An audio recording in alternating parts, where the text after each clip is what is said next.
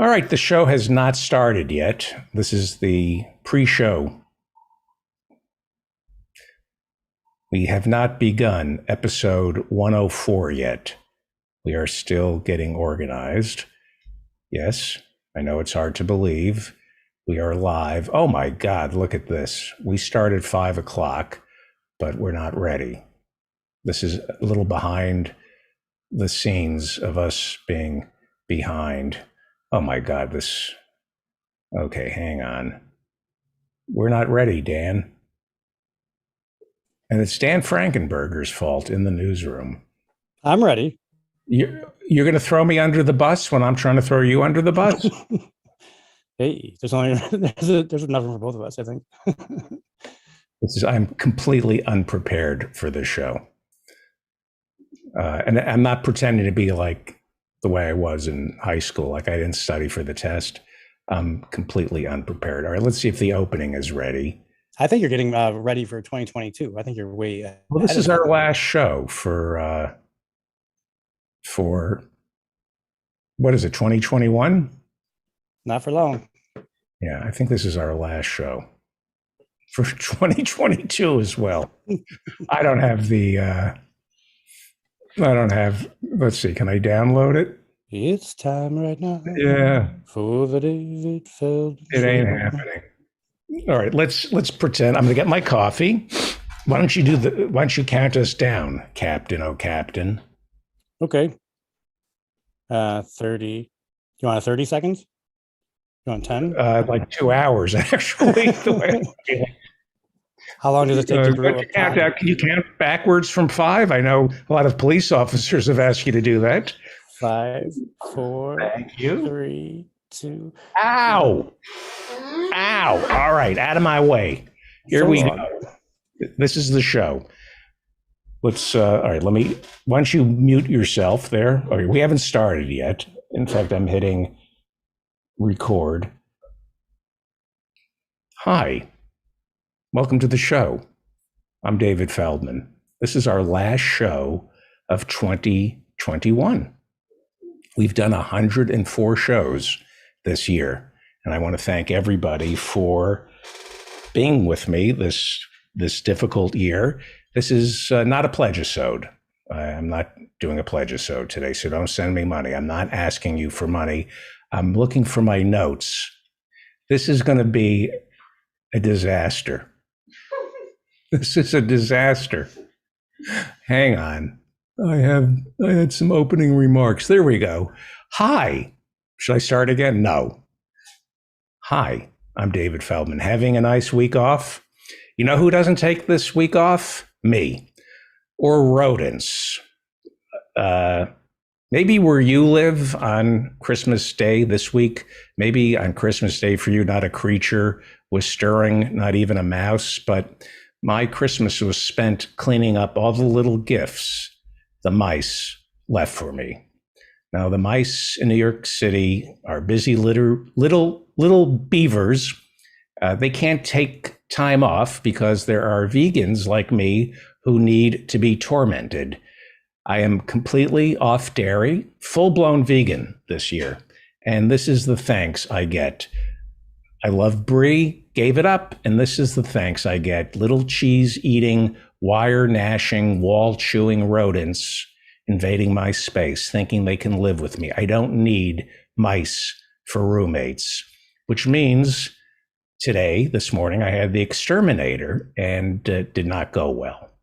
Did not go well. I don't know if you're familiar, but if you have mice, you seal up all the holes and then they come in through the radiator. So today we needed to seal the radiator because the exterminator found a dead mouse inside my radiator where I get my heat, where my air conditioning flows through. All that I breathe has been filtered through the fur of a dead mouse. And apparently this mouse has been with me for a while. So I had one reasonable question for the exterminator this morning. Had one question about this mouse who died. Was it a boy? And the exterminator is like, Mikey, it's been dead 3.5 months. I said, why can't you give me a straight answer anymore? Was it a boy? Am I wrong? Someone finds a dead mouse in your radio. Basic decency dictates you figure out whether or not it was a boy. But somehow I'm the bad guy, and the exterminator quits because we live in a victim culture. Everybody has to be a victim in our culture. There's a dead mouse, but it's the exterminator who is the injured party, all because he found a dead mouse that's been in my radiator for 3.5 months. And all I ask is, was it a boy? It's insanity. You know, countries, entire civilizations can go insane. And I think that's where we are right now. I think this country has gone insane. How is it possible that an exterminator is too intimidated by the cancel culture to commit to telling me what the mouse's gender was? I even said, I'm not asking for a definitive identity here. I understand it's all fluid, but could you ballpark it for me? Was it a boy? No, wouldn't do it. This is the insanity of our PC culture. You go to the supermarket now, they refuse to tell you if the milk you're drinking comes from a boy cow or a female cow. They won't commit. The eggs, I asked, did these eggs come from a boy hen or a girl hen? They won't commit. Nope, everybody is just too intimidated to say anything. Well, Archbishop Desmond Tutu passed away, and he was a great champion of human rights, not just for South Africa, but for the entire world. And, you know, I was going to say when he died, ta-ta, Tutu, but that would be wrong. He was a great man up there with Mandela, and not enough time has passed for me to say that if he stabbed,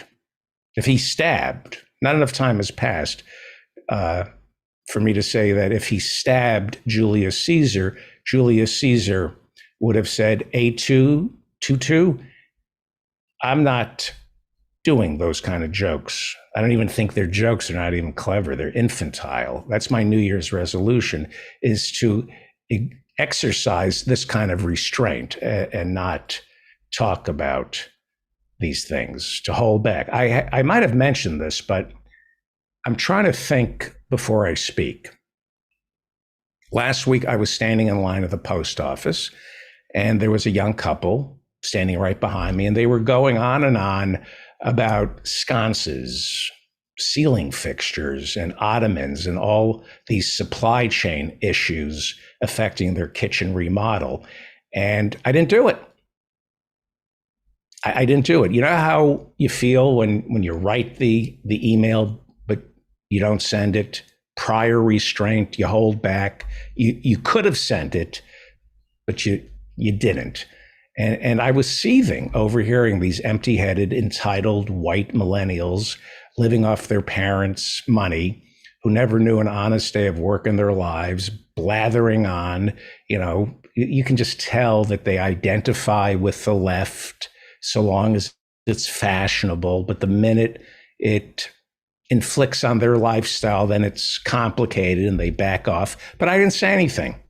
I waited in line patiently. I politely, this is the new me, I politely turned around and I said very gently to them, it's Christmas Eve. So in the spirit of the holiday, I am not going to tell the two of you that you represent everything that is wrong with America, that you are vacuous, and I wish you bankruptcy. I pray, I'm going to drop to my knees tonight. I'm going to go to Christmas Mass and pray that you end up homeless in a shelter, covered in head lice, because you deserve that fate. I'm not going to tell you what despicable, self-important assholes you truly are, because that's not who I want to be. Merry Christmas.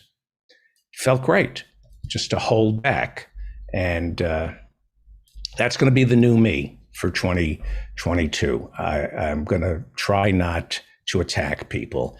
Well, I was downtown today in Manhattan. It is an empty shell. It is I've seen more life in a Potemkin village. Manhattan is dead. And it's not because of COVID. Manhattan died before COVID. Boarded up stores, brownstones boarded up now. Just a lot of empty real estate owned by oligarchs and hedge fund managers, but it's not maintained. This is just a shell of a city, Manhattan. It's lifeless. There's an illusion of something here, but there is absolutely nothing in Manhattan. And if you want to understand what end stage capitalism looks like, visit Manhattan. There is nothing worthwhile in Manhattan, including me. Property is unaffordable. Only a handful of billionaires, oligarchs, and mobsters can afford anything. The stores, what few stores are left, are fronts for money laundering operations. It's just franchises because people have to eat and empty stores. And this is how capitalism ends, not with a bang, but with a Wendy's. Manhattan is evil. It's purely transactional. And, it used to be only Manhattan. You could escape Manhattan, but Manhattan has permeated the entire country. The entire country now has the values of Manhattanites, people who pretend to care but really don't. Manhattan, because of Wall Street, because of the financialization of everything in our lives, Manhattan has destroyed not just the country, but us. We have no values. We no longer know right from wrong. Nobody truly has skin in the game. They act like they do, unless it interferes with their plans to Netflix and chill. And that's why we are a failed state. America is a failed state. We get an F on everything. There's nothing we do well. That's American exceptionalism. We are exceptional in that we do nothing well. We can't educate our kids. We can't heal our sick, feed our starving, or house our homeless. When it comes to all the standards by which you measure a country's greatness, America gets an F. Cuba does better than we do on infant mortality. We are a failed state. America is a failed state. Do you remember that term, failed state? Some of you might be too young to remember, but right after 9/11, we were told that terrorism comes from failed states. We had to invade Afghanistan because we were told it was a failed states. And failed states, we were told, are where terrorists bloom. And I realized this morning that America is a failed state, just like Afghanistan, and America needs to invade America because we are a failed state, lousy with terrorists. All this talk right now about a civil war, it's unbelievable that all anybody talks about is a civil war or the end of democracy or a fascist takeover. We're a failed state. When the conversation lurches in that direction, we are officially a failed state, and we are lousy with terrorists. White men, terrorists. Every day, a terrorist shoots up a mall or a school or a movie theater. We are lousy with terrorists because we're a failed state, and we are dangers to the rest of the international community, not just to ourselves, but to other countries. The New York Times 2 weeks ago did a 3-part story on our unmanned drones, which during the past 20 years have killed thousands of innocent civilians all over the world. This was in an article, series of articles 2 weeks ago in the New York Times, which poured over Pentagon documents revealing that at the very least, this is just what the New York Times could get its hands on, there have been 1,300 incidents in which unmanned drones killed several civilians in our war on terror. So we're talking about thousands of dead civilians from just our unmanned drones. That's not our smart bombs. That's not Apache helicopters firing on innocent Iraqis. We're just talking about unmanned drones. There have been 1,300 incidents of unmanned drones killing several civilians with each shot. We are a failed state. And, that's one thing Bush and Cheney were right about. Failed states allow for terrorism to arise. We are a failed state with thousands upon thousands we're harboring terrorists here in the United States. America needs to invade America. Welcome to the mop up for December 30th, 2021. Okay, now the show is starting. Now we're starting. Welcome to the mop up for December 30th, 2021.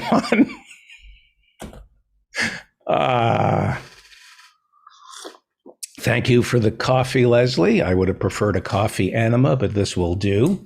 Speaking of do, I'm David Feldman. I feel like it. I feel like do. I'm coming to you from an air shaft overlooking a parking garage somewhere in Manhattan where the temperature is Omicron. It's cold and it's wet. And let's all get our medical advice from Candace Owens and Joe Rogan, shall we? Rogan finally admitted he's unvaccinated. This piece of shit, Joe Rogan. I used to think he was funny. Now he's just a danger to the community. And he's so cagey where he tries to, play both sides. I'm listening. He wouldn't admit that he was unvaccinated. Remember back earlier this year when he caught COVID and he threw the kitchen sink at it? He was so oleaginous, pretending, well, I'm just not going to say whether or not I'm vaccinated. Very cagey, calculating best friend of Alex Jones.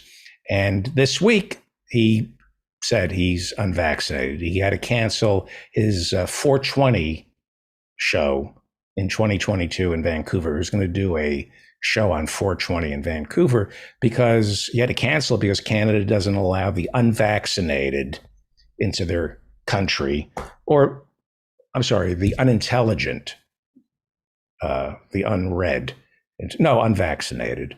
Joe should read.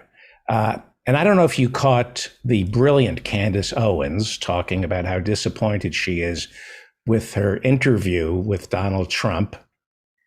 She was so looking forward to it, but Donald Trump said he got the booster shot.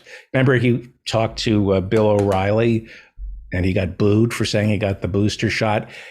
Candace Owens was so disappointed. Dr. Candace Owens was so disappointed with Donald Trump that the next day on her show, she literally said Donald Trump is old and he doesn't know how to use the internet. I'm not making this up. She said, so he doesn't know how to do his own research, like Dr. Candace Owens. I keep hearing, do your own research. So I guess Dr. Candace Owens did a controlled study of 50,000 people, half of whom were vaccinated by the Moderna vaccine, and the other half were vaccinated by the Pfizer vaccine.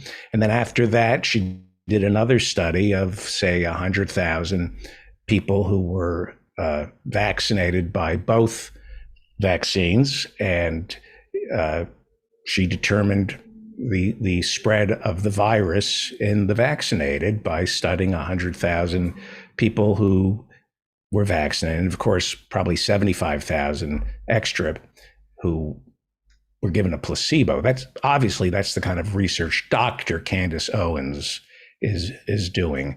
It's incredible. Jimmy Dore is anti-booster now.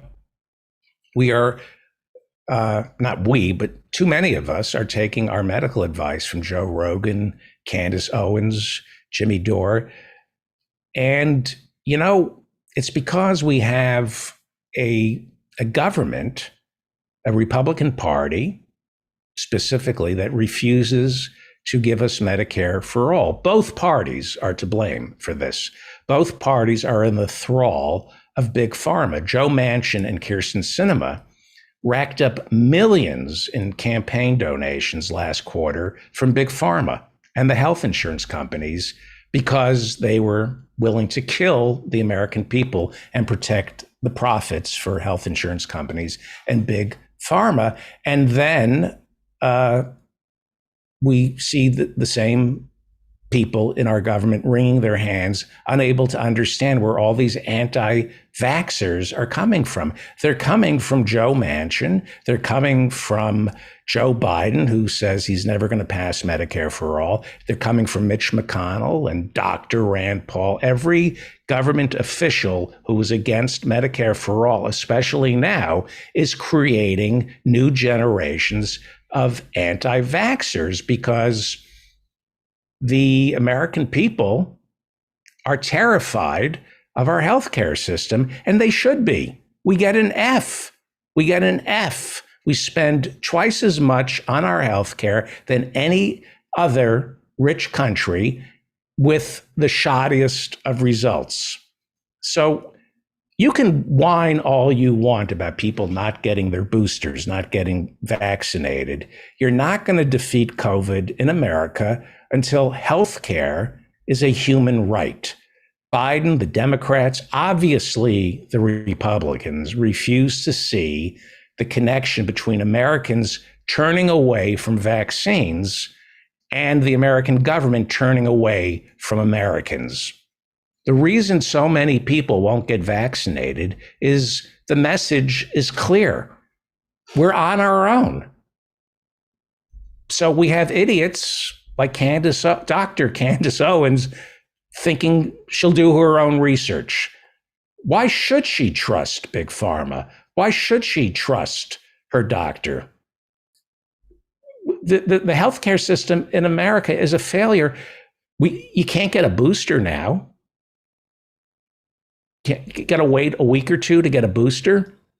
Can't get tested. I'm hanging on to my home testing kit in case I want to see my mother. I got one test left. This is abject failure. This is a failed state. We have for-profit hospitals who are closing right now permanently because they can't turn a profit during COVID. So they're closing. Hospitals are closing temporarily because their workers are sick. Our for-profit healthcare system is bursting at the seams right now, and our government does nothing. Even Joe Biden has washed his hands, not just of Medicare for all, but for COVID, and said the very same thing that Donald Trump said. It's up to the states. It's up to the states. No tests. He waited. We're going to get the tests next year. So, of course, people are going to do their own research. You go to the hospital in America thinking you have COVID. You better have COVID because those costs are covered. If you don't have COVID, you'll end up with a bill from the hospital that will lead to bankruptcy. I have halfway decent health insurance through the Writers Guild. It's pretty good. But I read what these doctors bill my insurance company on something as simple as a COVID test. It's unbelievable. The doctors figure, all right, I'm going to give him a COVID test. I'll bill the insurance company $500 for the COVID test. That way, the insurance company will reimburse me for half. So there's this battle between doctors and health insurance companies. Doctors overcharge, so they get something. They overcharge for, bottles of aspirin in the hospitals, and then they negotiate with the insurance companies. This is insane. It's murderous insanity that can only take place in a failed state run by terrorists. And the terrorists also include the health insurance lobbyists, the people who run the health insurance companies, and the doctors who lack the temerity to stand up and say, this is wrong. I refuse to be a part of it. So we're a failed state. We're a failed state of terrorists. And the people who really suffer in America are the middle class, the poor. They get surprise bills that for nothing. How many times have you been billed for something that you know, from a doctor you never even went to? Your credit gets destroyed. And most importantly, you sit back and watch your loved ones die. How many parents have to choose between lunch for one child and insulin for another? How can this be anything other than a failed state? How many parents have some money set aside for their children and contract cancer and decide to forego any treatment because it's too expensive? I'd rather die and leave something to my babies. So let's stop pretending that we don't know why Americans won't get their shots. They don't trust a government that doesn't care if we live or die. Well, 2021 is ending the same way it started, with millions of Americans not having any clue how bad next year is going to be. Remember when 2020? Remember last year around this time? Oh, goodbye, 2020, thinking it's going to get better. It's going to get better. You think we're out of the woods? There are no woods. They've been clear cut for cattle. We're in the woods. We just can't see the forest through the trees because there are no trees. We've cut them all down, and 2022 is going to make 2021 look like 2020. 2022 is going to make 2021 look like 2020. Happy New Year, you son of a bitch. We are a failed state. Happy New Year, because there is something seriously wrong with our character, with the American character. You just can't blame the richest 1%. There's something wrong with us, Americans. We've been bought by the corporations. They own us. And we've bought into this hyper-individualism, which has rendered us incapable of fighting for the common good. That's why I'm always startled when they talk about a civil war in this country. The first thing I want to know about this civil war is, how can you fight a civil war when there are going to be 360 million different sides? You know, a civil war, you have the North versus the South, the Huguenots versus the Protestants, you know, but 360 million Americans on their own fighting for themselves. That's not a civil war. That's just Wednesday in America. You can't have a civil war with 360 million different sides. Pick a side. Pick a side. We hate each other. Trump took the booster shot, so now his base is fractured. And maybe there's something glorious about all this, because I'm scared about the future of this country. And, you know, the Constitution supposedly gave us checks and balances to slow things down and keep everybody honest and make sure nobody gets too powerful. But we've come up with something even better than checks and balances, all on our own. We hate each other. We hate each other. And that is going to prevent a fascist takeover or a civil war, because we just hate each other. We just don't want to see anybody succeed. And that is probably going to be what saves us from destruction.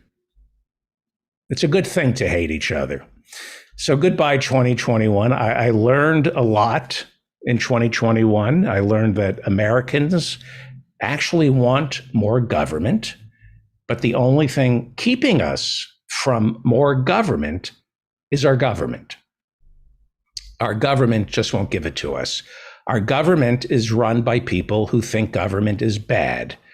The Republicans run our government. The Supreme Court runs our government. The Republicans, the Supreme Court, they run our government and they think the government is bad. And most of the Democrats in charge, most of this new generation, including Biden and Harris, they all entered government to give us less of it. Maybe that's not a good profession for you. Maybe you shouldn't be going into government if you don't like government. It's basically like ending up with a babysitter who became a babysitter because they hate kids. Maybe you shouldn't be a babysitter. Maybe you should run a health insurance company. If you hate kids that much, go be a health insurance executive and deny chemo to sick babies. Yeah, that's the job of a health insurance executive, to deny chemotherapy to sick babies.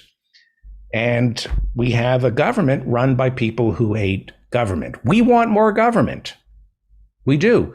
We don't want the people currently running it, and we can't get rid of them. We cannot get rid of the people running our government. They are like the mice in my apartment. And so 2021 is almost over. And we're coming up almost on one full year without Donald Trump in the Oval Office. And I will say this, everything has calmed down considerably. With Democrats in charge of the White House and Congress, there are no more surprises. Each day is just like the next. Absolutely zero gets done. And that's nice. None of that whiplash from the Trump administration where you're constantly checking behind you, checking in front.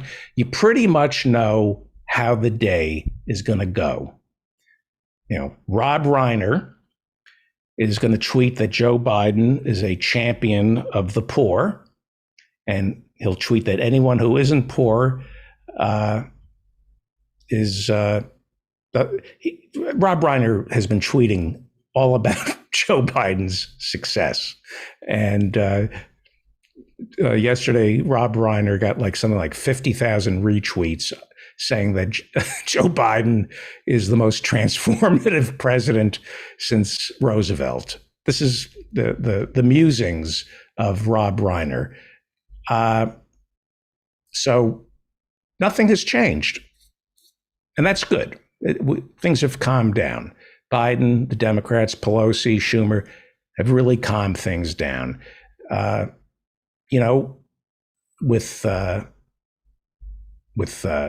Biden, you almost forget Trump was ever president. Certainly our piece of shit attorney general, Merrick Garland, has forgotten that Donald Trump was ever president. I mean, Donald Trump, what was it, less than a year ago, caught on the phone about a year ago trying to fix the election in Georgia. I mean, you heard the tape. He's just saying, give me, 11,000 votes? It's like right there. Guilty. No indictment. No indictment of Donald Trump. No indictments from Merrick Garland. No indictments for the big guys who stirred up the insurrection. It's kind of nice. It's almost like Trump never existed. It's back to normal. At the same time, though, Garland and Biden, who refused to prosecute the Trump family, how is it possible that a year has gone by and Donald Trump has not been frog-marched when the Democrats keep telling us that he's our biggest threat to democracy? I see all these historians on Morning Joe, all these Democrats warning us that they can hear democracy's death rattle, and yet Merrick Garland just can't seem to indict Donald Trump. But he's still the biggest threat to democracy, right? That's all the Democrats can talk about. Biggest threat to democracy, and we need to do something. Well, we're not going to indict him, but you could send us $7. Doug Emhoff, the vice president's husband, keeps writing to me. He's asking me for $7 because we're coming up on the most important election of our lifetime. Our democracy is at stake. And we're not going to arrest the people who are going to destroy our democracy. But if you give me $7, we might be able to save it. You could indict Trump. You could give Americans Medicare for all so they actually care about their democracy. No, that they can't do. But Doug Emhoff, the vice president's husband, wants me to give him $7. Joe Biden promised that if he were elected, nothing would fundamentally change, and he's kept that promise. No Medicare for all. Healthcare has pretty much stayed the same. It sucks. COVID is still with us. And just like 2 years ago, we can't get tested. Never occurred to anybody in the White House that as winter approaches and we all gather together, we would need ready access to COVID tests. And this past Christmas and this lead up to New Year's Eve, Americans are flying blind or not flying at all. And that is what the Biden administration has done for us in 2021. And I'm sure they're going to do it all the way through 2022 until the Democrats lose both houses and Biden's impeached. And we have the Speaker of the House, Donald Trump, who is made president. This year, we heard a lot about critical race theory, which doesn't exist. I mean, there's a theory, but nobody's forcing it down our kids' brain, but it's very useful in keeping people's shriveled brains off of something that does exist, systemic racism. If you don't want people to think about systemic racism, create this thing called the threat of critical race theory. Racism, like COVID, can't exist without morons. As long as there are morons, we will always have COVID and racism and murder. More Americans shot to death this year than the year before. And what's the solution? More guns, right? Got to get a gun because more people are being shot to death. So get a gun. And we're told we need more police, even though we already have more police. But they're saying murder would go down if we had even more police, even though the police are doing a lot of the murdering. We're told that crime seems to be ticking up, and the right wing insists it's all because people have been talking about defunding the police, not actually defunding the police, just the talking about defunding the police has caused murder to go up in New York City. The mere talk about defunding the police causes people to shoot each other, and Americans are just hypnotized by all this stupidity, and we just nod our head and think, yeah, that makes perfect sense. There is some germ of truth to crime going up when you do defund the police. If we ever did, in fact, start laying off police officers, crime would go up, because it's not like an out-of-work cop is going to suddenly decide to bag groceries at Kroger's or be a fitness instructor. They're going to commit crimes because most of the cops I see are too lazy to bag groceries at Kroger's or be a fitness instructor. Most cops I see, at least in New York City, look like they start their day eating bags of groceries. Most cops I see look like they're wearing bulletproof vests, but it's just the fat. And that is why so many Americans, especially Black kids, are shot in the back by cops, because our cops are too fat and lazy to chase after them. It's much easier to shoot them in the back than it is to apprehend them.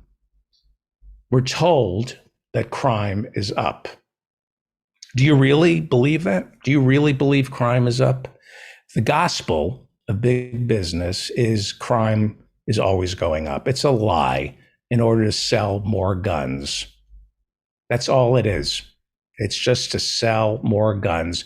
People are getting shot because we're defunding the police. That's the answer. Not because there's a trade association called the National Rifle Association, which only exists to protect the interests of gun manufacturers, not gun owners, gun manufacturers. That's why Wayne LaPierre and the NRA exist, to protect the makers of assault weapons. But we're supposed to believe murder is up. And it's all because we've asked the police to stop killing unarmed Black men. That's why murder has gone up, because when the police shoot an unarmed Black man, we get upset. Nobody says get rid of the guns. Guns are fine. Buy as many as you want. Everyone should be armed. It's because we've questioned the police. It's our fault because we accept lies as truth. We watched the Kyle Rittenhouse trial, which spoke the truth to the lie that we keep hearing. This is the lie that we're always told. This is the lie. The only thing that stops a bad man with a gun is a good guy with a gun. The only thing that stops a bad man with a gun is a good guy with a gun. And we were treated to watching that theory play out on the streets of Kenosha, and nobody addressed it. Here's the question. How do you know who the good guy with the gun is? We saw it played out in Kenosha with Kyle Rittenhouse. We had a homeless man with a history of psychiatric disorders. He thinks Rittenhouse pointed his AR-15 at him, so he tries to take the gun away from Rittenhouse. Okay, who was the good guy with the gun? Who was the bad guy with the gun? You tell me. Was Rittenhouse the good guy or the bad guy with the gun? If the homeless man ended up with Rittenhouse's gun, would he be the good guy with the gun or the bad guy with the gun? We wouldn't know because Rittenhouse killed him before he could get the gun. Rittenhouse fired 4 shots at him. Didn't shoot to disable, he shot to kill him 4 times. Rittenhouse wants to be a cop, and that's the marksmanship of a cop. Don't shoot to wound, shoot to kill. That's how cops are trained. Shoot to kill, not to disable. Don't shoot somebody in the knees to make it impossible for them to come after you. Go right for the face and the heart. And so still, people are trafficking in this lie that the only thing that stops a bad guy with a gun is a good guy with a gun. Remember the cop in Parkland who saw what the shooter had and he just hid the cop? Remember that cop who was too afraid of the shooter? We had a good guy with a gun, a cop, and he shit his pants when he saw how heavily armed the Parkland shooter was. Maybe the answer is get rid of the guns. So, good guy with a gun stops a bad guy with a gun. Think about the streets of Kenosha. You had protesters. They hear shooting. They think, I'm in America, a failed state filled with terrorists, gunshots, active shooter. Nobody saw Rittenhouse wrestling with the homeless guy. Nobody knew whether or not Rittenhouse was shooting in self-defense. All they knew was there was a gunshot. And there's a white kid with an AR-15. And when it comes to racial profiling, that fits the description of an active shooter. So a 26-year-old named Anthony Huber took his skateboard and smashed it over Rittenhouse's head, because the only thing that stops a bad guy with a gun is a good guy with a skateboard. Rittenhouse, though, shot him to death. Rittenhouse shot him to death. He was a bad guy in Rittenhouse's mind with a skateboard. And the only thing that stops a bad guy with a skateboard is a good guy with an AR-15. So now we have two people on the streets of Kenosha shot to death by Kyle Rittenhouse, who is utterly convinced he's still a good guy with a gun, but he shot two people to death. And to everyone else, he's looking like a bad guy with a gun. At that point, Rittenhouse should have thrown his AR-15 on the ground, dropped to his knees, and put his arms around his head and said, "I surrender." He should have asked for people to call the police. But in America, this 17-year-old was deputized by the police. The police liked him. And so he thought, as a 17-year-old virgin would, brandishing an AR-15, he thought that he was the police. He thought he was the law because he was white. He was white. And then somebody pointed a gun at him. And once again, he decided to act in self-defense. And nobody can decide who the bad guy and who the good guy was with the gun. In this moment, right when Rittenhouse thinks he's about to get shot, half the country thinks he's a good guy with a gun, half thinks he's a bad guy with a gun.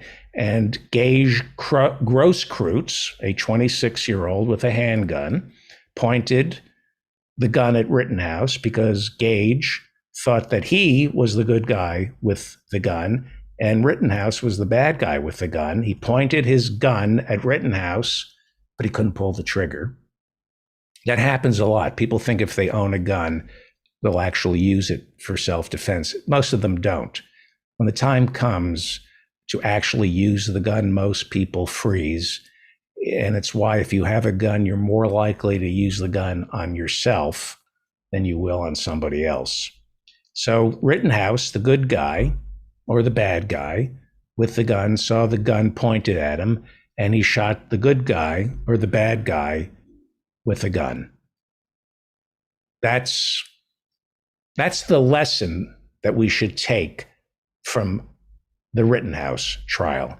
Get rid of these guns. Get rid of these AR-15s. Get rid of them. But instead, it became a discussion about race, even though I'm pretty sure none of the people shot were black. It became a discussion about defunding the police, not the guns. No talk about the insanity of a 17-year-old legally brandishing an AR-15 on the streets of Kenosha. And of course, no challenge to this bogus argument that the only thing that stops a bad guy with a gun is a good guy with a gun.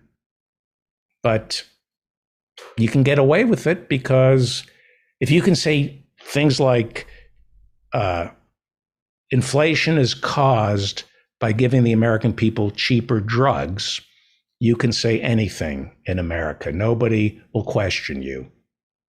But you can get away with saying that if you provide free health care for free, it'll cause inflation.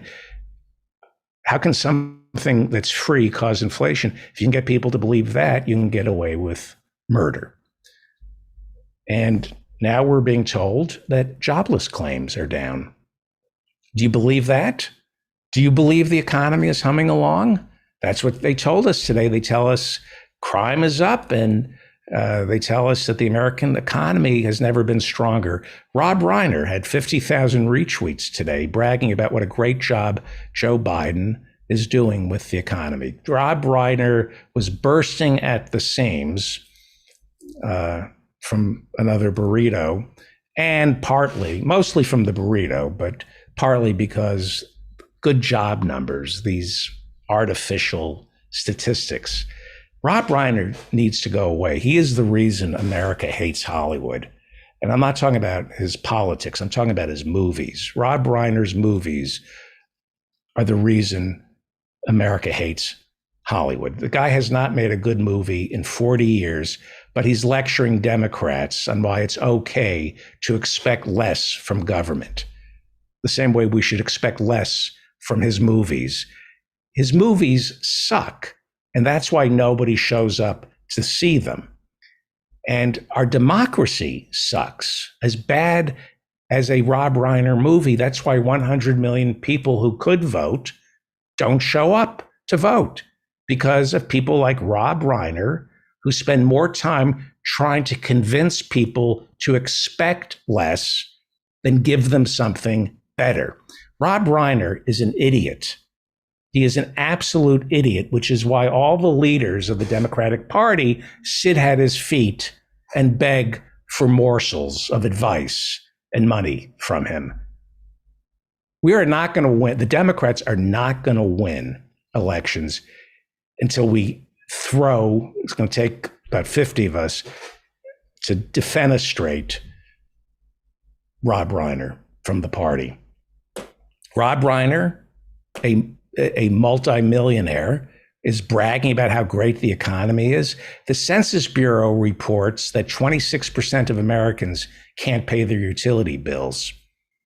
Power and water this winter to be shut off, power and water for many of these people. Why, if Rob Reiner can get 50,000 retweets, why aren't you drawing attention to that? Why are you propping up Joe Biden? 1/3 of Americans say they can't pay their regular household expenses. But Rob Reiner gets 50,000 retweets talking about Joe Biden creating more jobs, being the most transformative president since FDR.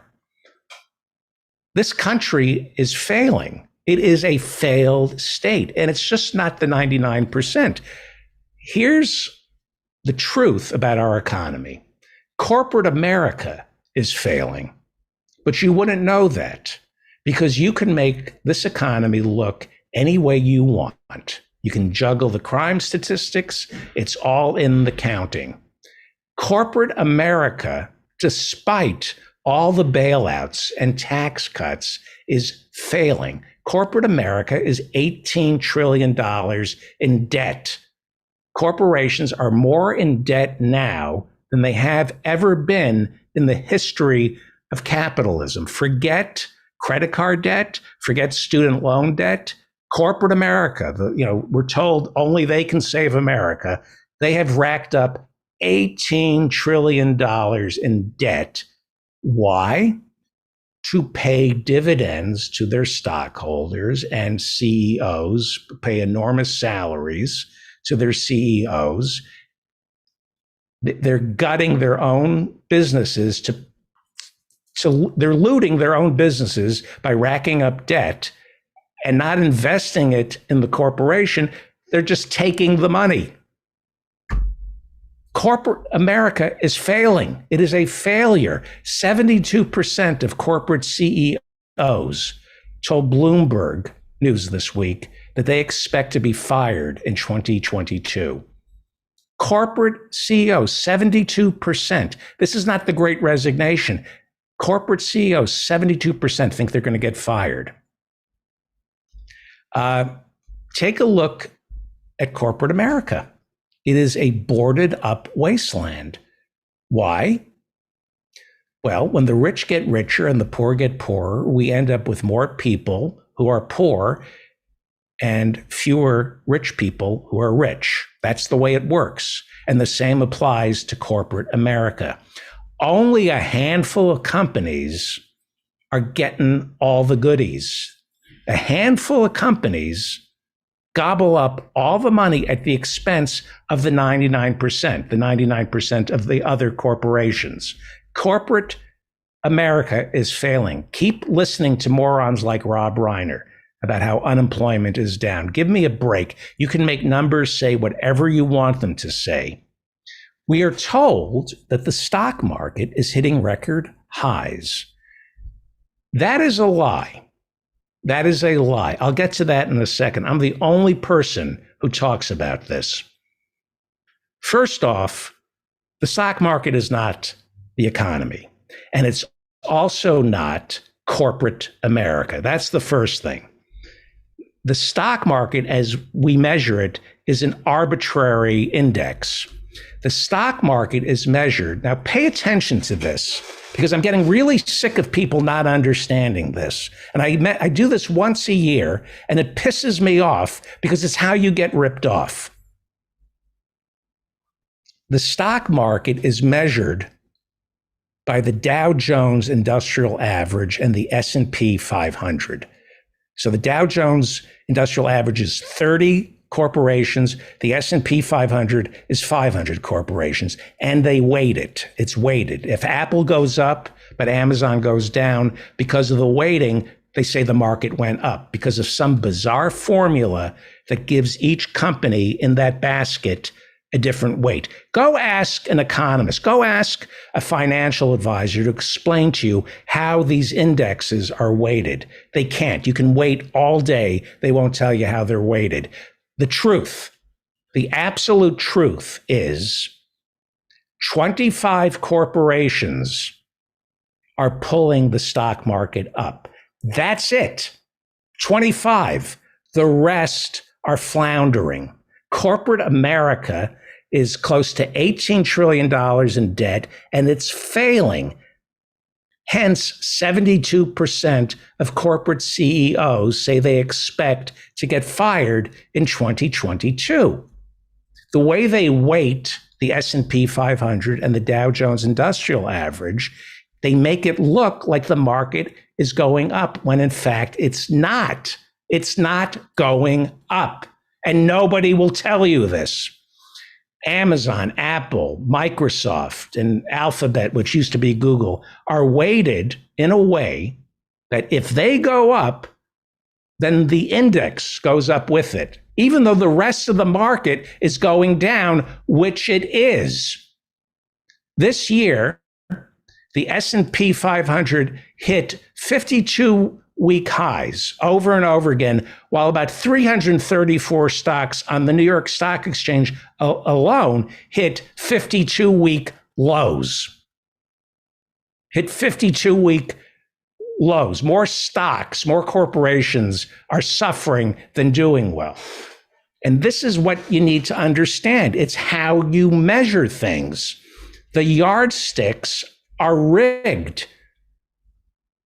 The market can only go up. It can only go up because of the way they measure the stock market. There are 30 stocks in the Dow Jones Industrial Average.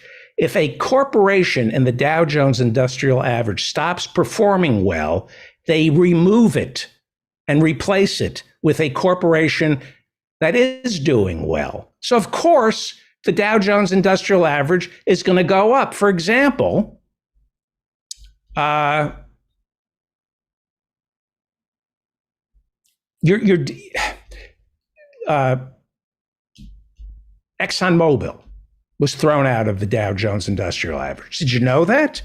Can you believe it? Yeah, ExxonMobil is not as profitable as it used to be, so they threw it out. General Electric had been in the Dow Jones Industrial Average for 100 years, thrown out.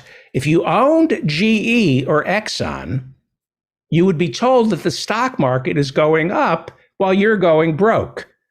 Instead of the Dow Jones Industrial Average being dragged down by General Electric or Exxon, they just throw it out of the average and replace those companies with winners like Facebook or Tesla.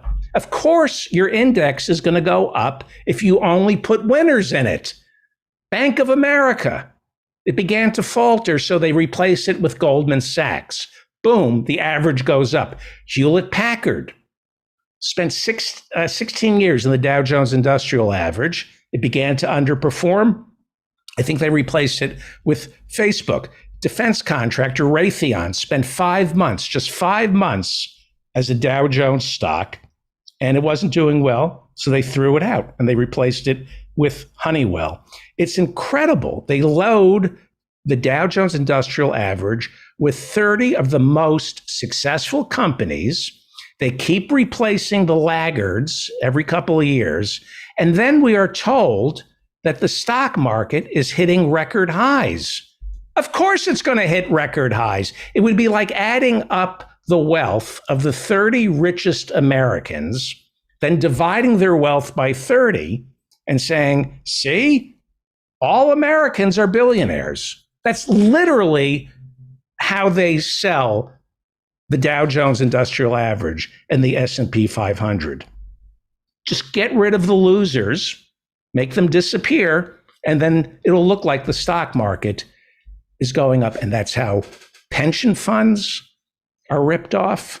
It's how ordinary Americans are ripped off. It's how the taxpayers are ripped off. It is the lie that over time stocks are a great investment. This economy is built on a lie. Nobody reports the truth. And we're led to believe whatever the richest 1%, the people at the top, want us to believe. And, well, if Jose is here, I will go to him. I try to keep it short. Jose, is he here? Yeah, I'm here. Hi, David. Oh, hi. I'm supposed to be, I think, the comic relief on this show, and you really set the table. Anything's going to be funny after this. Oh right? my God. Hey, I'm going out the way I came into this year. Exactly. I was a baby. I was screaming when I was a baby, and I'm screaming and angry as I'm dying. Jose Arroyo joins us. He is the author of this book, and it gets the Feldman Guarantee somewhere in LA. Buy this book right now. Unfortunately, you have to go to the dark side and make a pact with the great Baldwin and buy it off of his mega store. But it was either that or literally hand sales. I have no connections in the publishing or comic book industry. So yeah. Everybody who has read this book raves about it. Everybody. Thank you. It's a fact, and is a collection of cartoons that Jose drew. It's somewhere in LA, a book of hours, and it's a look at one day in the life of Los Angeles. Yes. And mixing you want to show us? Why don't you show us one, and then I have some questions for you. Oh, sure. Why don't you pick the one that you like? I love them all. What is the one that?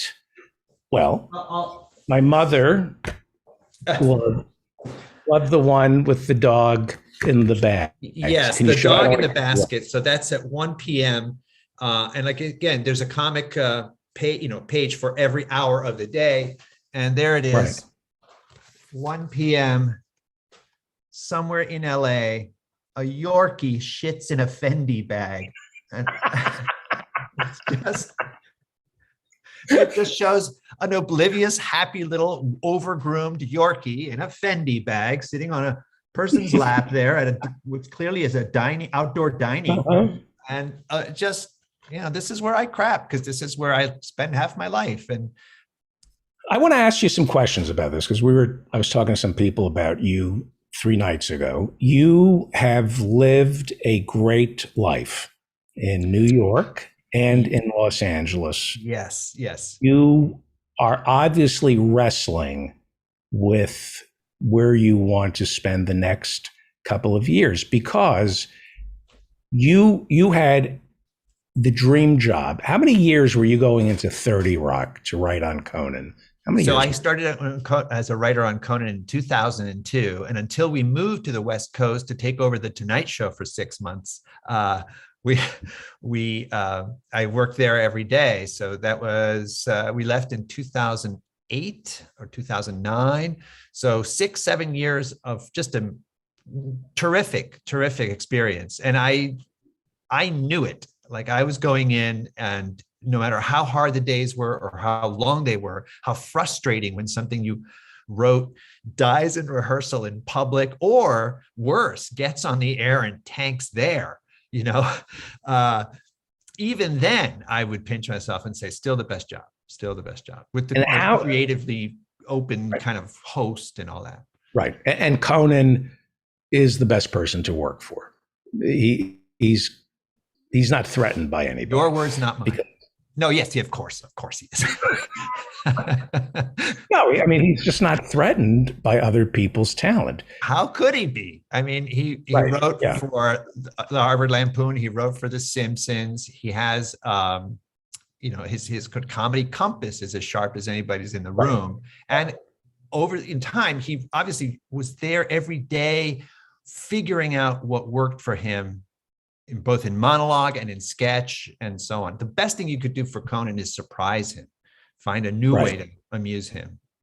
So I break into his home in Beverly Hills at midnight, and I go, "Don't say anything, Conan." He calls security on me. I mean, did anybody ever surprise Conan the way I did? No, not that way. No, he talked about you later. He said, "Scream and I'll kill us both." I had no idea. Still remembers you. I forgot I said that. You wrote for some award show that he did, and the Emmys. People quote the Emmys, exactly, and you were remembered as saying, somebody quoted you saying, "Oh yes, when I see this many people in front of in an audience, I always say the same thing: take the girl." I'm sorry, that's what I say when I watch Sophie's Choice. Did I write that? Do you remember writing that? I don't remember that. Whether you did or not, this is how legends are made. You are ascribed. It's ascribed to you, and one writer in particular would just go, "Oh, David Feldman. Oh yeah, funny but dark. Yeah. He did this joke," and then they would say that joke. Well, I think I remember that joke. You can misremember. I've done every variation on a only you have a Sophie's Choice chunk. I do. I really do. Really sad. So, working in 30 Rock, describe 30 Rock. Describe it, because it has the Diego Riveras. It was built during the Great Depression by the Rockefellers. It's a tribute, even though it was built by the Rockefellers, it is a tribute to the working folk, isn't it? Well, the mural that they were supposed to put in was a Diego Rivera, but then I believe it was either erased, overpainted, or somehow had to be modified, because Diego Rivera, of course, was a communist or a social, aggressive socialist. I don't remember his politics. I believe probably a Trotsky. I think he was friendly with Trotsky. He was Trotsky, exactly. So he did an enormous, huge scale mural, and it made Rockefeller look like a person instead of a deity, and that didn't sit well with his patron. So right. I think they went in another direction. The bets, or the bigger Diego Riveras in the U.S. are in Detroit. Whether or not, and by the way, I'm just at the edge of my knowledge about this, so I could be way off, but I believe that the ones at 30 Rock were poorly received. Jackhammered. Pardon? In the movie The Cradle Will Rock, I think they jackhammered. I have a quick question. Yes. Trotsky lived in Mexico when he was hiding from... In Mexico City, yes. And he was assassinated by, I believe, a Spaniard. I'm so embarrassed. The guy who was the agent who wound up killing him was some guy who was obviously radicalized, but I believe he had Spanish heritage. I remember remembering that because I went on a tour of the Trotsky home with Conan O'Brien when we shot Conan in Mexico as part of the Conan Without Borders show. Now, when Trotsky contracted diarrhea in Mexico, did he say, "I have a bad case of the Trotsky"? He wouldn't come out of the Stalin. Well, so that's heaven working in 30 Rock. The way you can catch a subway, it's very easy to commute there. And yeah, and I worked there briefly, and the best part of that job was arriving at 30 Rock. And the worst part of the job was when the elevator doors opened and I had to go work. And you were let out. You were escorted out. Yeah, no, it was just the work was, but it is just an incredible. It changes how you feel every day. It's and become iconic because of Saturday Night Live, because of the show 30 Rock. Oh, but Jack Benny, are you already talking about Saturday Night Live? Yes, this is where Bob Hope and Jack Benny did their radio shows. Yes, you know, I think I also Fred Allen, I think, did it there as well. I always think that must have been the greatest time to be a radio comedian in the 30s. That had really, I don't know. It's that all that humor seems so off key now a little to me. I think very broad, but again, it was a different audience. I'm bad. You're not bad. And so, are you wrestling in this book somewhere in LA, A Book of Hours? Are you wrestling with Los Angeles? Yes, I think so. I was trying to be, I hope I wasn't coming off as patronizing, because that's but that is a risk I took when writing this, was taking this omniscient view of the city and saying, okay, I'm God. And at midnight, I'm watching this happen. At 1 a.m., I'm watching that happen, and so on. But I based these experiences on things that might as well be true, whether or not they really happened, which is, I guess, what all good fiction is. It may not have happened, but it might as well be true. It rings true. So that was what I was trying to get at. So for example, on the 12:51 p.m., somewhere in LA, a husband pretends not to recognize the porn actress at the Rite Aid. He's looking at her, but he's not looking at her. His wife is right next to him, and he's just like, okay, I know who she is, but I'm not supposed to know who she is. That kind of, right. I love those moments of where you're suspended a little bit in what to do or what to think, what to, right. Tension is attractive to me. So LA, does it move you to tears spiritually the way New York can? Because New York, nobody's happy in New York. Yes, that's right. Like 5 people are happy. And for 5 seconds a day, you see something in New York and you go, okay, this is why I'm here. Exactly. So right now it's raining really heavy in LA. And years ago when it was raining, I tweeted, it's raining in LA. So the outside matches the inside. That's how I felt, because you're as prone to depression anywhere. You could be in Tahiti and have a mild malaise. It doesn't matter where you live, but you're right. I mean, there are moments when the clouds literally and figuratively break open and you're going, oh, there's a palm tree. The light is hitting the fronds at a certain angle. It looks like tinsel. This is the most beautiful place in the world. Like everything else, and I think, like any city, it looks great at certain distances, in certain parts. There's some storefronts or some, distant sites. Depends on where you are. But yeah, I mean, I never was one of those New York or LA. They both are, I can be depressed in both. So I was moved to tears walking in New York. I was working in New York and I hadn't been there for a while. And there was a summer storm where it was torrential and clouds and rain, which is unusual, and thunder.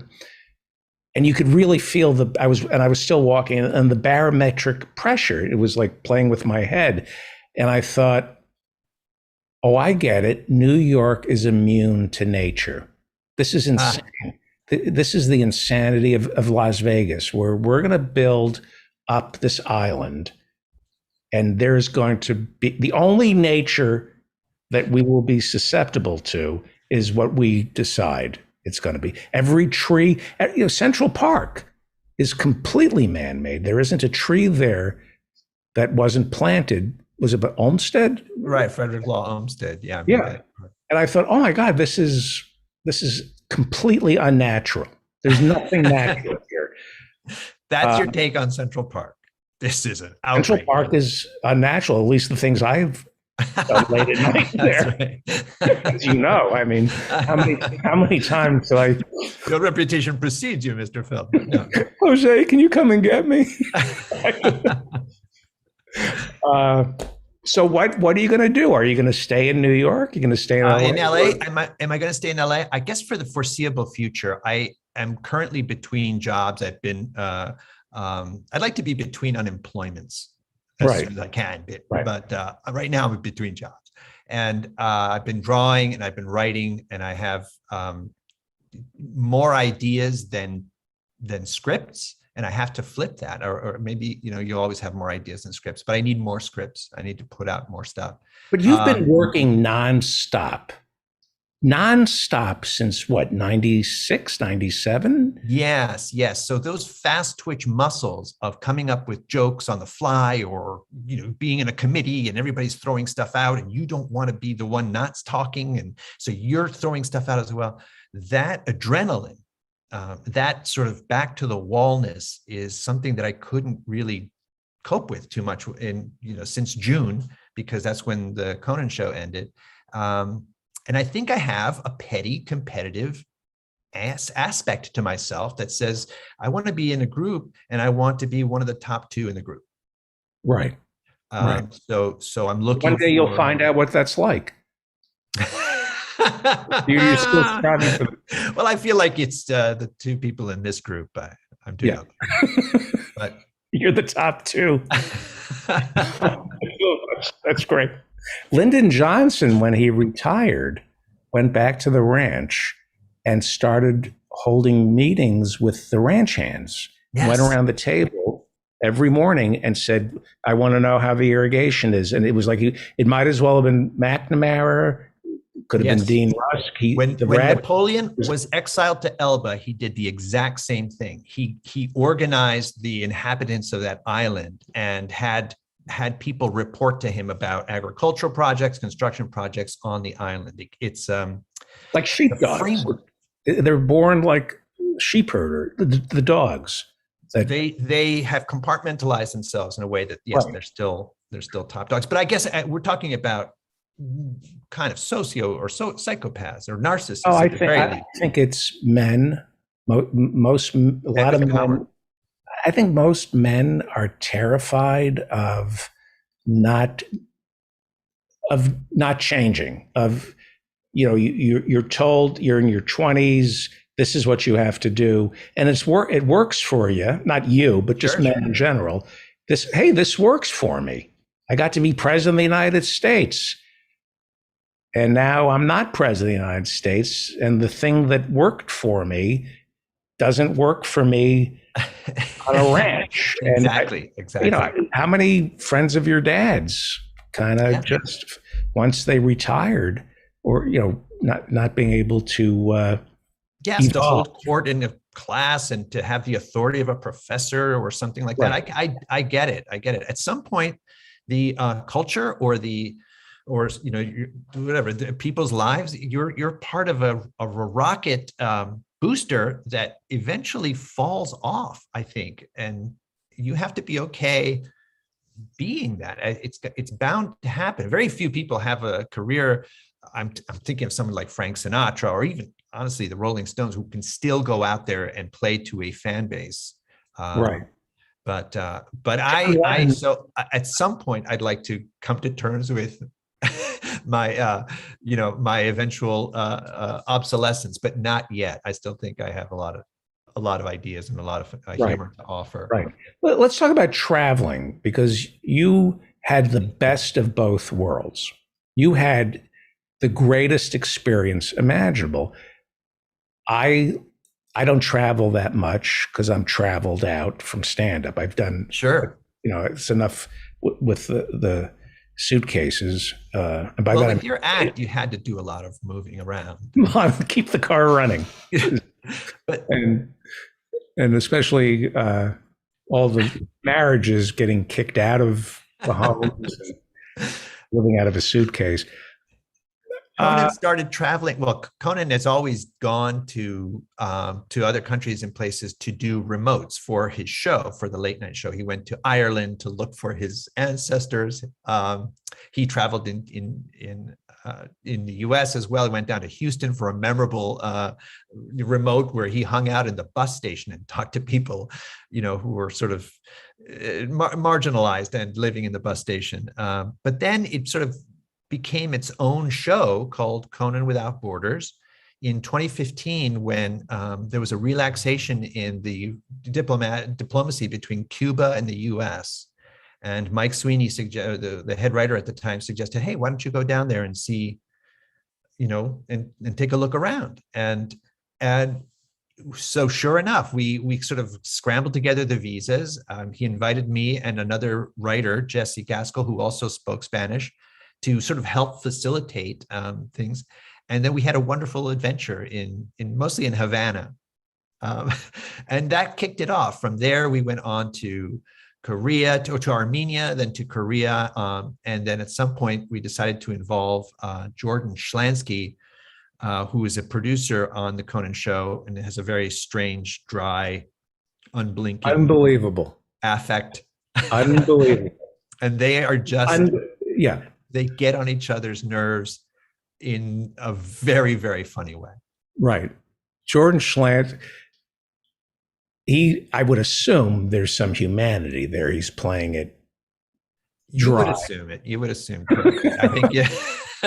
I think you would assume correctly. I think there's not much a difference, but obviously there's an on camera and then there's an off camera Jordan Schlansky. But I would say that you're seeing most of Jordan Schlansky on the camera. Right.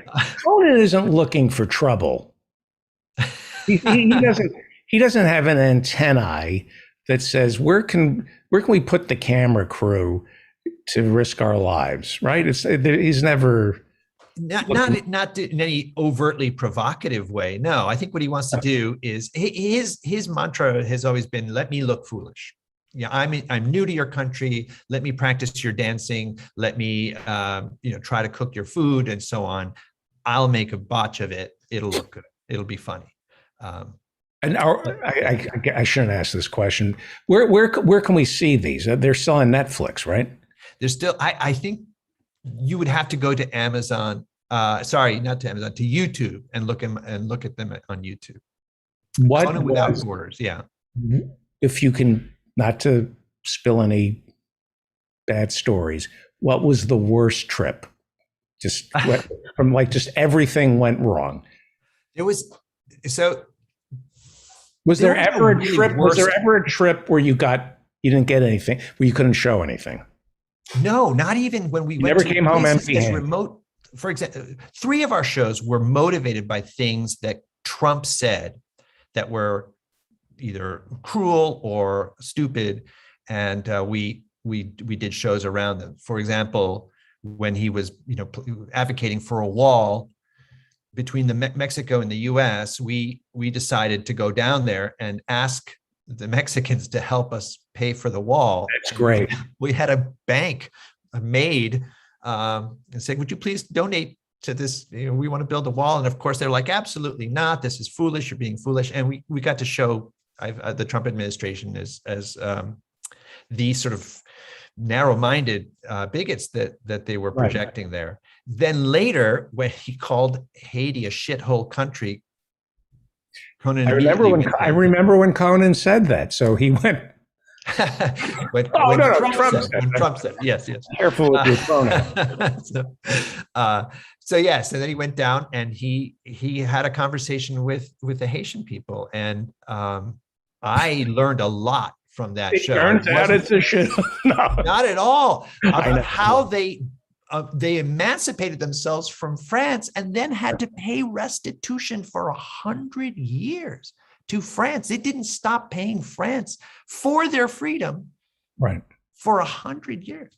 it boggles the mind. And so I need But resentment. thankfully, America was there to help them.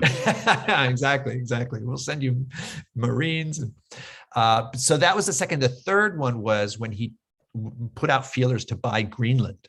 And so Right. Conan got a real estate sign made, and we flew to Greenland, and we started looking for someone to help us buy it, and we Where of all, I know you've been asked this countless times.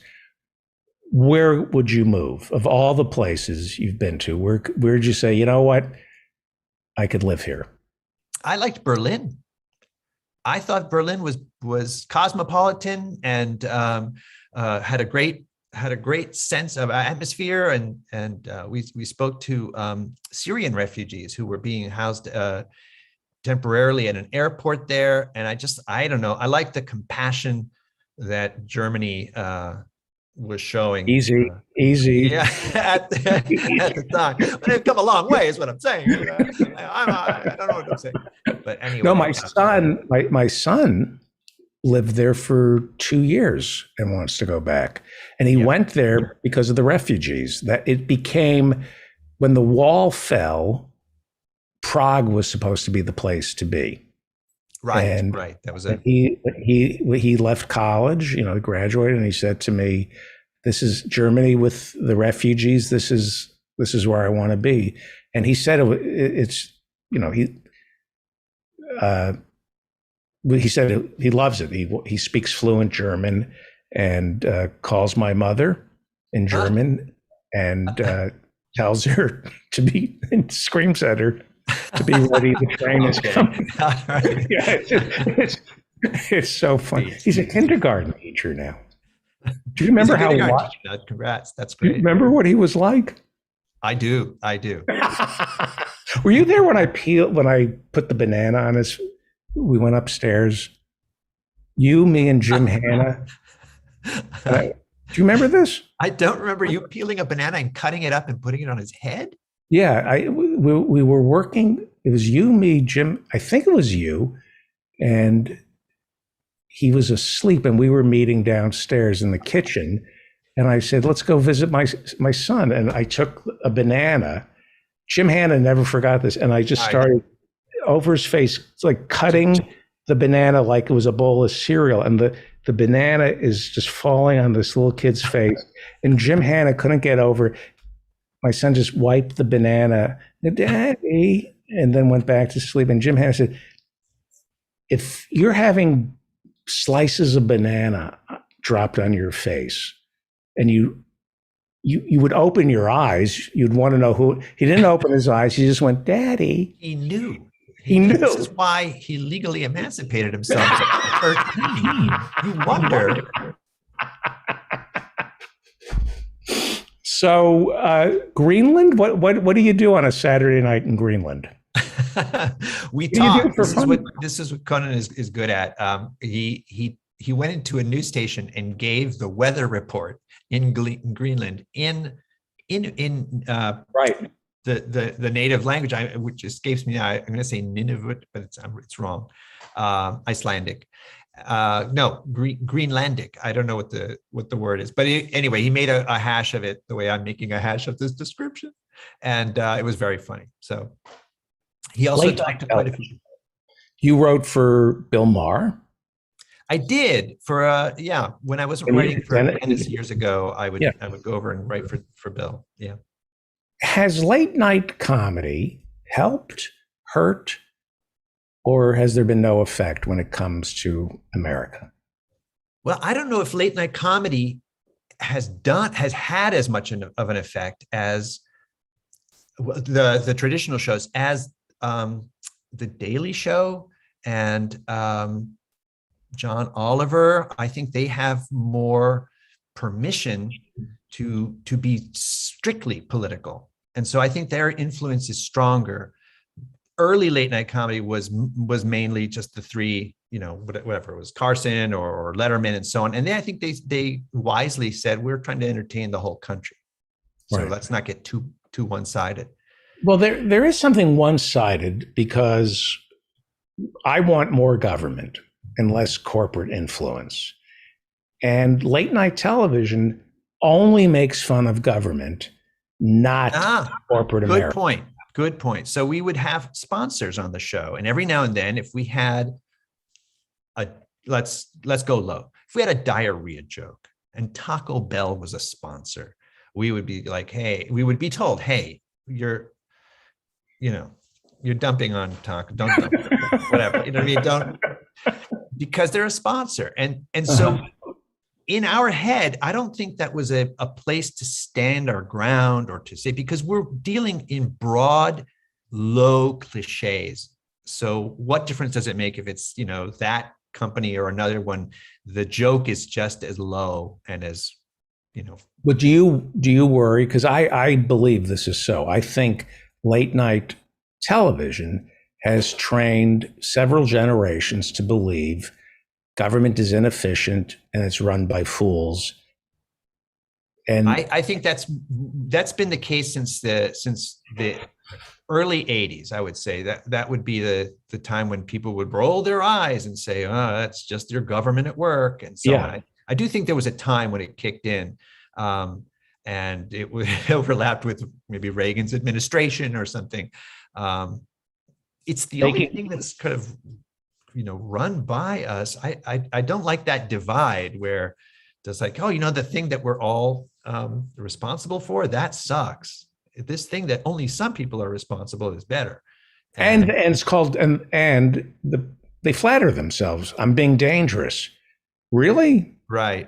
It's dangerous making fun of the president, but not making fun of the people who pay the president, the people behind, it's, yeah. Are you working on another book? I was thinking about it, but I'm actually plugging away at these New Yorker cartoons, and I wanted to show you some. I don't know if you have a little time. But the ones that didn't get... These are the ones that didn't make it, although I got one in this new issue. We'll save that for last. How about that? Really? Yeah. So the January 3rd and 10th issue of 2022. Thank you. Wow. Ladies and gentlemen. It's about time, right? I've been coming on. This is my third or fourth time here, and I've just been showing you my swings and misses. That's what only makes me happy. You're about to see a dagger in my heart. We're about to see a cartoon that he sold to David, the New Yorker. You can always not laugh at it. Yes, that's true. Your consolation. That's true. Okay. Well, do we want to lead off with that, or how do you want? What did you plan? How do you? Well, what do you think? I mean, it's up to you. You know more about comedy than I do. I say, let's leave it for the end, and we'll show you what the pile they had to go through to get to that winner. Right, the pony. Right. There must be a pony in here someplace. There must be a pony in this pile. Exactly. So here's one. I think it was just maybe too straightforward, but it's a dean telling his graduates, some of you will go on to pay off your loans. Great. That's perfect. Well, okay. So get a job at the It's amazing. All right. Here's this one. This one was inspired by Omicron. It's two men in an elevator. There's one closer to the buttons, and one is saying, hey, could you press 15 and then get out? This is the only thing you should be doing. I'd love to. If there was a way to make it pay, I would be. Yeah, this should be who you. This is so great. Go ahead. Let me see the next. This is like potato chips. This is okay. Well, like I say, some of those chips are burned. So here we go. This is a big iceberg talking to three little icebergs, and he's saying, "I was there, and trust me, there was room on that door for Jack." And that's a Titanic reference. Right, I get it. All right, there's that one. Yeah. You know what I mean about chips. Can I tell you what it's great. It's great, but be honest. You don't have to like every single one. I couldn't do it. I could never do that. What you do, but it's a pop culture thing, it's a pop culture reference, and it's a little dated. Let's be honest. Who's talking about that anymore? So. Here's one. It's just two old men on a park bench, very old men. Lift it up. Sad. And the caption is, Doc says no more twerking. Now that is a pop culture reference that works. Again, I think it's 3 years old. I'm on the side of New Yorker for that one. Twerking was a big jokey thing about 3 or 4 years ago. So this is what comes out. Riley and Robin Thicke. And right? So that was 2014, 2015. Exactly. But it works. It works for me because they're such old men. I love the idea that they're still out there twerking. I thought that was really good. Here's one. It's a poetry cafe. There's clearly a primitive primordial man at the mic at this poetry cafe. And he's saying, this next poem is also about fire.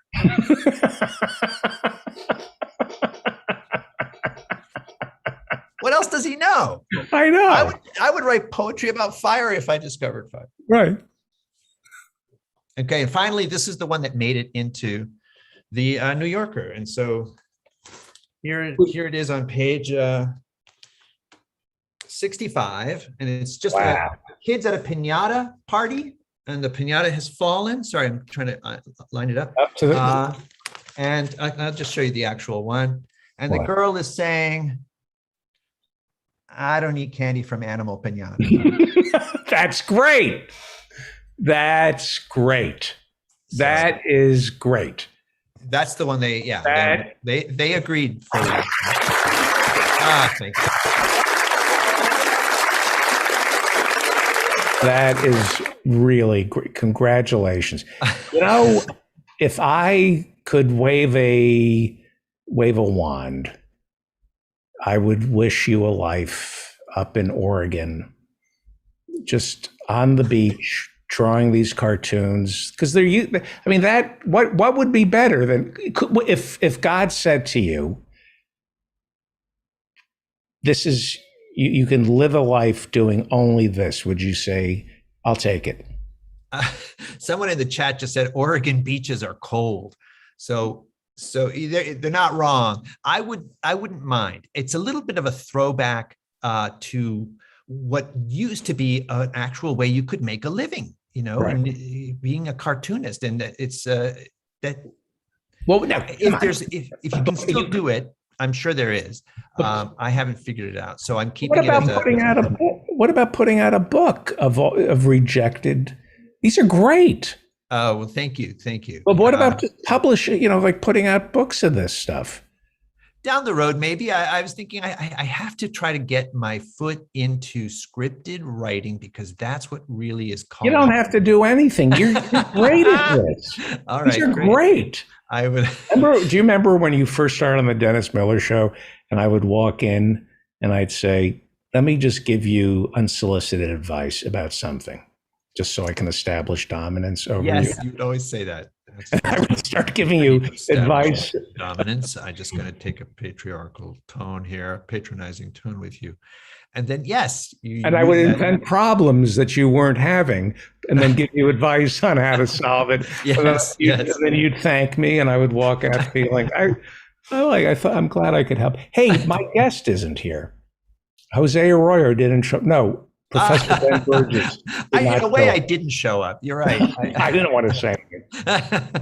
By the way, everybody, I'm being serious, everybody loves the book. And I've gotten raves about. Thank you. I mean, the 5 people who actually listen to this podcast. It's more than 5. Including us, it would be 7. But pick up, let me just talk to my 5 listeners.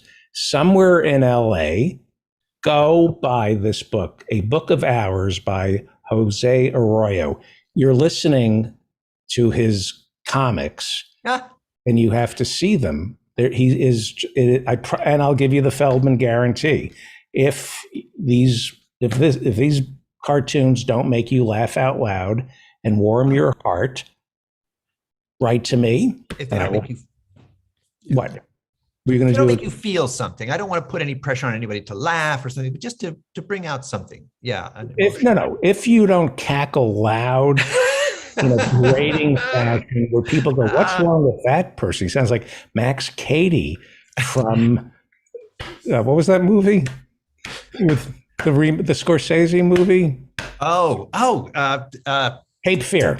Cape Fear. I have Yeah. often said that two 50-plus men, given enough time, are IMDb. Like if you say Max Cady, yeah, what's that guy? Yeah, De Niro, Cape Fear. Like in time, we will remember it. We'll get to it. How is your memory? It's okay. It's okay. But Let me. I Wow, I believe think is this Yeah. Ben Burgess? It is. Yeah. Sorry, David. I was at the post office. It took a really long time, but so I'm doing this from my car. All right, so we'll have to have an argument. you should ask him about his memory. Yeah, you forgot the show. It's easy to forget that you're. Hey, Jose Arroyo. Thank you. Yes, thank you for coming. Please come back. And if you want Jose to come back, buy his book. That's the best way. Everything is transactional in life. Thank you, Jose. Thank you so much. It was a pleasure. Happy New Year, everybody. My people don't celebrate the New Year. I'm offended. Wow, you really. I thought it was going to end on an up note. Wow. Continued shitty current year. Bye. Wow. Bye. Thank you. You think you know a guy, and then he just diminishes everything you believe in by wishing you a Merry Christmas and a Happy New Year. Joining us somewhere either in Michigan or maybe Georgia, it's hard to tell, is the host. I'm sorry? Still in Michigan for one more week. Still in Michigan for one more week. He is the host of Give Them an Argument, and he is a columnist for Jacobin, a very prolific author. Please welcome the great Professor Ben Burgess.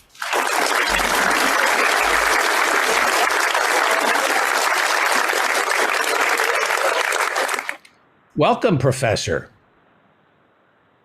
Thank you, comedian. And where are you what are you doing? You went to the post office? Yeah, actually, it's because of the new book. I had ordered a bunch of copies from the distributor to be sold at like bookstore events that, if they happen, will probably happen in like February. So I offered that if anybody wants to just like Venmo me the cover costs and shipping, I would like sign and send out a copy. So I was just saying. Well, let me plug it. I Christopher Hitchens, what he got right, how he went wrong, and why he still matters. Go buy this book, and the best place to buy it is on a website called Red Emmas, REDEMMAS.org. Red Emmas. Go there right now, and you get the Feldman guarantee. If the book does not make you laugh out loud on every page, if you're not rolling around on the floor, no, I'm kidding. It's great. And while you're there, pick up Canceling Comedians While the World Burns and Give Them an Argument, Logic for the Left. And don't forget Myth and Mayhem. All great stuff. Let me ask you, it's the end of the year.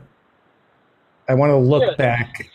This time of year, we look back at the people who didn't die. I do. We always, the New York Times, those of whom we lost, we always look back. But on my show, we look back at the ones we should have lost, but didn't. So I'm going to ask you. You should do like the version of like a Oscars in memoriam reel with Henry Kissinger and people like that. Yes, Henry Kissinger. How do you explain Henry Kissinger still being alive? You know what? God is punishing him. Have you seen Henry Kissinger lately? Somebody should take him out of his misery. What is that noise, sir? I was just parking, but so the last thing I heard was, how do you explain Henry Kissinger? Yeah.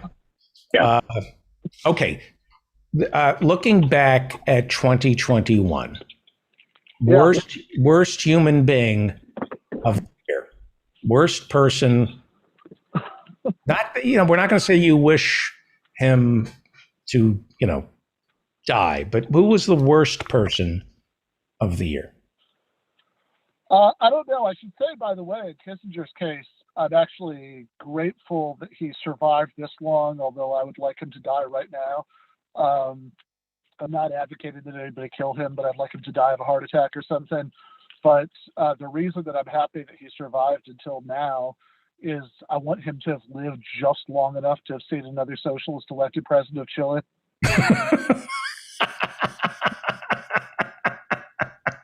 Thank God Milton Friedman isn't still alive. Did you know that Allende committed suicide, according to the New York Times? Yeah, They were. is it like Epstein? They lost the footage. Did Allende? Could an argument be made that? Are we certain that he was killed? That he didn't put a gun to his? I mean, look, I have no idea about the details there. I mean, I assume that either he was shot in the course of the coup, or he committed suicide to avoid, falling into the hands of the military. Right. I mean, I don't think it was just a coincidental suicide that happened to happen that day. Okay. You debate. You and I had some heated debates this year. I actually gave you an argument. Yeah. People I get count things. at least two real ones. I'm sorry? Yeah, I mean, a lot of the usual, but by my count, at least two real ones this year. So, were there any debates that changed your mind? For example, we debated January 6th at the beginning of the, and I don't remember what I said, but I do know it was a real argument. Have you come around to January 6th? Do you think differently of January 6th than you did a year ago? I mean, on some of the details, as new information comes out, of course, I think, broad strokes, I think that what I thought earlier in the year, was about right. Which is that, it was an ugly right-wing riot. I don't think that the sort of language of, coup or insurrection or any of that stuff is helpful. I think that if there, which is not to say that I expect Republicans to respect the democratic process going forward. I don't. I just don't think it's going to look like some version of January 6th that somehow wins. I think it's going to look like, Florida in 2000, except, maybe more brazen now because of some of the way they're changing the laws.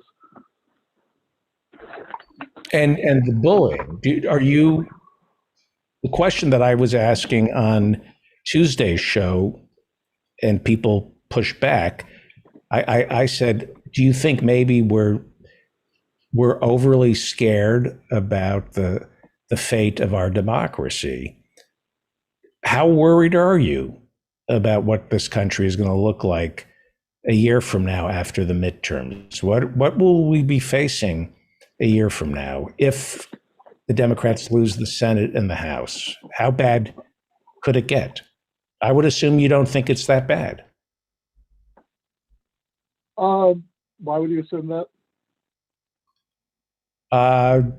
Because you think we overreacted to January 6th. Well, but listen to what I just said, right? Like it's, in other words, I think that some of the liberal hysteria about that like particular big flashy event was misplaced, and I think sets a bad precedent, and I do worry about the expansion of the security state and online free speech and all that stuff. But that doesn't mean that I don't think they're Republican threats to democracy. What I said is I just don't think they're going to look like that, right? It's not going to be some crowd of 800 kind of boomer militia LARPers storming the Capitol. It's going to look like men in suits and ties, very very clean cut, making dry legal arguments. The effect of which is going to be to invalidate the result of elections. Is it going to be guys in suits and ties? Because it sure feels like these Board of Education meetings, there's a lot of intimidation going on now where election officials are thinking, it's just not worth it to me to have my family doxxed. I'm going to retire. Mm-hmm. That there seems to be an element of thuggery. Yeah, I mean, I guess when it comes to the school board meetings, I wonder how close that is to what would actually happen in situations, situations like a election. I also question like how effective, a strategy, that is for them. I mean, it's certainly a very effective strategy for revving up the base and making people feel excited, but maybe there's some good reporting that I could see that I haven't seen yet on the actual impact on school board decision making. But I also think that, yeah, I guess I do think that in terms of future elections, that Bush v. Gore is probably more the model to worry about than a somehow successful version of January 6th, which frankly I don't think we even know what that would mean for that to be successful. I think that like everything they've been doing lately seems to be sort of clearing the ground for making it easier to steal elections. And I think that is something that's worth being concerned about. I will also say, though, that if you want to ask about democracy in the United States, that, I mean, obviously a stolen election is a terrible thing. We want to prevent that if we possibly can. I'm willing to, to do my part to do things like, close my eyes and, think about the appointments, when it comes time to vote. But I also think that, if all of our focus is on that, I think we're kind of missing the picture as to the larger things that are wrong with American democracy, which is to say that we don't actually have all of that much of it to begin with. That we have, we have a system that, as we saw last year with Bernie, makes it extremely difficult for even very, very popular challengers to go against party establishments because of some of the ways that primaries work. That makes it effectively impossible to run an effective campaign outside of the two parties. That has, that gives a tremendous amount of power to this sort of 9-person super legislature of Harvard and Yale grads that is the Supreme Court, where people, congressmen, are often in this strange position of choosing their districts more than being chosen by districts. And where, I mean, I guess the really, in some ways, even more significant than everything I just rattled off is just the fact that, like, in a lot of ways, the American state in its modern form is really designed to an even greater extent than other comparable countries to wall off decision making from popular opinion. Really, read the Federalist Papers. That was the goal all along, and they're pretty successful in doing that. And I think the sort of bureaucratic state that's been developed in the 20th century, in some ways, is even better at doing that. I mean, there are famous studies about how essentially the popularity or unpopularity of policies has almost nothing to do with whether they actually happen or not. Like some universal health care has been polling well forever. That doesn't happen. The war in Afghanistan, I believe that if it was put to a vote in, fall 2001, I think the war still would have happened. But I also think that if withdrawal was put to a vote, we probably would have withdrawn about 15 years earlier than we did. Let me ask you, you have a piece that everybody should read. You're a columnist for Jacobin, which everybody should subscribe to and support, along with Mike Elk from Payday Report. The equality that socialists care about most is equality of power. Go read it. I want to read you something you wrote, because somebody has to whip the left into shape. This is what you wrote. In a fully socialist system, all firms would either be worker-owned, publicly owned, or some combination of the two. I'm under no illusions that such a society would be a pristine utopia where everyone had exactly as much as everyone else. Some people would enjoy successes and advantages in one part of their lives or another that others lacked. it's a great, almost a primer on how socialism is just the logical result of democracy. So when people say our democracy is at stake,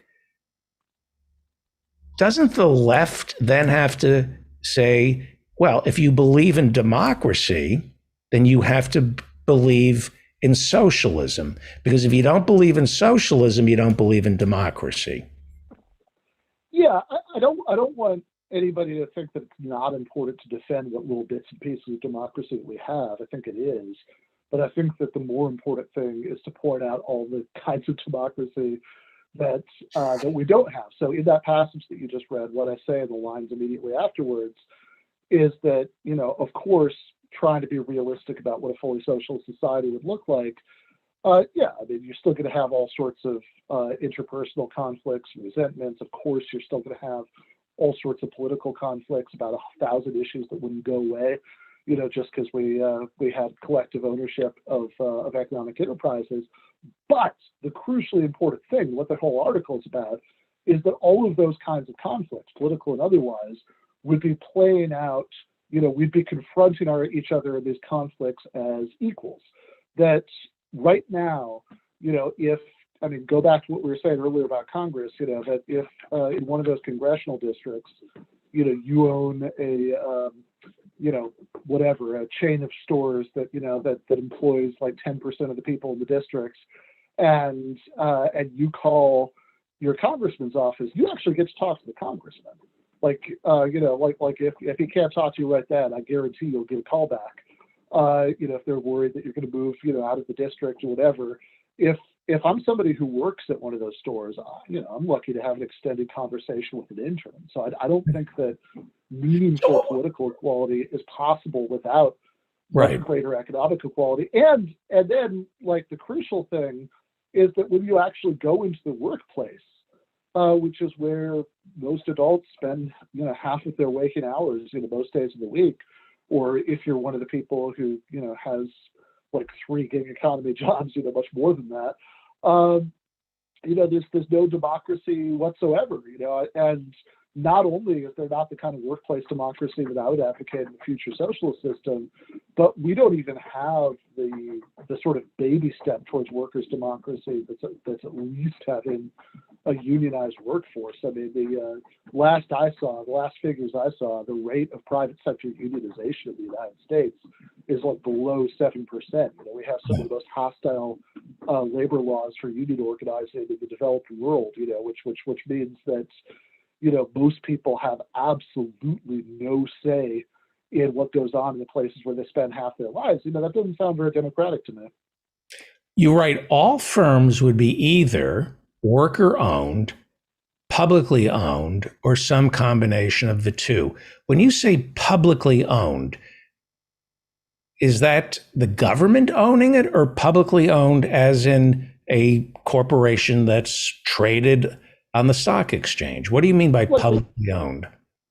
Like the government owned it. So as an example of what I'm talking about there, one of the things that socialists object to about capitalism is the fact that under capitalism, there's this division, between workers and bosses, and people, not only bosses in the sense of owners, but even bosses in the sense of managers.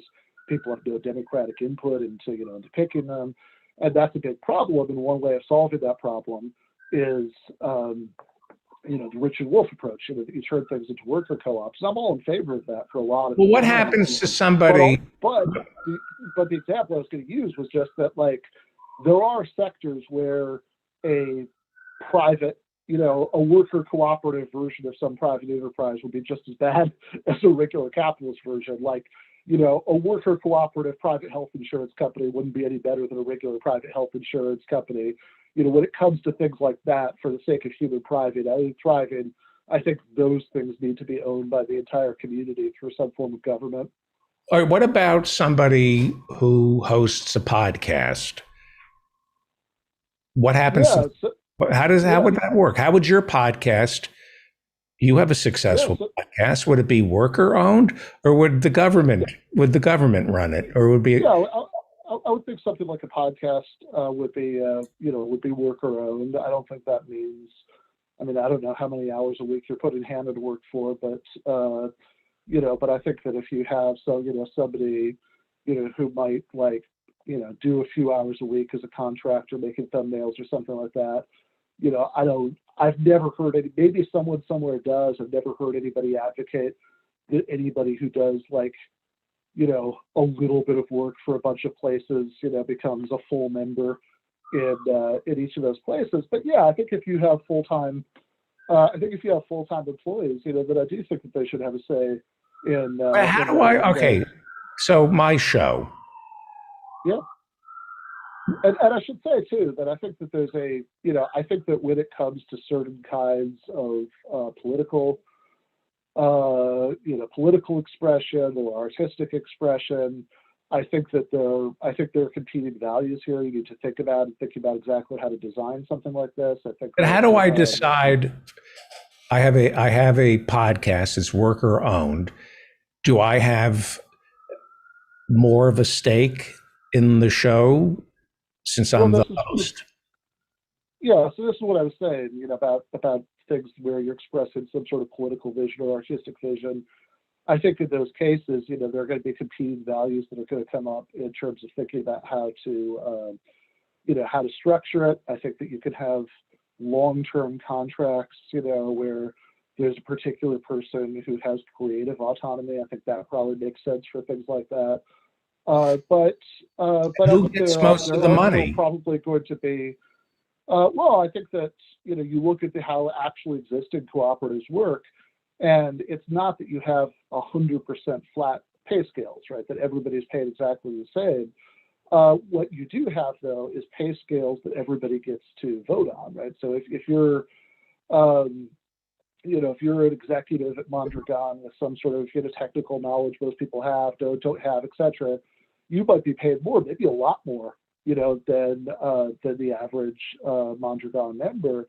But it's certainly not going to be the kind of hundreds of times more you get in regular capitalist corporations, because everybody gets to vote on it. So in the version of the David Feldman show, where the issue came up in the first place, I mean, I think if you don't have any full-time employees, then it's kind of already worker owned. But in the version of the David Feldman show, where you have various full-time employees working on the show, if that were converted into a cooperative, then yeah, everybody would get to vote on everybody would get to vote on the pay scales. Maybe after if you were the one setting it up, maybe you'd get to set the pay scales for the initial operating period, which would be an operating period is like a agreement, is like a union contract, except there's no separate boss to negotiate with. And then in the future, people would get to vote on this, and you might not get as big a share, or I might not get as big a share as I would under capitalism. But I don't know. I mean, I think I have the eccentric belief that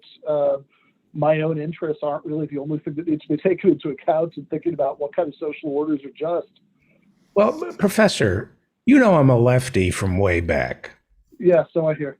But if I'm risking my own capital, what's the argument? I'm risking my own capital here. I'm an entrepreneur. Shouldn't I be rewarded for taking that extra risk by putting up my own money? And shouldn't I be able then to control the destiny of my workers and scare them and make them miserable because I can no longer please a woman in bed? Okay, well, there you go. You asked me what debates this year have convinced me, and just now I stopped being a socialist when I heard that argument. I want to continue this. We have to wrap it up, but this is the conversation that needs to be had, that I'm begging the left for, to sell. How do you sell this to the American people? Like, what does it look like?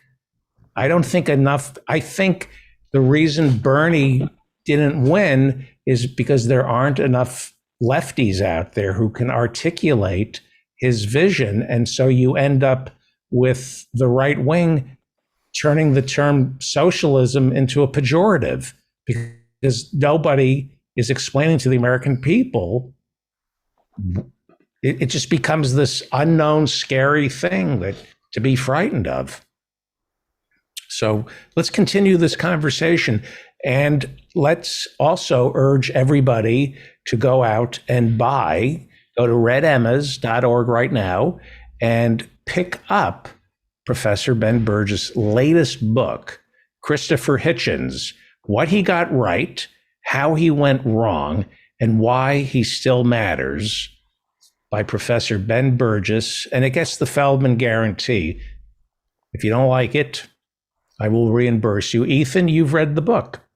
I read it. My only complaint, and I loved the book, my only complaint, not enough pictures.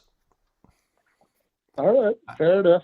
Yeah, I liked Hitchens. I liked the way he looked. I liked the way he stood. I liked he sort of had this look on his face. It was just, I was already convinced before he spoke. He just had that look. So, Right. more of those photos. Fair Okay. enough. Thank you, Professor Ben Burgis. Read him over Jacobin. Listen to Give Them an Argument. It is a very, very, very successful and popular podcast that I was fired from, but I still listen to it. Did you get a pension? Well, see, you'd have more. If it had been organized as a cooperative, you would have had more defense against being arbitrarily fired. Yes. Well, thank you. I hope to see you next year. Get it? Next year? Yeah. And your epidermis is showing. Did you know that your epidermis is showing? Oh no. Yeah. Professor Ben Burgis, follow him on Twitter at Ben Burgis. Thank you, Professor. All right. Thank you, comedian. Thank you.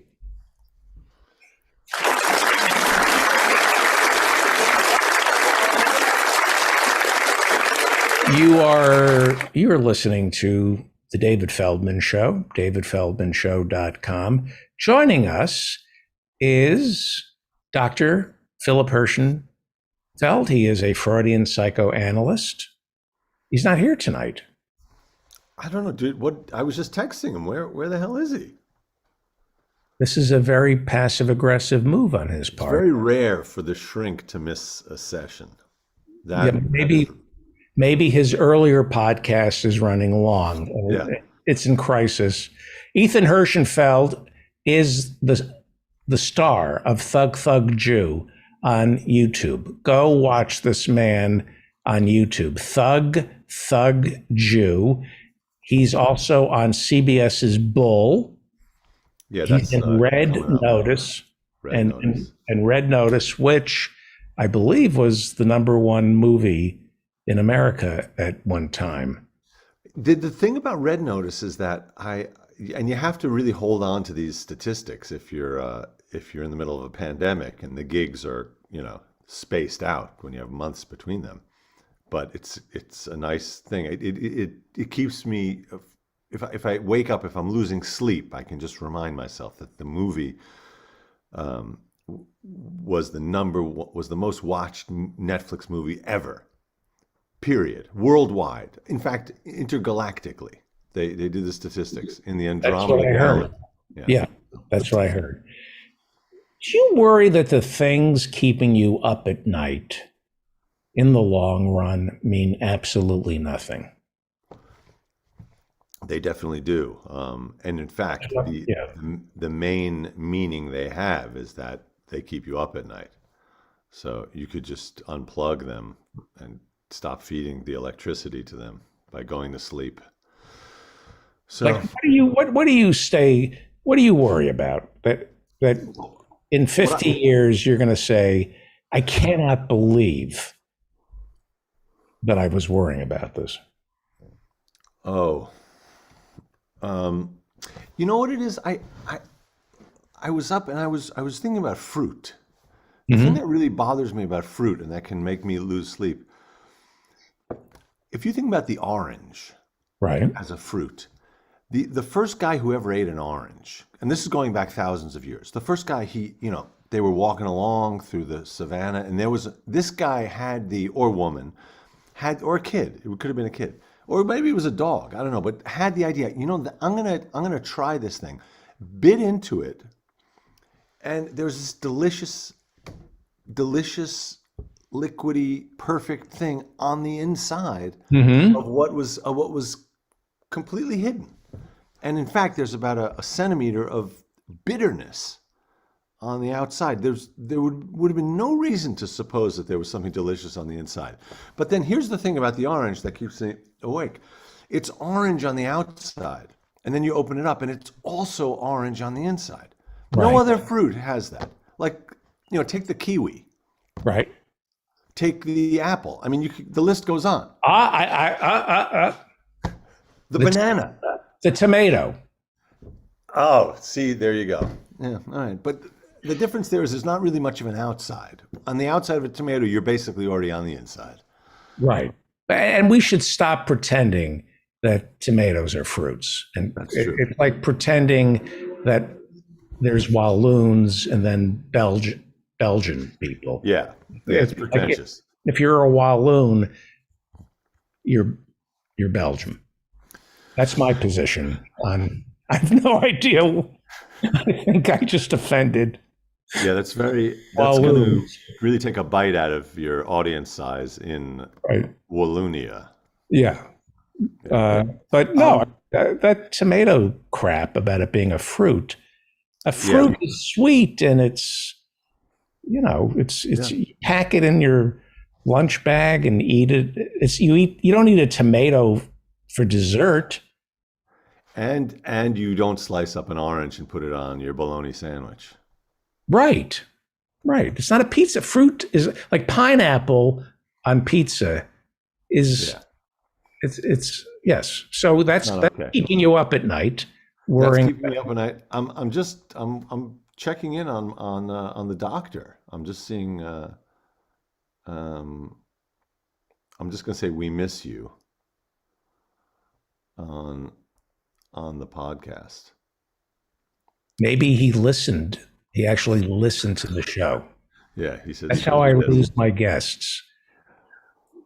I cannot tell you the number of people who I've invited on the show, and they go, "Yeah, we listened to it." I don't think so, but Well, it's better. It's like I like to go to a movie or read a book without knowing anything about it.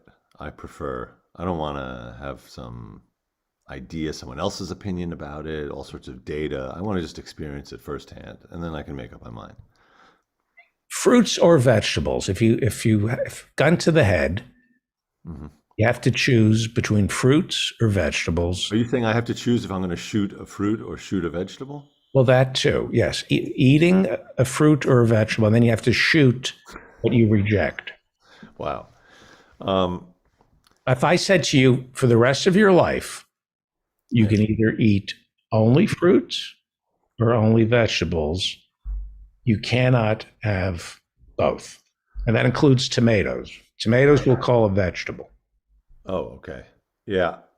I don't know. That's just tough. I mean, the fruits are more enjoyable. The vegetables are more healthy. I don't know. agree. It's a question. I think you got to go with. If you want to live long, you go. If you want to live long, you go with the vegetables. If you want to live fast, you go with the fruit. Right. Do you think, would you have known to peel an orange after you realized that the rind is bitter? I think I would have been one of those people who would have kept. I would just bite into it and then spit out the parts I didn't like. Or would you have just chewed the peel? Oh, just keep. Figured it's not the orange, it's me. Why would they? Why? Just think, this could be so good, this fruit. It's just not quite right. And just enjoy that you have a critique of it instead of just peeling it and making it perfect. Do you think 10,000, 50,000 years ago, there were humans who liked the rind more than they liked the orange? That's a question for Yuval Harari.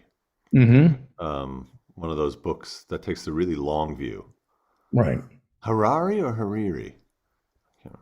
You'd say Harari. If you could go back in time, Mm-hmm. you met Da Vinci. Yeah. Is there anything you could tell him to speed up man's progress? What do you think you could tell Da Vinci? I think he knew what like this guy drew the helicopter 500 years ago. So it wasn't that he didn't know. He was just, people weren't listening to him. Although I will say, I've tried that experiment where you get naked and you try to draw a circle with your arms and your legs. It doesn't work. So I don't believe You have to be flaccid. You have to be flaccid.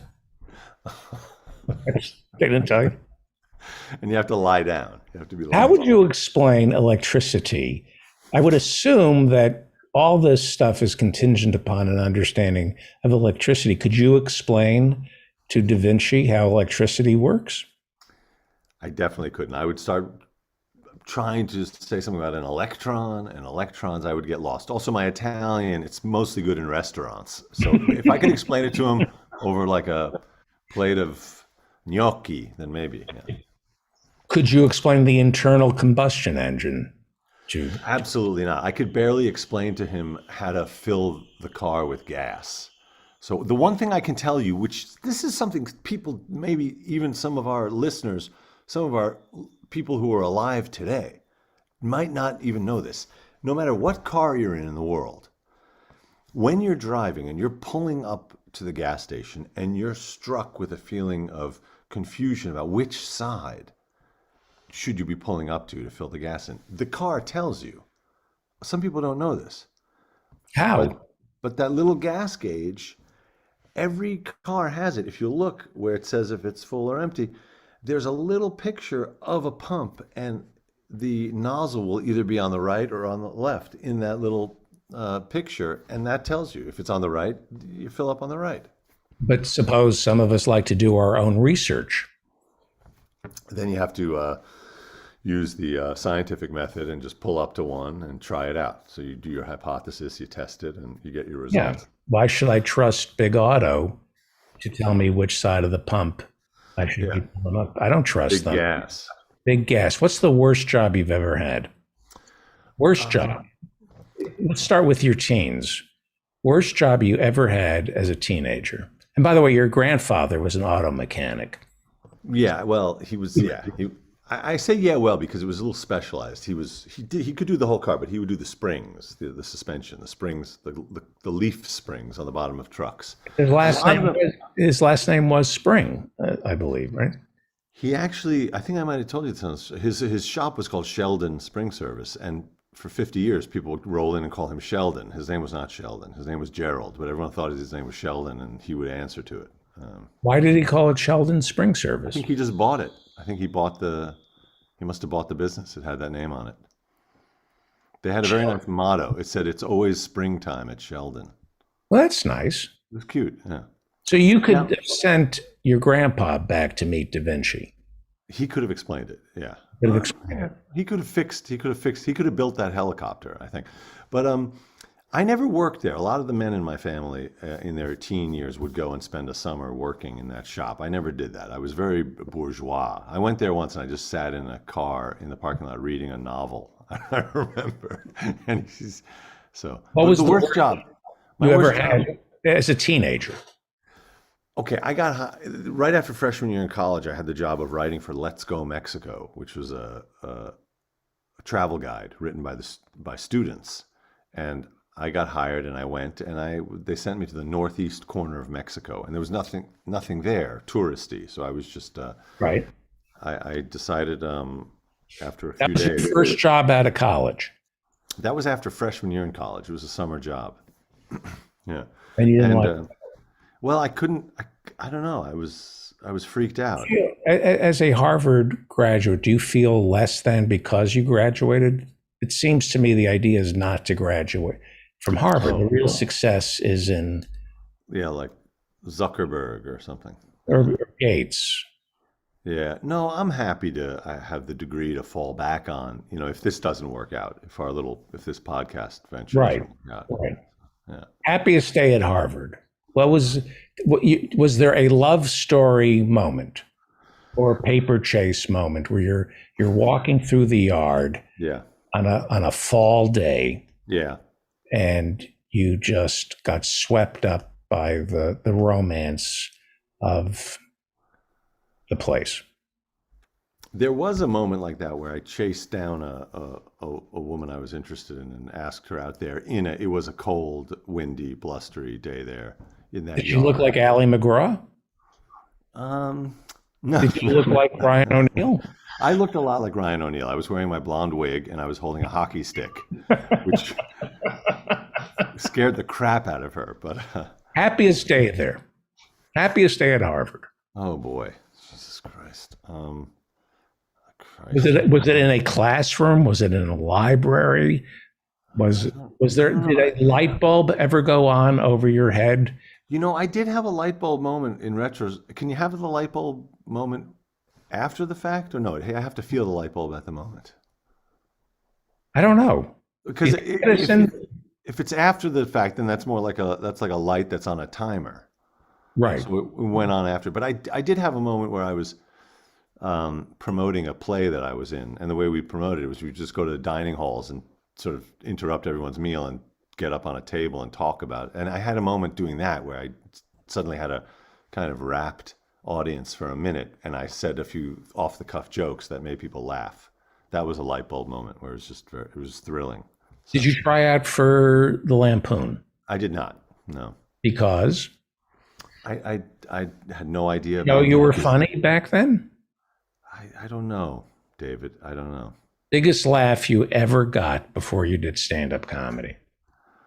Hardest you ever made a group of people laugh before you officially became a stand-up comic? I don't know, man. I probably as a kid jumping around and pulling my pants down in front of the family. Does that count? Is your dad okay? Oh, I don't know. Let me check the. I'm worried. I know. Go to Like go to YouTube and watch Thug Thug Jew, the brilliant Ethan Hirschenfeld, who people love you and your father. we've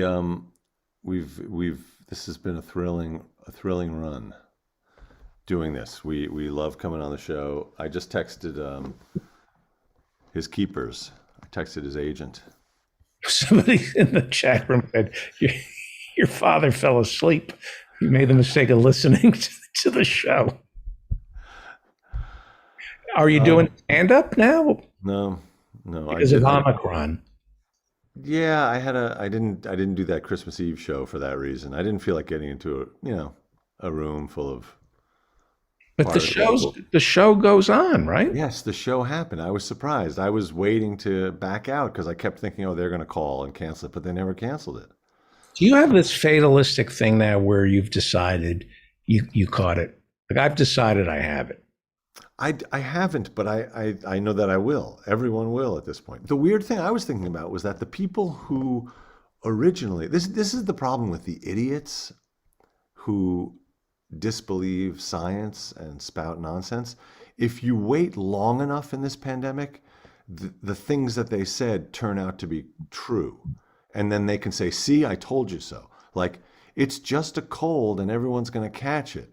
Yeah, now that's the case. But that's after, millions and millions of deaths and it's all this suffering. Anyway, that just upsets me. Good news, South Africa, where Omicron comes from, they are now reporting the wave has passed with few added deaths. Case counts in South Africa are down by 30% in the last week without a major spike in deaths. So that's good news.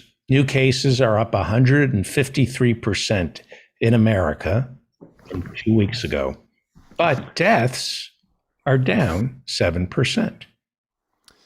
Well, that's good. I was talking about that with my sister and brother-in-law this evening, who are both medical professionals. And I thought that the deaths were also up a little bit, but no, the deaths are down. Is that the idea? Yeah. Okay, well, that's good. So, and their point, and I've heard this from other people, is it's going to be important very soon to start just looking at the hospitalizations and deaths and stop looking at the number of cases with this thing. Yeah. What was your happiest moment for 2021? Oh God, David, this is the hardest interview of my life. I know. Well, this is nobody. I do the tough This interviews. is the hot seat. This is like that BBC show where the Hardball, or it's one Yeah. of those kind of happiest moment. Happiest moment. Getting back on stage. Yeah, that was it. I was going to say, like, no, in November I had a show at the West Side Comedy Club where I did all new stuff, and I did like a long set and getting those laughs. It was just so fun being back in that room doing that. Yeah. Right. And we look back at the year, those who we lost. Who do you mourn the most for not dying? Who are you saddest about that didn't die in 2021? Did you see that interview with Nikki Giovanni in the New York Times? Who's the Nikki? poet? No. Oh my God, it was incredible because she talked about, she didn't pull any punches. She was basically talking about, she said, I'm a Christian, but I'm not that Christian. Like her point was like, some people, like that Kyle Rittenhouse, like I can be Christian, we can talk about forgiveness, but there's a limit. Right. It was an amazing interview. I recommend that. When you get a notification on the New York Times, Mhm. do you get notification? No, I disabled that. I can't have that because I'm already looking at that thing dozens of times a day. I get notifications Does from it go bing? yes, Wow. and I play a little game because the New York Times, they'll either tell me Desmond Tutu passed away, very sad, or more and more men are discovering that if they exercise, they can forego Alzheimer's. These are these notifications I get from the New York Times can Right. be anything from Ghislaine Maxwell guilty Right. to prostate health. So I never know. It's exciting. It's 4 a.m. Yeah. I like getting my New York Times notification. What do you think I root for when I get the notification? What world event do you think? Because I do have it. Probably the death of Donald.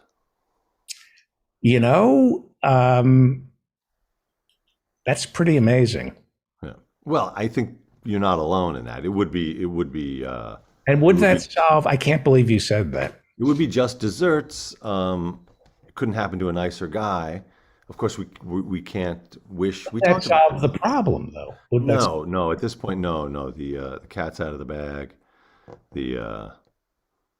No, the problems. Did he create this, or did he just take advantage of it? No, I think he took it to a deeper level. The cynicism and the greed, and I think adding a sprinkle of relish into the pot of cruelty that our country has become, the relish, and giving license to his followers to say, you know what, I'm not going to sort of grudgingly say people aren't welcome to, say, Social Security or any decent expectations for their lives. I'm going to say it with relish. Screw them. Right. Nobody deserves anything, and I said something on the show Tuesday. There's Emil. I said something to the audience that underneath it all, I'm going to ask your dad this next week about sadism. That I think we attribute benevolent facets to cruelty, where we think, well, he's cruel because that's how you make money, or he's cruel because you have to. That's how you run a corporation. right. Adam No, Sorrell's you're right. book. It's cruelty. It's cruelty for its cruel. own sake. Yeah.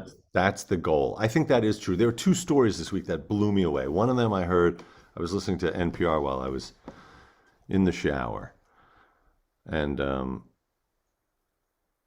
the story, it's shocking. People who have foster care events in their family, like they lose their home, the kid has to go into foster care. Someone goes to prison, the kid has to go into foster care. After the fact, the families get billed for the foster care. Families end up with tens of thousands of dollars of debt from the foster care. we live in a country where the social services that people take advantage of at those hardest moments, they then actually get a bill, and then they have bill collectors on their ass for tens of thousands of dollars for foster care. And then I just read an article in the Times today. This is just a few days after that story. This woman who spent a couple of years as a homeless person, she has about $50,000 in debt from her homelessness. Do they charge shelters? No, they charge for example, she needed some medical care at the time, and if she couldn't prove at that time that she was homeless, they bill her. Prisoners work in order to be able to buy things at the prison canteen. Right. And then we charge them there are companies who charge them for their phone calls at outrageous numbers. That's what's happening in our country. It's just cruel for cruelty's sake. I mean, you could argue it's not for cruelty's sake, it's for greed. People have found ways to bill, but that doesn't make sense. That's like trying to get blood from a stone. There's no money there. They found out, these municipalities found out that by trying to go after this foster care money, they actually lose money in the collections because there is no money there, yet they spend more money than they're trying to recover. Who do they owe money to? I think to the state. The state? I was in the shower. I was in the shower. I was conditioning at that moment. I couldn't hear all the details, but okay. It does seem kind of. Are we a failed state? Is America a failed state? Well, we're doing our best. I mean, it doesn't have to be Nazi Germany for us to say, "Wow, we're bad." Right. We could be Chile under Pinochet. We're people who are living quiet lives while others are being rounded up in Santiago Stadium. So it sure feels, with 2.5 million Americans behind bars, most of them nonviolent offenders, something like 5 million Americans pass through our prisons each year. 5 million Americans go through our jails each year. At any given time, there are 2.5 million Americans behind bars, but 5 million of us are passing through. Yeah. Wouldn't we just be better off to say we're a bad people the way the Germans did? Well, yeah, you have to have some reckoning. You have to have some apocalyptic event. I think we've had it. Well, you have to have the apocalyptic event and then an acknowledgement of it, I guess. Maybe, and it could still get worse. Here's what I was going to say. Let's hold off on answering that question for another year. How's your dad? I'm worried. Let me see if we got any. Oh, he just I got it, the text back from his handlers. He totally forgot. Tell him. Dr. Philip Hirschenfeld says there are no mistakes. Oh, that's good. That it reveals. All right, I'm gonna relay that message. Tell him I hope it's the early onset of Alzheimer's and not in any way a reflection of what he thinks of me. But I would hate to think that. No, he's. Oh, he just said, it's so funny that you said that because he just texted me. He said, "Shit, I forgot all about it. No interpretations, please." Too late. Let's bring Emil in here. Okay. It's not the same without your dad. It's a different dynamic. In all seriousness, it's been about 1 year and 4 months since we started doing this. Everybody loves the two of you. It is a perfect 30 minutes. Every time it works. Well, really does. Everybody loves it. it's a weekly highlight. I love it. He loves it. And now we have You some should real. come on. You should come on, like on Mondays or something. By Okay, I'm gonna float it. you are.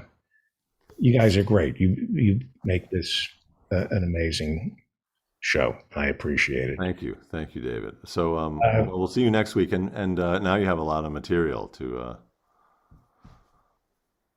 get him with. Happy New Year. Happy New Year. Oh yes, Happy New Year. What is your resolution?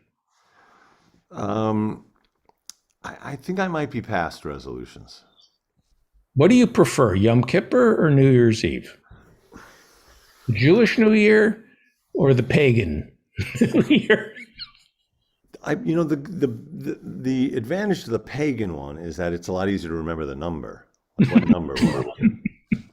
Like that one, I never have a problem with that. When you get into the 5,000s, it just gets a lot harder to keep track of. I like Yom Kippur. I look forward to Yom Kippur. Mm-hmm. It's a quiet day, and I'm not allowed to work. I am forbidden from working. And I love that, is I am not allowed to work. My mother said to me, I don't ask for much from you. All I ask is that you don't work on Yom Kippur. Wow. And you call your Aunt Mimi. And you talk to Cousin Bob because he wants to be a stand-up comic. Would it kill you to talk to him for a half hour? All I ask is that you pick up some Dr. Browns on the way over. All I list grows. I don't ask for much. We had an Aunt Mimi also. Yeah. My Aunt Mimi sends me $5 on my birthday. She's been sending me $5 on my birthday since I was 5. Mm-hmm. And I wrote to her and I said, the time it takes me to deposit that $5, I'm losing money depositing your $5. She stopped sending me the $5 after I wrote. Very good. And She also should have included a cost of living increase or something. That's yeah. I'm really mad at her. People need $5. Yeah. Thank you, Ethan. All right, thanks, guys. Happy New Year. Thank you. Happy New Year. See you, Ethan. See ya. By the way, stop by office hours tomorrow night. Tomorrow night? We're ringing in the new year. All right, it's a deal. I'll see you there. It's gonna be wild. Send me the details. We say the deets. The deets. Send me the deets. We're very right. young. Peace. Let me just say something about $5. $5 is a lot of money, by the way, and I shouldn't have said that. It's kind of funny though to say that to my mother's sister, but here's somebody who needs $5. Go to paydayreport.com. Mike Elk is the best labor reporter in America, and he has COVID. He also has some preconditions, some comorbidities. I never met the guy. I just read Payday Report. Nobody covers labor in this country better than Mike Elk. Go to Payday Report and give him $5. That is, keep Payday Report going. Please, $5 is a lot of money. It can make a difference in everybody's life. And I said that to be arrogant and funny, and it's pretty heinous. You were arrogant and funny, David. I was just thinking, $5, that's 250 pesos in the Philippines. Right. That's a lot. That's a lot. And, I called up the credit card companies to like beat them down about a fee they were charging me. They give me a call center in the Philippines, and a nice Filipino lady answers, pronounces my name correctly, just like you do. Guillermo. Not Guillermo, Guillermo. And then I ask her, do they pay you in dollars or in pesos? Hey, what would be fair? We do call centers for people who live in the Philippines. We should. I mean, That turnabout. wouldn't be Turnabout is fair, but guess what she said? I said, do they pay you? Does this big credit card company pay you in dollars or pesos? And of course, they pay her in pesos. So I said, keep the damn fee. Keep it for yourself. You have my permission to steal it from the big Fortune 500 companies. Keep it for yourself and have a nice Christmas in the Philippines with my $23 fee. Because that 50 pesos a dollar. It's a lot. Yeah. 1,000 pesos. Emil Guillermo is the host of the PETA podcast, People for the Ethical Treatment of Animals. He's also a columnist for ALDEF, Asian American Legal Defense and Education Fund. If you're looking to give to a worthy cause, if you have $5, go to ALDEF. Give to PETA, St. Jude Hospital. Payday report. I don't. They St. Jude payday's okay. St. Jude. You know what? The article, I read the article. It was. I just, we don't have to get into St. Jude, but St. Jude is this is a thing about vivisection and research and where their research is going and how effectively they could use the money if they don't put it into animal research. That's my only beef with places like St. Jude. Anyway, hey, Happy New Year, David. Happy New Year to you too. What is your resolution? My resolution is. By the way, I'm vegan. I've given up. I haven't had dairy in months. And I think that's great. I am not a proselytizer. I'm not here to make you feel bad or good or guilty or anything about, you should do what's best for you. And I just think that it's better for the world, better for the animals, better for your intestines, upper and lower, if you stay away from dairy, if you stay away from meat. The comorbidities, when they say comorbidities, if they get out all the syllables, essentially it means meat eater. Mm-hmm. That's what comorbidities mean. And eat meat eater and dairy user. So I'm glad that you're vegan. I had some vegan crackers from I have this thing called an almond cow that makes the milk, and then it gives the residue that you can make crackers out of. And so you use the whole nut, the whole almond when you make your animal-free milk. Anyway, my resolution, 2022, stay negative. Stay negative.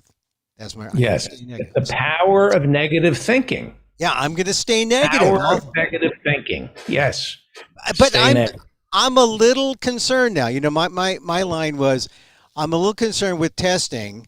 If it's easier to get a parking space in New York than to find an antigen rapid test. That's what makes me suspicious of testing. And you know what? I was reading an op-ed. Michael Osterholm, who was on the Biden transition team, along with Emmanuel, Rahm Emanuel's brother. Zeke. They were saying that the antigen tests are cool, but they're not getting.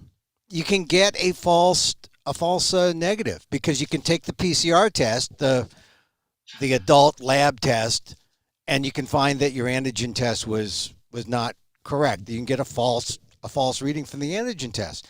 And then they're saying that because there are no tests out there, and it's hard to get the PCR test, the real McCoy test. They're costly. First of all, they're like double the price of the antigen test. That you're not going to get. They're talking about, it's in the Washington Post. You're not going to get all the information back about how bad the antigen tests truly are. So once again, we're going on a hope. It's the best thing available, those 10-minute antigen tests, rapid tests. But what are you going to do if people insist on going out? You at least need to know that you're negative before you engage. So, right. it's tough though because everyone's I let my canceling. guard. Yeah. What? I just everyone's canceling, and people were like optimistic like just 3 days ago, and now because of where We I'm were going to do a big.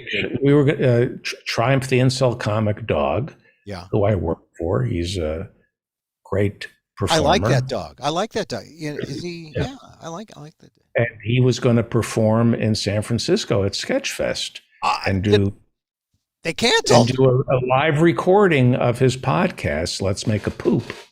He has a new podcast called Let's Make a Poop. I'm being serious. And I'm Triumph, laughing seriously. Triumph called me and said they've canceled it because Yeah, the humans are getting COVID. I think I sent you. I got a notice that they canceled, and I think I forwarded it to you. Yeah, you did. Yeah, and I was surprised because everyone. I'm telling you, I got notices just like 3 days ago. People saying, we're doing a show. I was going to do a live show on Monday, and I'm glad I canceled. I had the foresight to cancel a couple weeks ago because I was just scared. I bought tickets to see a show in a theater January 9th at the Berkeley Rep. I don't know if I'm going to go to that. I don't know if it's What gonna is the be- show? I'm just going to go see Mike Birbiglia's new show, Old Man in the Pool. Old Man in the Pool. Yeah.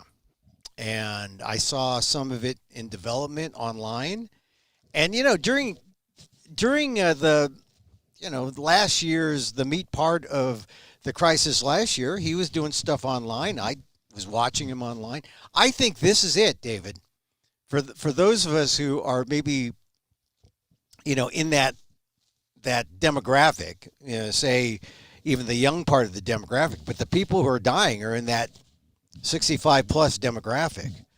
I just think this is the new medium that comes out of the pandemic. It's a little bit radio, a little bit TV, a little bit digital. I mean, this may be it. And then this just develops, live this. Yeah. I hope you're wrong. I hope I am too, but look, if this is it, I don't mind because, like I said, I mean, we met when we were doing TV. I did radio. This is really essentially radio, right? Yeah, it's radio with pictures, so I guess you would call it TV.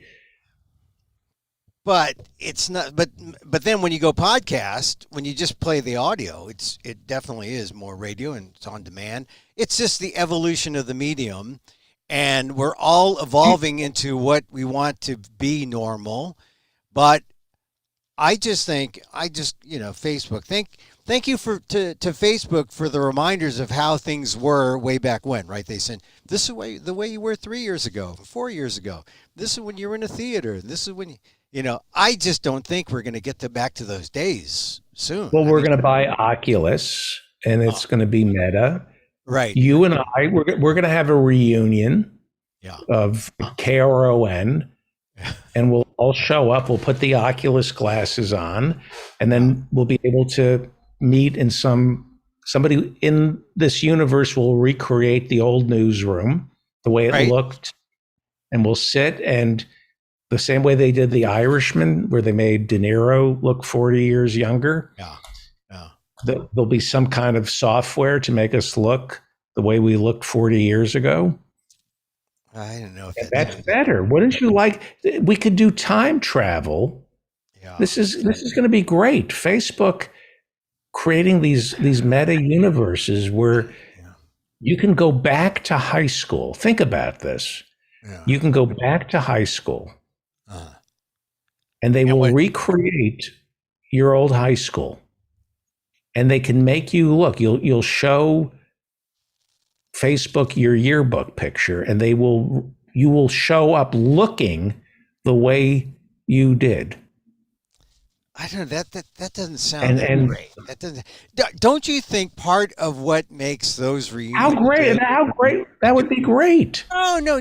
What makes those things great, or what makes reunions great, is that you are better now than you were back then, right? No, I'm not. Well, maybe not you, but I'm just. Of course not. I don't know. Would we be cartoon figures or would be like No, I mean, look at what they're doing. I mean, we're heading towards. You and I could write Casablanca, like what happens to Rick after she gets on the plane, and they can take the film and make the characters move and say whatever you want them to say, and then you can have like a 3D version of Claude Rains. and then we can go off together. We're like 3 years away from that. Yeah. The stars of movies are going to be Marilyn Monroe. They're going to bring all these actors back, and we can put them in movies. So forget about Nicole Kidman playing Lucille Ball. We'll just bring back Lucille Ball. We could bring back Lucille Ball. Exactly.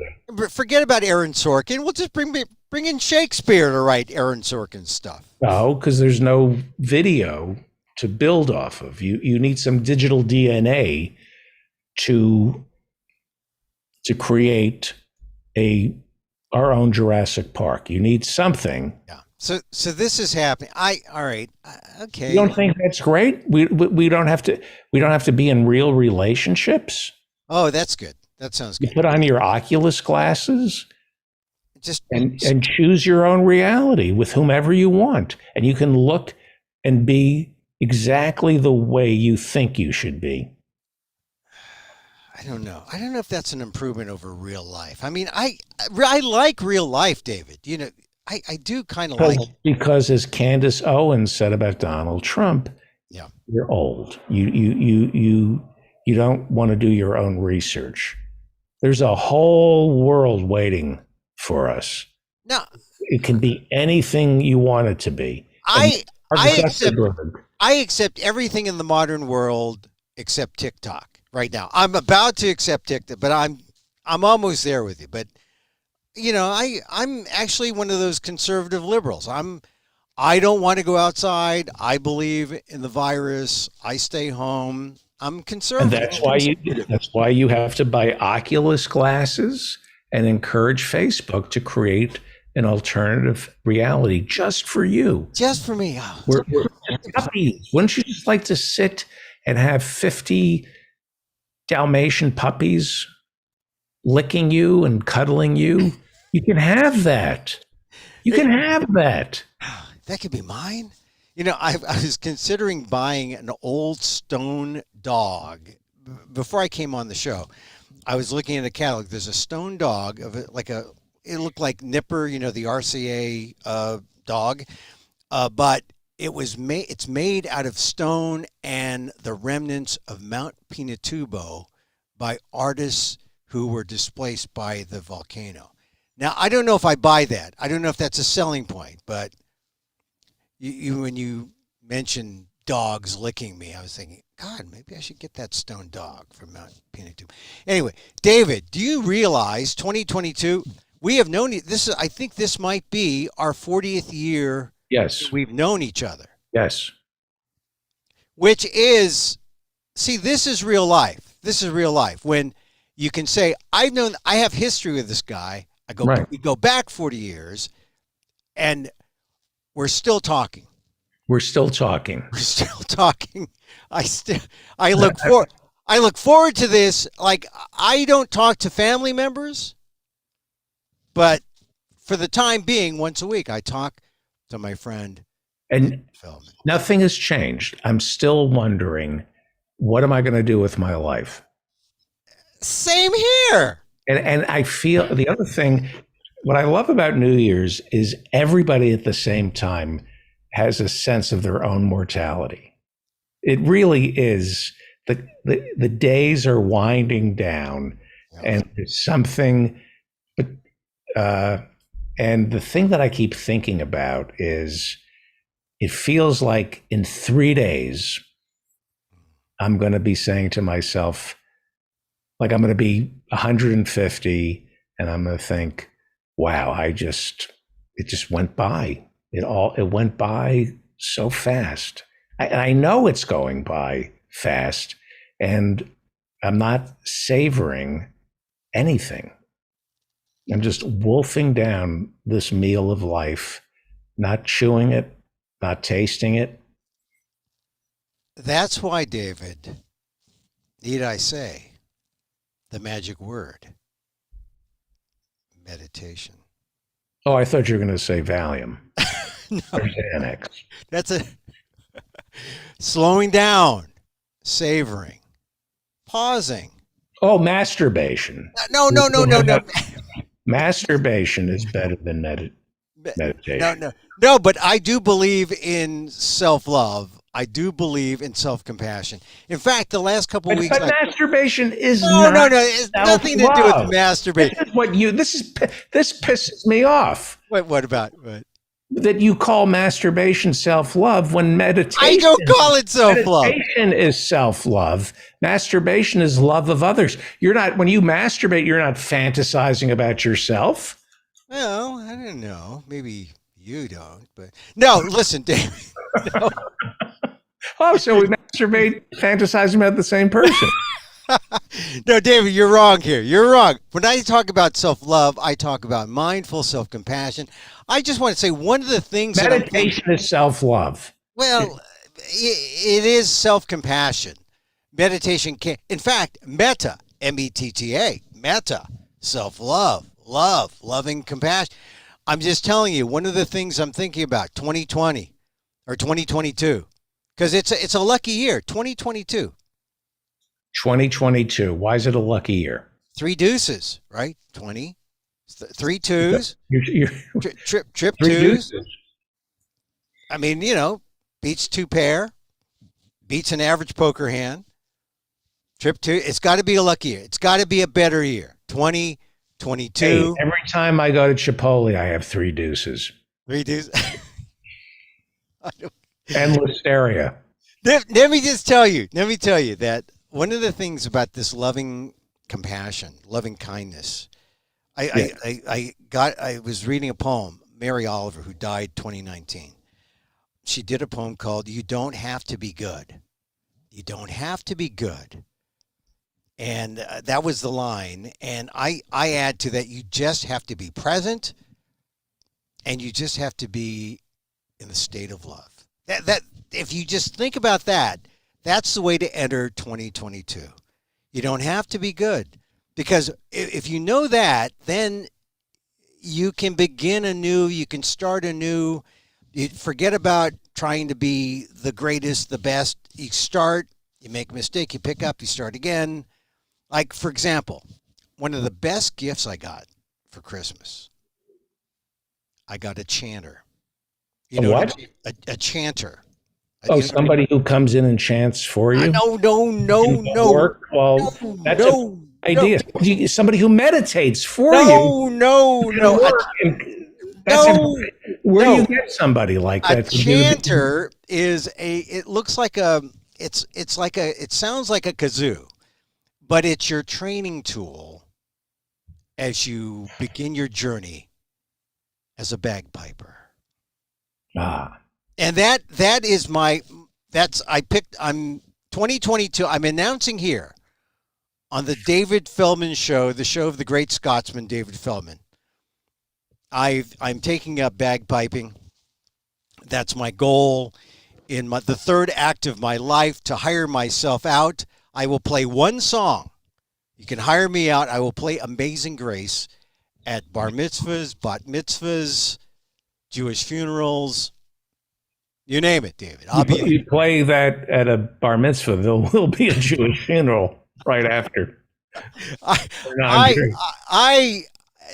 think that's going to be my third act. I just felt like, All right, here's a trivia question. Okay, On the Flintstones, who was the voice of Kazoo? On the Grown-up Flintstones, named Kazoo. Harvey Korman. Was that Harvey Korman? No. Wow. Harvey Korman. I didn't One of the know. funny. No, it was not Mel Blanc. It was Harvey Korman. Tom in Portland. Harvey Korman. Oh well, albeit, and look at what happened to him. Hey, so David, I'm serious. I'm gonna Lorenzo Music was Carlton the Doorman, Professor Lee. Carlton the door. Oh, Carlton the doorman. Was he in the Flintstones? Lorenzo Music, by the way.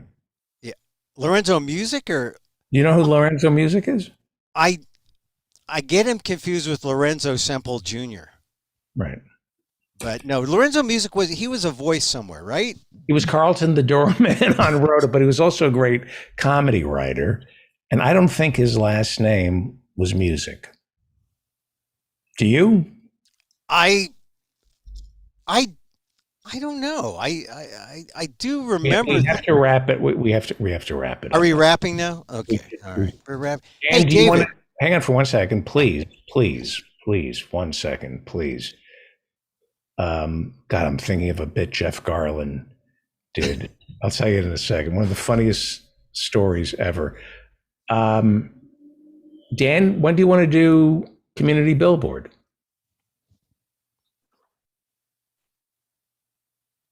Oh, Danny boy. I have nothing today. Nothing. Welcome to my show. I've gotten a lot of pictures and everything, but I haven't had time to put it all together. And I don't even know if you can take pictures. I can't take pictures right now. I have to strip my computer clean.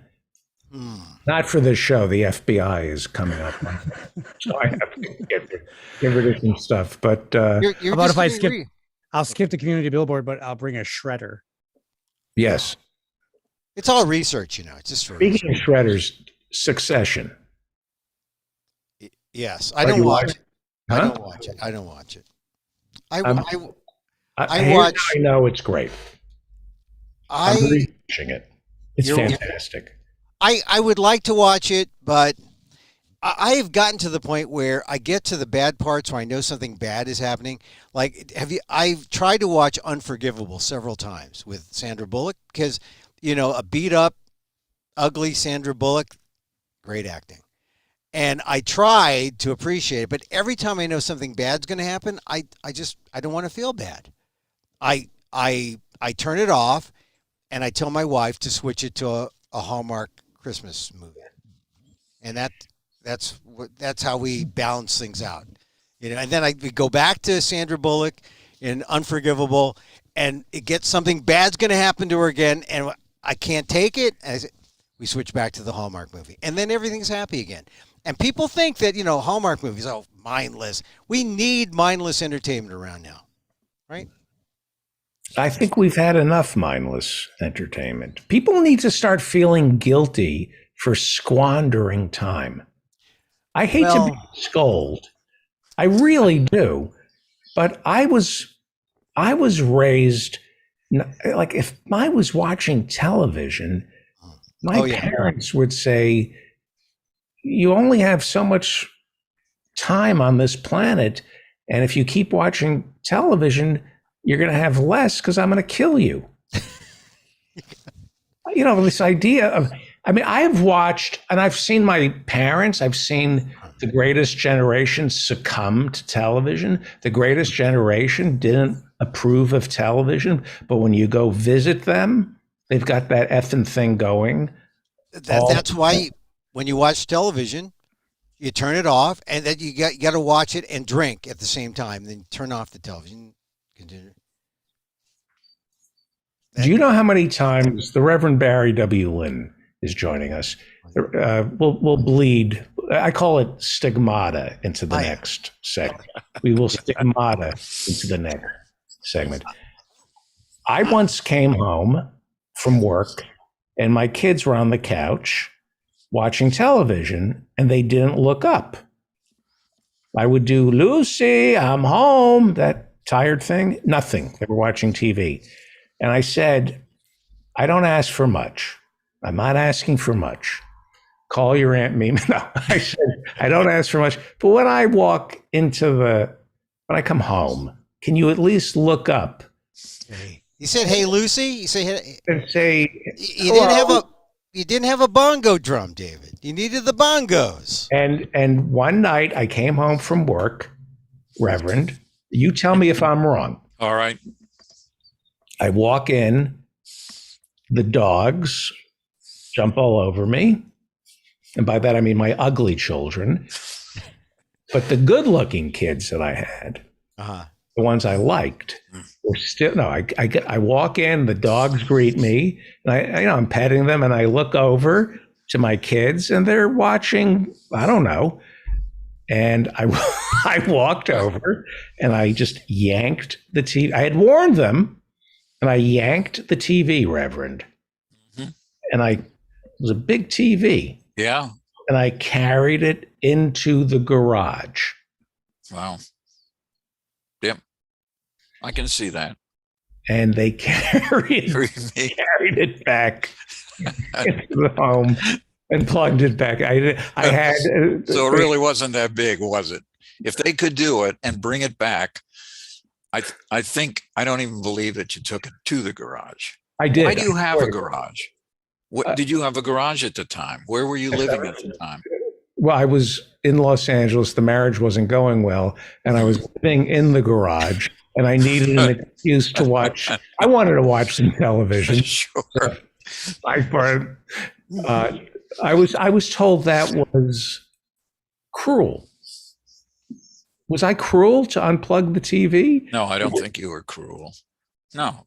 Are you looking for forgiveness from me? And the electric cattle prods.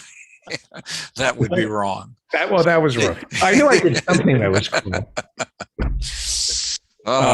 Hey, Reverend, I Yes. wanted to ask you. I'm very conflicted about my Catholicism and my meditation practice, Right. and government. And I know you're big on separation of church and state. Right. You're big on. I had a thought, and it just escaped me now. But I thought when I talk to Reverend Barry, I'm going to ask him about this. Yeah. But I just Make up another question. Just think of something kind of cosmic and ask me, and I'll give you an answer. I'm just telling you, I'm just feeling, even though this is a very terrible time, virus, Omicron, all that, toward the end of this year and the beginning of next, I just feel this love. I just feel the importance of love. And one of the big stories that I covered it in my column on the ALDEF blog, aaldef.org/blog, this Ortula family. They had this kid who was driven to suicide by these text messages, right, from his girlfriend. Right. And they could have, she was facing a trial, could have faced 20 to 30, 40 years. The family essentially forgave her and allowed her to accept a deal that gave her probation. Yep. And that to me, just before Christmas it happened, and that to me was like a sign of grace and love that you don't see very often. Dylan, you do not. Didn't Dylan Roof experience that at the Charleston church? Yes, he did. Didn't they forgive him? Yes, they did. Or at least a large number of the parishioners did. Right. They were there at a meeting or at a service, and they forgave him. It's very tough. It's harder in that case, frankly, than it is in the one that Emil's talking about, because this question of what's the weight of the causation from the girl who sent him these very insulting messages, and what is the possibility that he would have done it anyway? I mean, I don't know. We see this all the time, Reverend. We see Christianity. Donald Trump in early January called Brad Raffensperger, the Secretary of State of Georgia, and said, "Find me some votes. I need to steal this election." And Merrick Garland, good Christian that he is, has turned the other cheek. Yes, he has. He's not prosecuted. He's forgiven. Merrick Garland has found it in his Christian heart to forgive Trump and his Don Jr. and everybody. I mean, that is grace. We have learned what true grace is from our Biden Justice Department. David, I was going to bring that's part of where I'm going. At some point, we have to. At what point do we bring this into our public discourse and say, this is the time to do the tough thing, and the tough thing is to forgive, but also there should be some punishment. I mean, it's not that they get off scot-free. No, I'm a Biden supporter, and we should forgive people, not debt. That's where people should be forgiven, but debt, like student loan debt, should not be forgiven. I think student loan debt that's not humanity. We should not forgive debt. There's a moral hazard to forgiving debt, but Trump and yeah. Yeah. Well, I'm just saying that I'm feeling a sense of love and forgiveness when I see the example of the Rotula family. It's an ideal situation.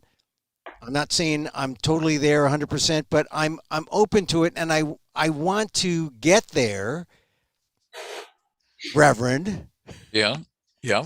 Well, you're on your way.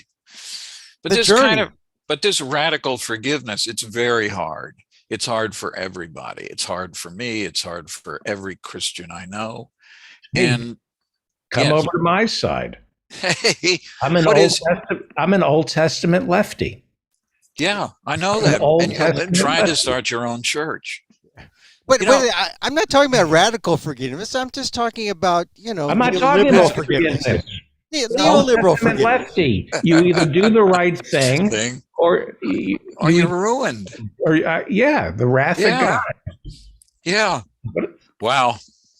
It's tough. When you start this church, which, as I've repeatedly said, requires you only to write a letter to the IRS, and then they just acknowledge that they received it. But I would suggest you go and watch. I frankly didn't know who Leah Remini was. I've never watched whatever she's the King of Queens or the Queen of Kings or whatever. But I was I'm very interested. I will be the King of Kings. The King of Kings. Anyway, but so she was a Scientologist for like 25 years, and then she left, and that's when I first became aware of her. And so I've been watching on Netflix these episodes of her kind of, I guess she was on for 10 weeks or something, and now these are interviews she's doing with former executives of the Church of Scientology. And I have limited interest in Scientology. I know a lot of Scientologists, but I found that this whole thing of how she presents it and the evidence that she uses is it wouldn't last a minute in a court. It's just too vague. It's too unspecific. And when she has people who specifically talk about incidents that occurred or allegedly occurred, there's no connection. They don't say, well, so-and-so did this to me. Sometimes they do, but often it's very vague what happens. And then they put little disclaimers from the Church of Scientology that apparently never agreed to be on any of her shows. I'm only in their first season. I guess there are 3 of them. But she says it all goes back to the fact that they are tax exempt. And then she tries to define why it's wrong that they're tax exempt, but the evidence or the analysis she uses, she says, for example, people have to pay a lot of money in order to get clear, hundreds of thousands of dollars in some cases. Do you know any other mainstream religion that requires you to pay for some of the services that you acquire from that religion? Do you know of any? Oh, the Valet Catholic Church is one. Yeah. I mean, Yeah. They expect some exchange, like baptize, I don't know. Of course. I mean, Tithing. but I don't believe that David knows of any church. Is there, what? The Talk Church to of me. Feldman. By the Church way, of Feldman. you know who, Yeah. here's a little, one of my favorite science fiction authors was a Scientologist, L. Ron Hubbard. Yes. It turns out they got him, you would think he would have been immune to that.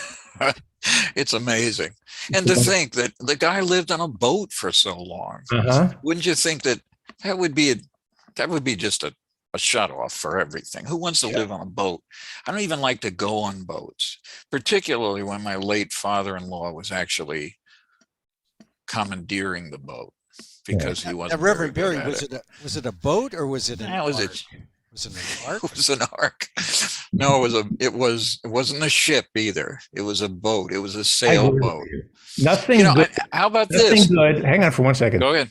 Nothing good ever happened on a boat except Lindsey Graham catching COVID on Mansion's Almost Heaven. That's the only good thing that ever happened on a boat. Yeah. Well, Let me say goodbye to Emil. Goodbye, Bye. David. Happy New Year. Hey, Reverend Barry, David wants to do a church, but how about the Kirby Hensley stuff? Isn't that an easy way to start a church, or is that? who's he? I don't know him. He's the Universal Life guy. Oh, yeah. Well, but David wants to do something that has a theology. He doesn't just want you to send him money and then he sends you a certificate. I mean, possibly that's all he wants, but I think he wants more than that. I wanna give say him more brand- credit, and I've I wanna known him brand 3 your years, not side. 40 years. You want stone tablets? Is that it, David? You want? Yeah. I just want to brand your thighs with my name on. You belong Yeah. to me. Then they'll do a reality show about you. That's I want to do Jeremiads. I want people to come to my church and I want to call people sinners and tell them they're going to burn if they don't see the light.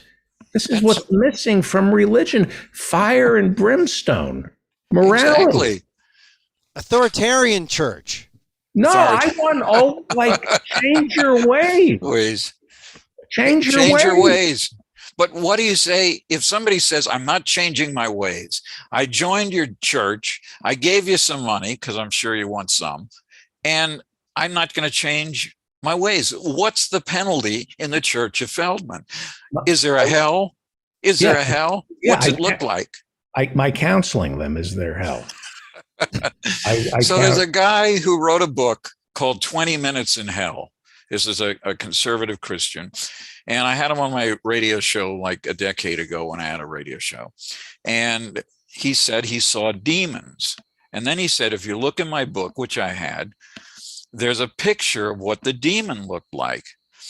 And there was. And I said, sir, this is a still photograph from a 1957 movie called Curse of the Demon. Did you know that? He said, no. I said, well, it's not maybe like what you saw, but this is just from a 1950s horror movie. And he seemed kind of shocked by that. But he didn't say, I want to go back to hell for another 20 minutes to check it out, which would have been a good and responsible thing for somebody to do who was making money off of his book, 20 Minutes in Hell. Emil, have you been to hell in any way? I was married once for 6 months, and That was hell. You lived near Turlock, I believe. so anyway, being the Guru Maharaji. Now did he have a religion? He was just a guru. No, he's the guy that started that big center out in Oregon, right? No, that's that's another guy. I think That's another guy.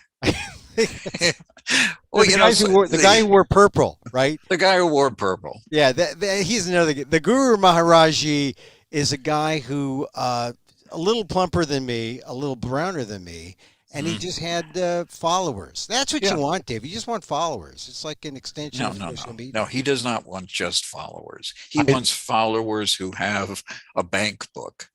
And if you write a check to the Church of Feldman, he wants it not to bounce. See, you're way off base, Emil. I mean, sorry. And I don't want to have to pay taxes on it. Right. Well, then you need relics. You need relics and real estate. Real estate. Yep, that's what you need. That's why you need all these Scientology centers. There are, I think, 100 now around the world. And you need crosses with bodies on them. And I 4 knew crosses and bodies. and Yes. two jets. And Yeah, One, but not one for me to one. give up when they find out about it, and one for me to keep. Yeah. That's the mistake they always make. They don't get two jets. All right. Yeah. Happy Okay. New Year, everyone. Happy New Year. Come Happy New Year. pop in on us for office hours. I'll try to pop in the first hour. Yeah. All right, David. Thank Thank you. Reverend Thank you. Barry. Bye. Bye-bye. Bye-bye. The Reverend Barry W. Lynn joins us. He has dedicated his life to separation of church and state, and I can't think of a more important mission. As the older I get, the more important I see why that's necessary. Yeah. Besides, you're an attorney, let me remind you, a member of the Supreme Court Bar, and an ordained minister in the United Church of Christ. Welcome, sir. It's good. Thank you very much. Good to be back. Did we now Christmas? Did I find out how your Christmas was? No. How That was- we had a nice time. We had a wonderful time. It's really hard to deal with 3 grandchildren, all under the age of 5, because things get really chaotic. And but we had a good time. We baked cookies with the little girls, Oh, and we had a good time. We planted, as I mentioned prior to Christmas, that we had a little tree in our house, and we went out and put it in the ground so that we could use it again next year. And then we'll see if it's got a root structure That's what we to used to do sustain with- itself. that's what we used to do with Grandma. Did you? Well, how'd she do with that? She She loved it. Yeah, she'd go, "Oh, great. Put me in. Take me out now." Did she last a whole year? She didn't say much. She was kind of quiet. She usually got quiet. Well, that's wonderful. So Yeah. who won Christmas? Who got the best gift? I got a Do you keep Double. score? I hope. no, we don't. What's the we point? used to. Well, we used to, but then when the 3rd grandchild came, it was hopeless. I mean, I had no idea how to do it. But no, I got a double CD. I still collect CDs. A concert in Nashville in memory of Merle Haggard. And Merle Haggard has some really, really, of course, awful songs, but some really good country songs if you like country music. If you don't, then I would not recommend you buy your friends or even your enemies the double CD of the tribute to Merle Haggard. But we just played it. I've been on the road for 10 hours just to get here. I looked for a while this afternoon like Steve Bannon. I mean, I hadn't shaved. It's a long trip from Boston back to Washington. Are you But I did it. tapping on the keyboard, or are you? No, I don't think so. No. Can you hear me? I think let me. You know what my problem? I have a problem with country music. I've never told Why? you.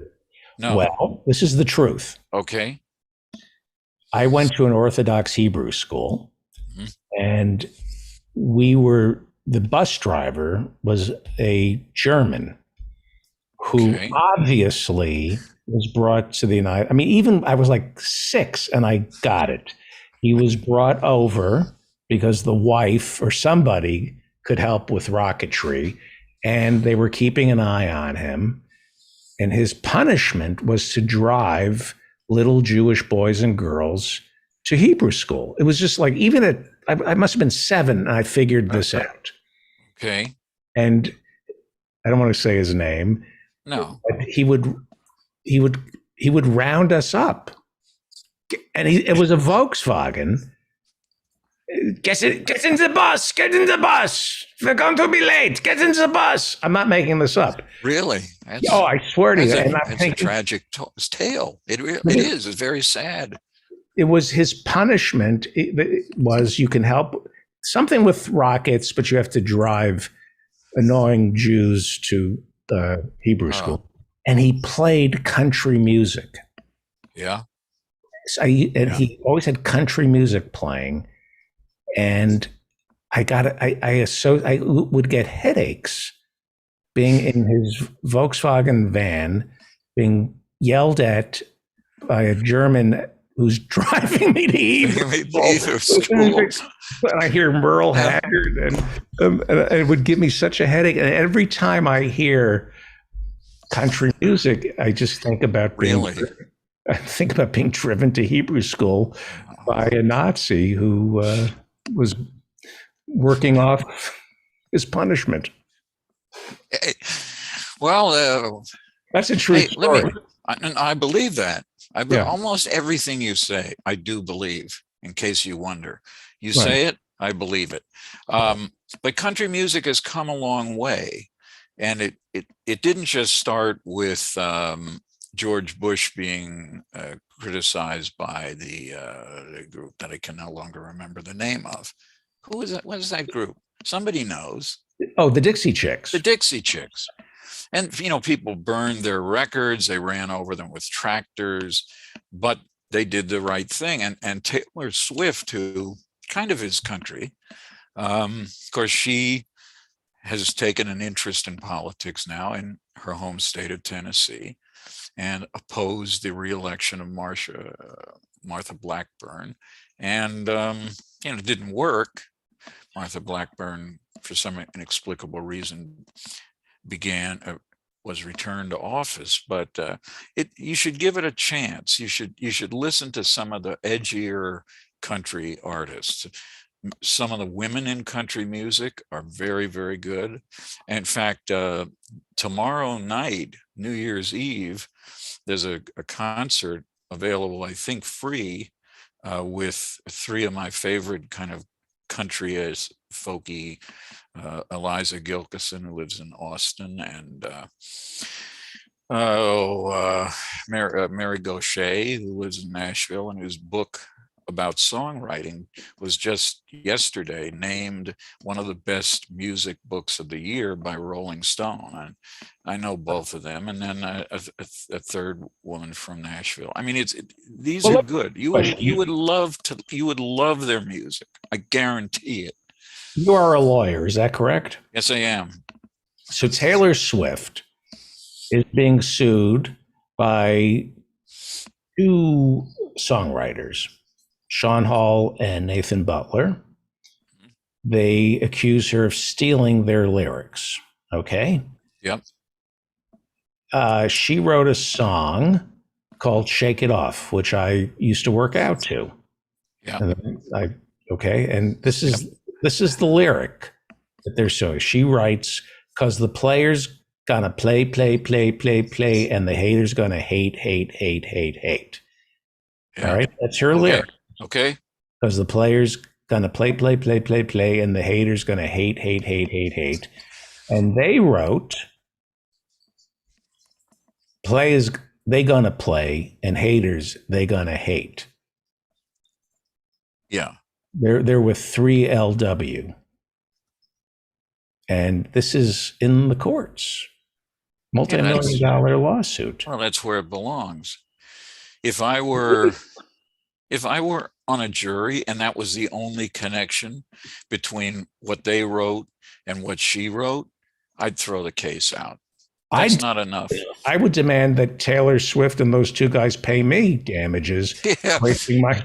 Well, weren't you the guy that when I first met you, you said, Barry, players going to play, haters are going to hate.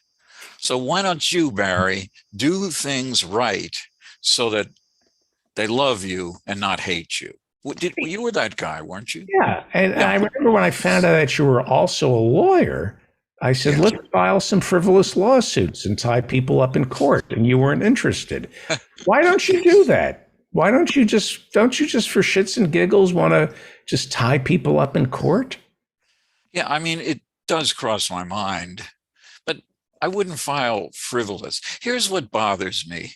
And I'm involved in two of these things right now. So you are filing frivolous lawsuits? No, I'm filing lawsuits or potentially or threatening them because I hate to be ripped off. I don't like when somebody provides a service or a product to me and it doesn't work. Or it annoys me sufficiently that I think about maybe I should just sue this person. Now, you know that I have tremendous respect for you, Reverend, Yes, I do because know there that. are so many things that I could say disappointed you. So many products that come to mind that have disappointed. But out of respect for you, I will not say what products. What products they But are. I know the chat room will be lousy with insults. So can you tell us what didn't work that you had hoped?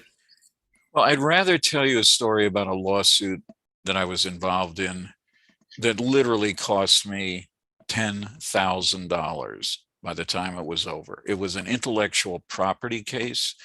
I was asked to speak about with a conservative Christian apologist at a church in Long Island, a very conservative church, and I knew that, and I knew he was very conservative.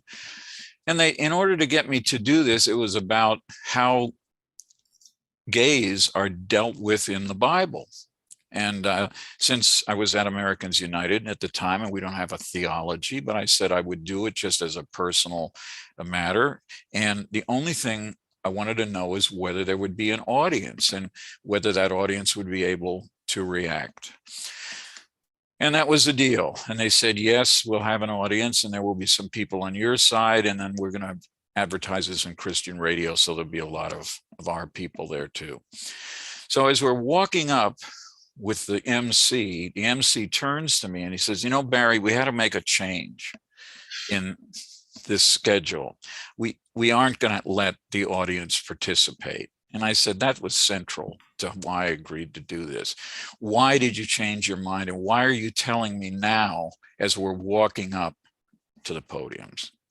He said, well, the church thought that there might be people from ACT UP, which is, of course, at the time, a pretty radical AIDS group, that they might come in and disrupt the event.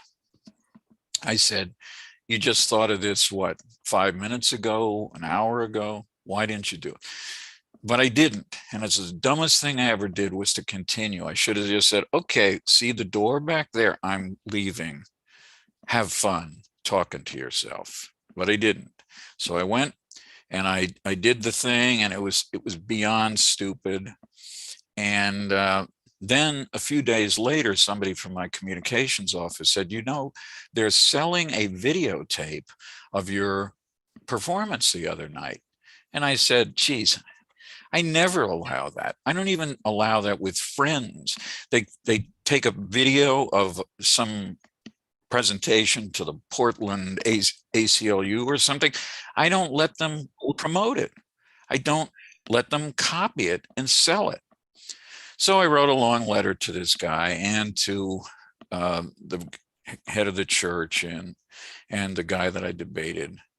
And he refused to do that. And in fact, he said, you're such a big fan of the First Amendment. Now you're trying to censor yourself. And I said, no, it's about you have to have an agreement in order to take someone's entire work product and profit from it. And you don't have that permission. So, and then he called a lot of right wingers, including Cal Thomas, who at the time was the single most popular conservative columnist in the United States. He One of the wrote worst to Cal. one of the worst comb-overs ever. Yeah, I can't I don't comment on people's appearance. But anyway, so he calls me up. He calls me up and he said, Barry, this can't be right. And by the way, I don't let people film my presentations and profit from them. And you're doing nothing wrong. It has nothing to do with the First Amendment. It has to do with what agreements you made. And so I thought, that's good. So I started looking for an intellectual property attorney in California where this guy's so-called ministry was. And I found a guy, and I spent about $10,000 of my own money over the course of a year and a half. And I won. So here's what I won. I won a statement from this guy that they did not have permission, and $1 nominal. That's as nominal as you can get and still call it damages. $1, I spent $10,000. This is why, as you've said many times, lawyers are usually terrible people and charge too much. They will look at your checking account or your savings account if they have access to it. Yeah. And they immediately think, how do I transfer that into my savings account? They just, I'm not, that's not just my experience. Everybody I know who's been sued or went through a divorce or how much money do you have and how much, and they're entitled to it. They think they're entitled Sure. to it. Again, your cosmic view of lawyers may be inaccurate, but there are plenty of people who do that. And one of the reasons you shouldn't really divulge, unless absolutely necessary, how much money you have, what your income is, what your stock holdings are, if you have any stocks, what your real estate is, because that's not what lawyers need to do in order to look at the case and to make a decision about how to handle it and how to proceed. Divorce. Well, I don't know anything about it. I never. Well, they end up knowing everything. Well, yeah, but if you listen, if you sued somebody because your computer doesn't work, they're not going to. There's no reason for them to say, Mr. Feldman, let's see, how much is in your bank accounts and how many do you have? Do you have any real estate? They don't need to know that. In a divorce, they might have to know that so that you can make up stuff and not pay.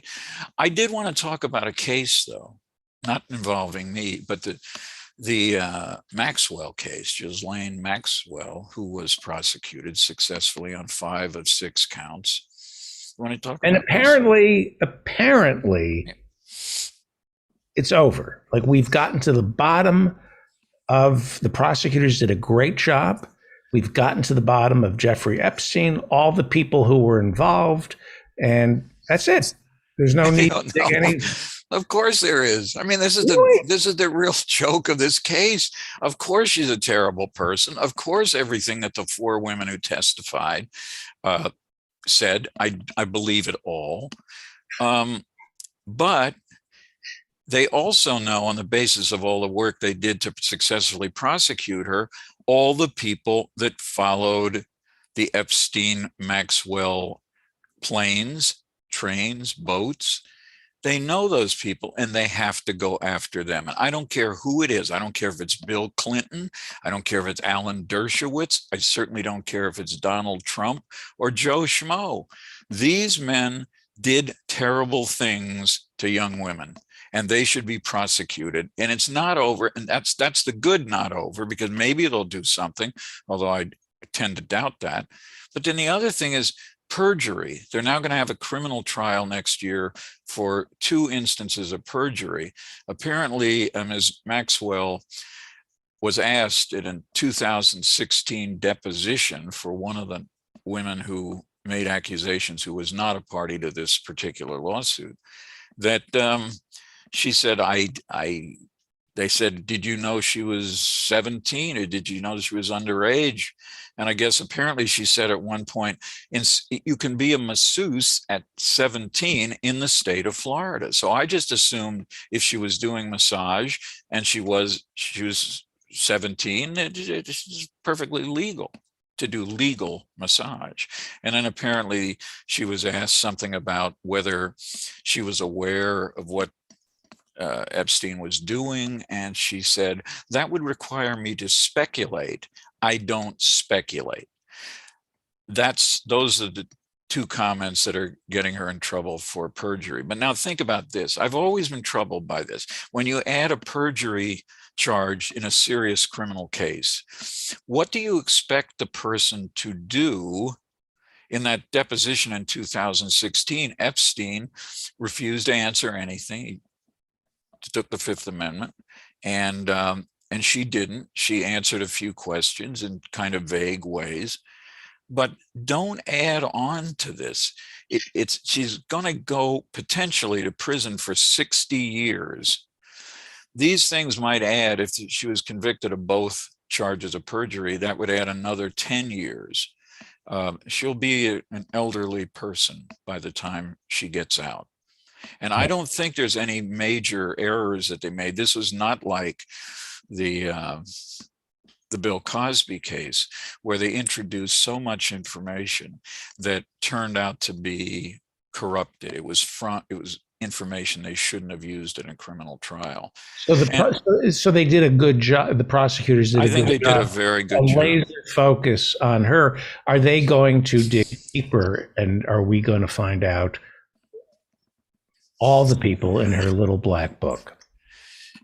Well, they ought to. They ought to be. This is what the prosecutors ought to do. They ought to say, the hell with perjury charges against her. Let's look at the book. Let's find the names. Let's bring these people in and question them. And if they want to take the fifth, that's fine. It doesn't prove they're guilty.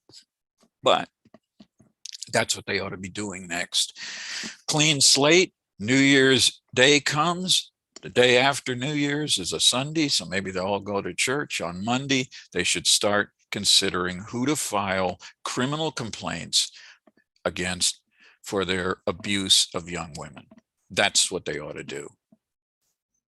It seems to me, in all seriousness, if you were to ask me what's going on with Jeffrey Epstein, how did Les Wexner, the guy who ran Victoria's Secret, end up selling a $100 million mansion in Manhattan to Jeffrey Epstein for $1, right? How does that happen?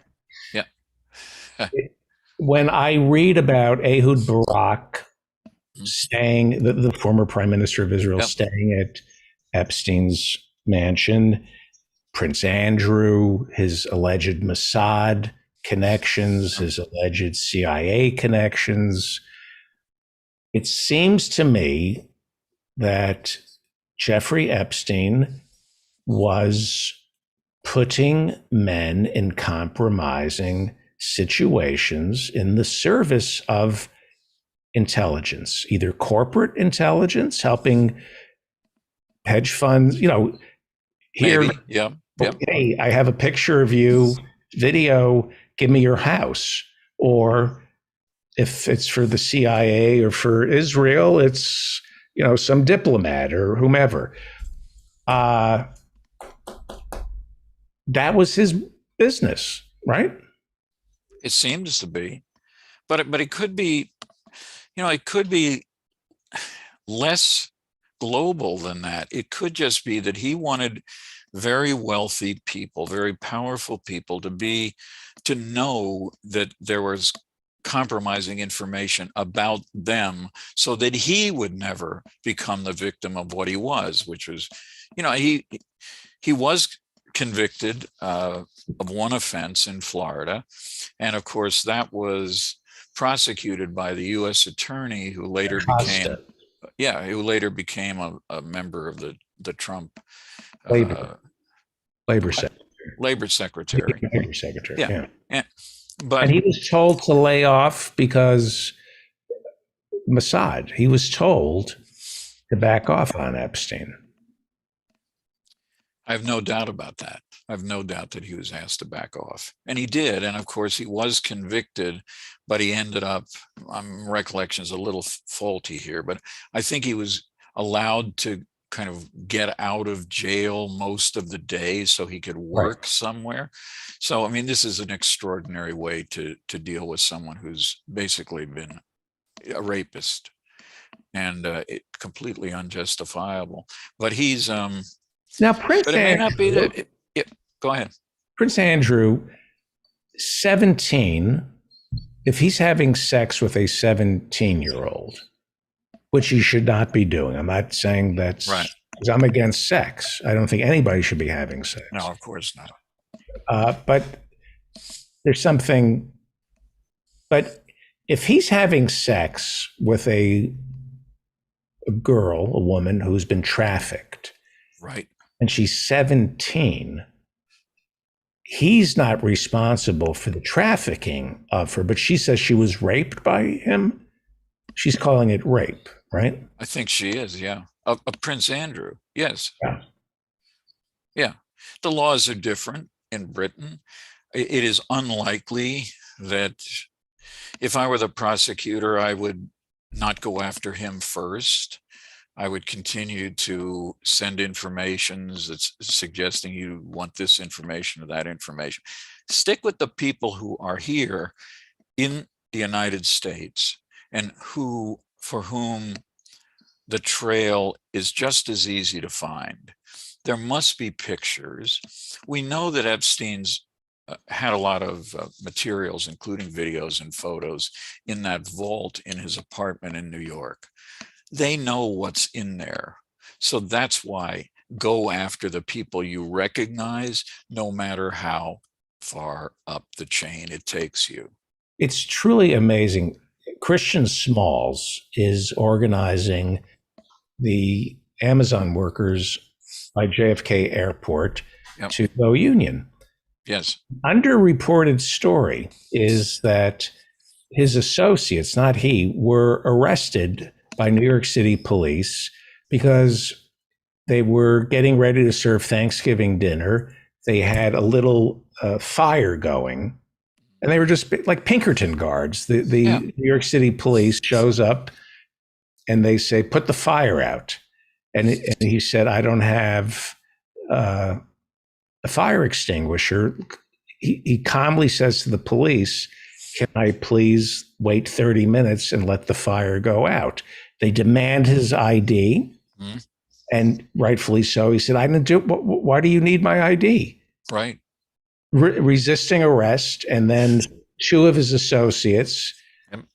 they are forced to empty their pockets and are hauled into jail. They spend a night in jail, and the judge the next day goes, "What the hell is this?" Dismissed.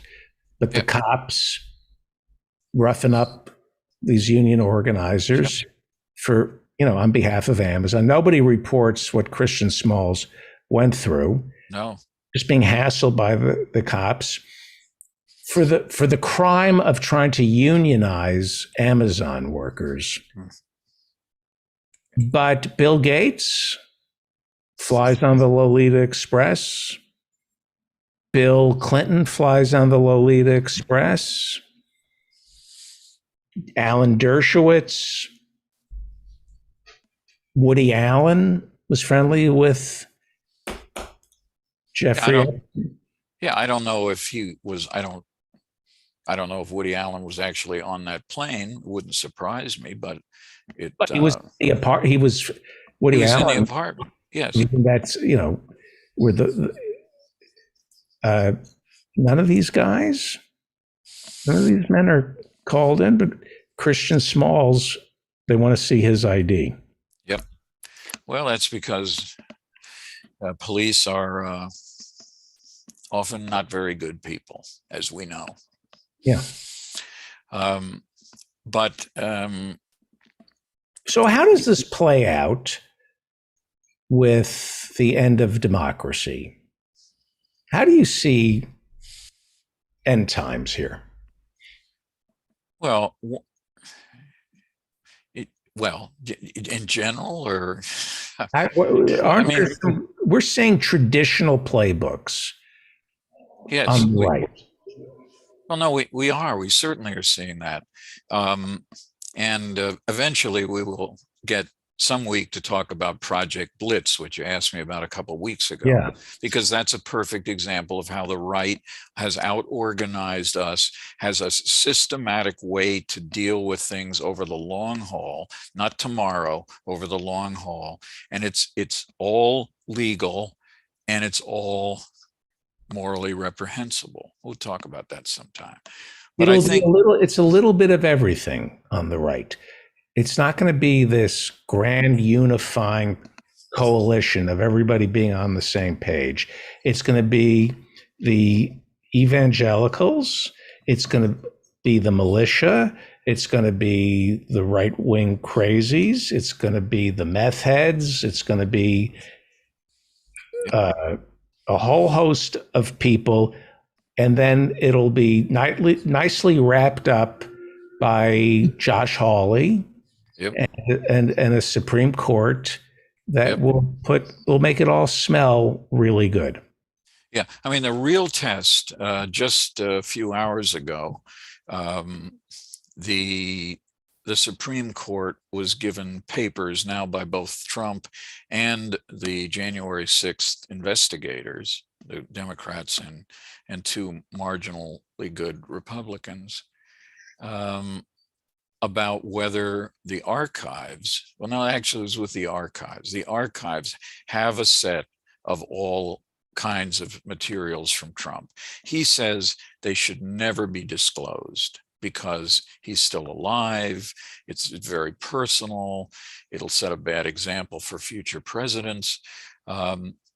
Two courts have rejected that idea. The January 6th committee has also rejected that and wants them. It's now going to the Supreme Court. Now, the Supreme Court does not have to take the case. It, generally takes 2% of the cases.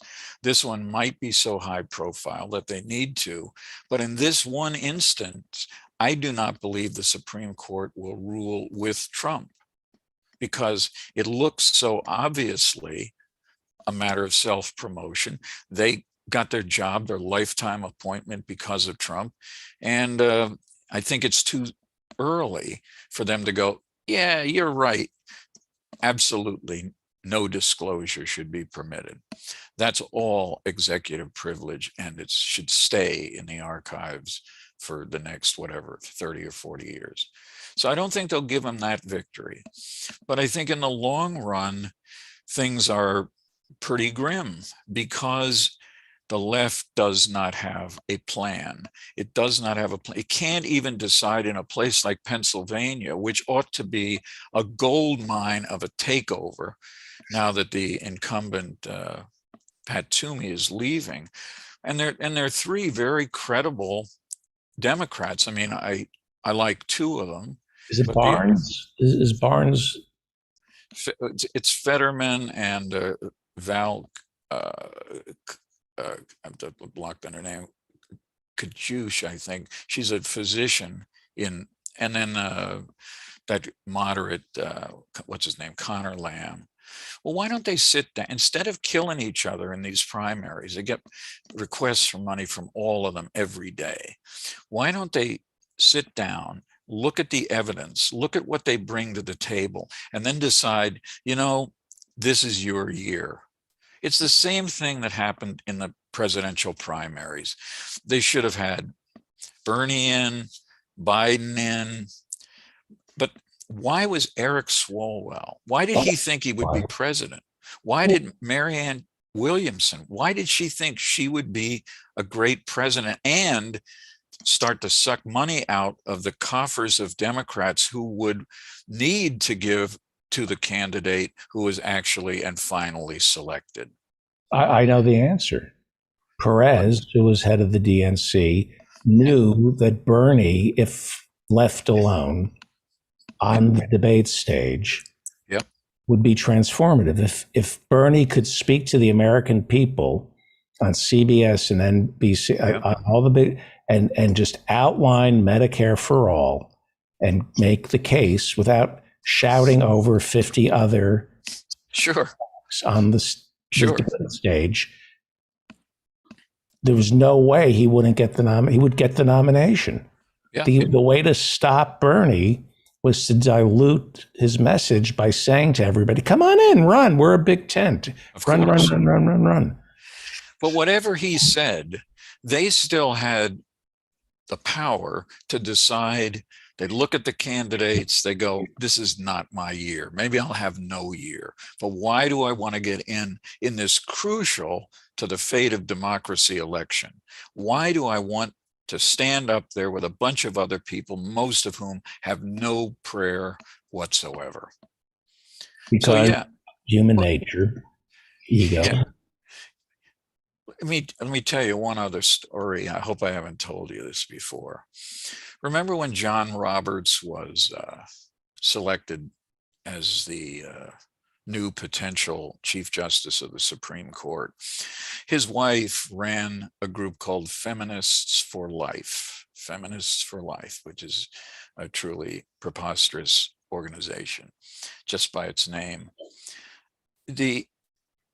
And there was a kind of an interesting issue. The go-to group at the time for nominations was People for the American Way, because they had done such a good job of borking, became a verb, borking Judge Bork and keeping him off the court. And so the announcement was made in the afternoon. The head of People for the American Way was on every television show, was driven limo to every show possible, the next morning on every show possible. When asked what he thought about Judge Roberts, he said that People for the American Way was doing a study to determine what their position would be. In other words, instead of realizing from the beginning that this guy was going to be terrible, and notwithstanding the fact that he's not as bad as some people thought, he is a core conservative. He knows what conservatives believe. He wants to make sure that there's some integrity left to the Supreme Court.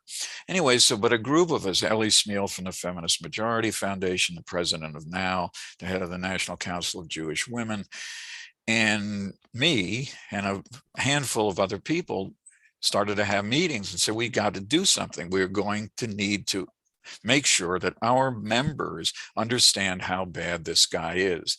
And the one thing where there was a judgment, somebody said, well, we know his wife is the head of Feminists for Life.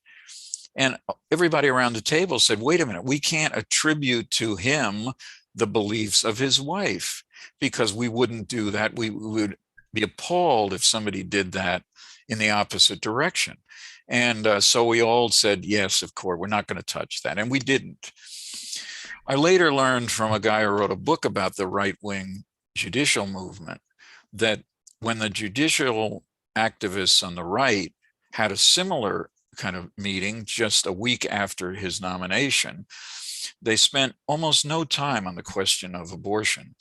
They simply said, well, let's turn to abortion. And one of the people around, it wasn't around a table, it was on a conference call. One person said, his wife's the head of Feminists for Life. And they said, oh, well, let's go on to something else. In other words, they knew or thought they knew that he would give them what they wanted, an end to legal abortion. It didn't matter. They just assumed it on the basis of what his wife was doing. And that's how they think. And I'm not suggesting the left think exactly that way, but I do think the left needs to be a better planner. You realize what your moments of opportunity are. When two of the three judges in the Ninth Circuit Court of Appeal decided that the Pledge of Allegiance with the words "under God" was unconstitutional, the guy who brought it, Michael Newdow, who was a physician and went to law school, nobody could find the guy. So when I was at Americans United at the time, and my communications team came in and they said, we have 12 networks that want to talk to you right now. I said, well, just line them up, because you had one time to put this in some perspective, and you couldn't look like you were embarrassed about this decision. You had to say, of course, it's the right decision. When you take a pledge of allegiance, which is probably stupid to begin with, and add "under God," that is a law respecting an establishment of religion. I mean, what's clearer than that? And but a lot of the progressive groups just waited a day, and some of them called and, well, we're sorry, we didn't jump in on this. But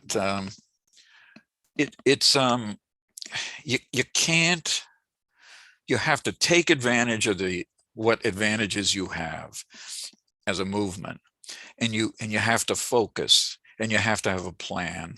And I've said for at least the last year on this show, look at the plan to overturn Roe versus Wade and compare that to the plan, which is non-existent, to overturn the Heller decision, which allows those of us who live in the District of Columbia, at least who have guns in our homes.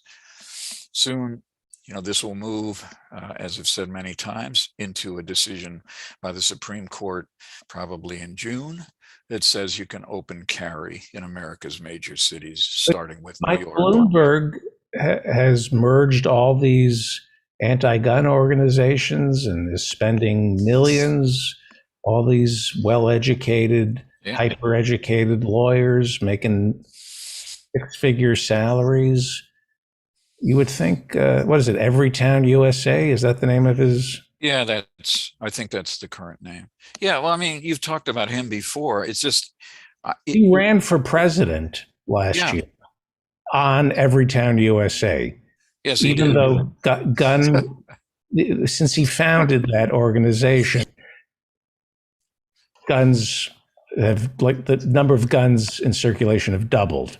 But he Of course. runs on this, and you know, it's But I would results don't matter.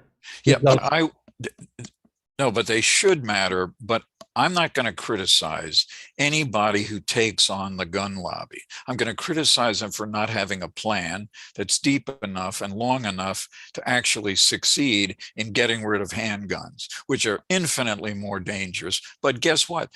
Handguns usually kill people of color. It's not a big, they're not shooting at somebody at a country music festival in Las Vegas with an AK-47 or something similar. Here's the thing. We have to wrap it up. Sure. Here's the thing that I've become convinced of, that you cannot disentangle our Pentagon budget from everything else that goes on in America, and that gun violence is inextricably linked to our military and our war economy. The more I read about AR-15s, the more I read about who makes our automatic weapons, the Pentagon wants these gun manufacturers to keep making these guns and remain profitable, because they don't want to buy automatic weapons, AR-15s, from foreign countries. They want to make sure that these automatic weapons work, Absolutely. and they are being propped up. These companies are being propped up by the military industrial complex. The people who make AR-15s are no different from Boeing. Right. They arm our police and they arm our military, and they make the ammunition. It's not just Wayne LaPierre. It's our military that we need to be making lots and lots of guns, and we need to be testing them. Exactly. No, I don't disagree with you at all. And this is what it is. This is why increase the defense budget. I don't see anybody saying, well, wait a minute, we should cut it by 20%. Oh, you and I say that, and most of the people who listen say that. But I don't see this as being, it's like, let's pass. We can't even get a dental plan added to Medicare. Right. And because all of those- lowering the cost of going to a dentist would cause inflation. That's But don't worry. But I don't think Rand Paul's not even worried about inflation when it comes to giving hundreds of thousands or millions of dollars to rebuild Kentucky, which we should do. But he doesn't talk about that as inflationary. He talks about adding dental care and eyeglasses to Medicare as too inflationary for him to support. Amen.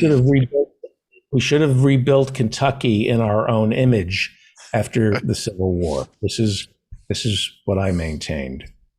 After the Civil War, I said, okay, the Reverend Barry W. Lynn, pop in if you have time. Come visit us for office hours. Yeah, I will not be able to do that, but I do want to do another reading from my book at some point at an office hours in the near future. I Well, want to do that. we always are honored to have you. I'm happy to come. Reverend Barry W. Lynn. Go to barrywlynn.com for a treasure of interviews and conversations and sermons. This man has done all the big television shows, and I think there's a firing line. I think you're debating Bill Buckley. Yeah, I think there's 4 of them probably up now. And Yeah. one of them does feature Alan Dershowitz, I have to say.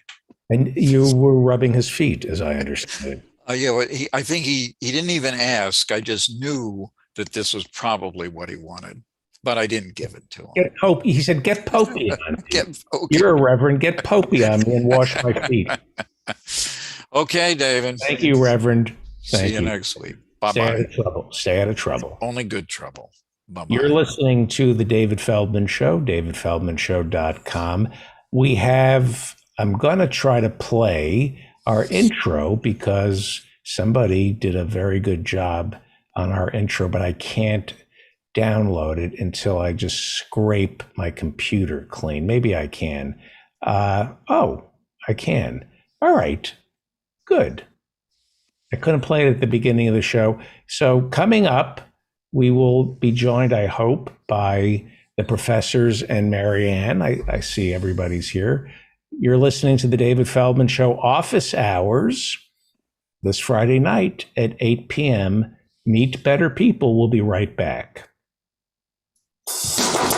It's time right now for the David Feldman Show. He's talking politics and comedy too. He'll tell a dirty joke, he knows quite a few. He's just a lefty from way back. He's a union man with an Emmy for writing. Some days he's mad and he feels like fighting.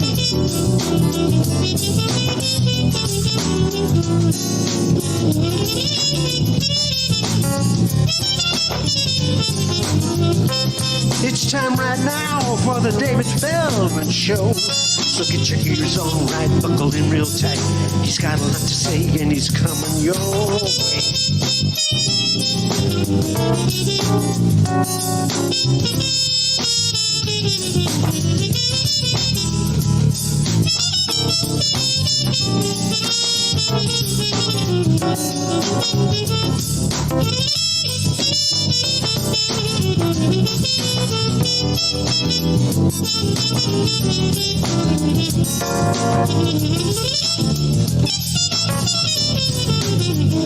Yes, it's time right now for the David Feldman Show. Get your ears on right, buckle in real tight. He's got a lot to say and he's coming your way. He's got a lot to say and he's coming your way.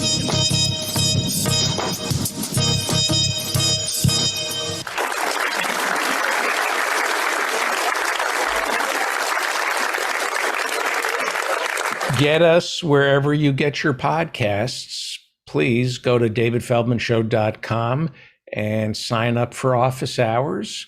If you would like to sit in our virtual studio audience, go to my website and sign up. It's time now for the professors and Marianne. Joining us is Professor Marianne Cummings. She is Parks Commissioner, Aurora, Illinois, and a physicist. Professor Ann Lee joins us in Massachusetts. We have Professor Jonathan Bick and Professor Adnan Hussein. Welcome, everybody. Thank you for doing this. Well, Professor Ann Lee, you played Sunny, and it was breathtaking. We did. If I closed my eyes, I could see Sunny. How many times have you seen The Godfather? I don't know, 5 or 6 times. Okay. I've seen it 500 or 600 times. And I'm telling you, if Jimmy Kahn couldn't be Santino, it would have been you. It should have been you. You were passed over. Let's start with you. Ghislaine Maxwell, guilty on 5 of 6 counts. Yeah, well, justice was done. Although, it's more of a transfer of justice in some ways because she was being punished for Epstein, who wasn't there. So it's kind of a proxy thing, much like other kinds of jury results where they couldn't get the main person, but they got it on some affiliated thing. But but clearly she was implicated. Clearly she's going to make a deal of some kind. I mean, I think this has all been discussed. You know, she's going to bargain down her sentence against stuff she knows, stuff that can be pursued, as you discussed with. Do they want to pursue it? Do they want to pursue it? Well, it depends. It's I think it's a tactical matter. I mean, DOJ now is in a position, because we're still, the White House still is run by Democrats. We still have a window to get something that works from a political point of view before 2022. Let's put. There must be something incriminating in that stuff they got from Epstein's vault. Let me put 4 topics on the table. You respond to them, and then we'll ask the other professors to comment and find out what they want to talk about. 13th mass shooting in Colorado this year. Is that correct? Yeah. 13 mass shootings in Colorado. Yep. And that's where the trench coat mafia was from, Colorado. Well, that's true. But, I think the sentiment in an open carry state with some very extreme members of the population inhabit that state. I think you're bound to have people, have shootouts and stuff. Some of them are just incredibly bizarre shootouts. Yeah, But Columbine. Go ahead. Yeah, this started, like, you'd think we would have solved this after Columbine, and it's just getting worse. What is the Green Bay sweep plot? Oh, well, we've had verification and a full admission in some weird way that Peter Navarro, advisor to Trump, had organized with Steve Bannon. He sort of whipped 100 GOP House members to try and force Pence to capitulate and to facilitate the coup. I mean, the fact is that he's admitted this in his book, and and in fact he admitted it on the air. I mean, it's really kind of there now, and it also puts Steve Bannon in a bad place. Probably puts Mark Meadows in a bad place, and there's probably a trail, and they know this for all the usual reasons because they've got all those phone records now. Right. And finally, Ukraine and a rifle in a Chekhov play. Eventually, Russia gets involved.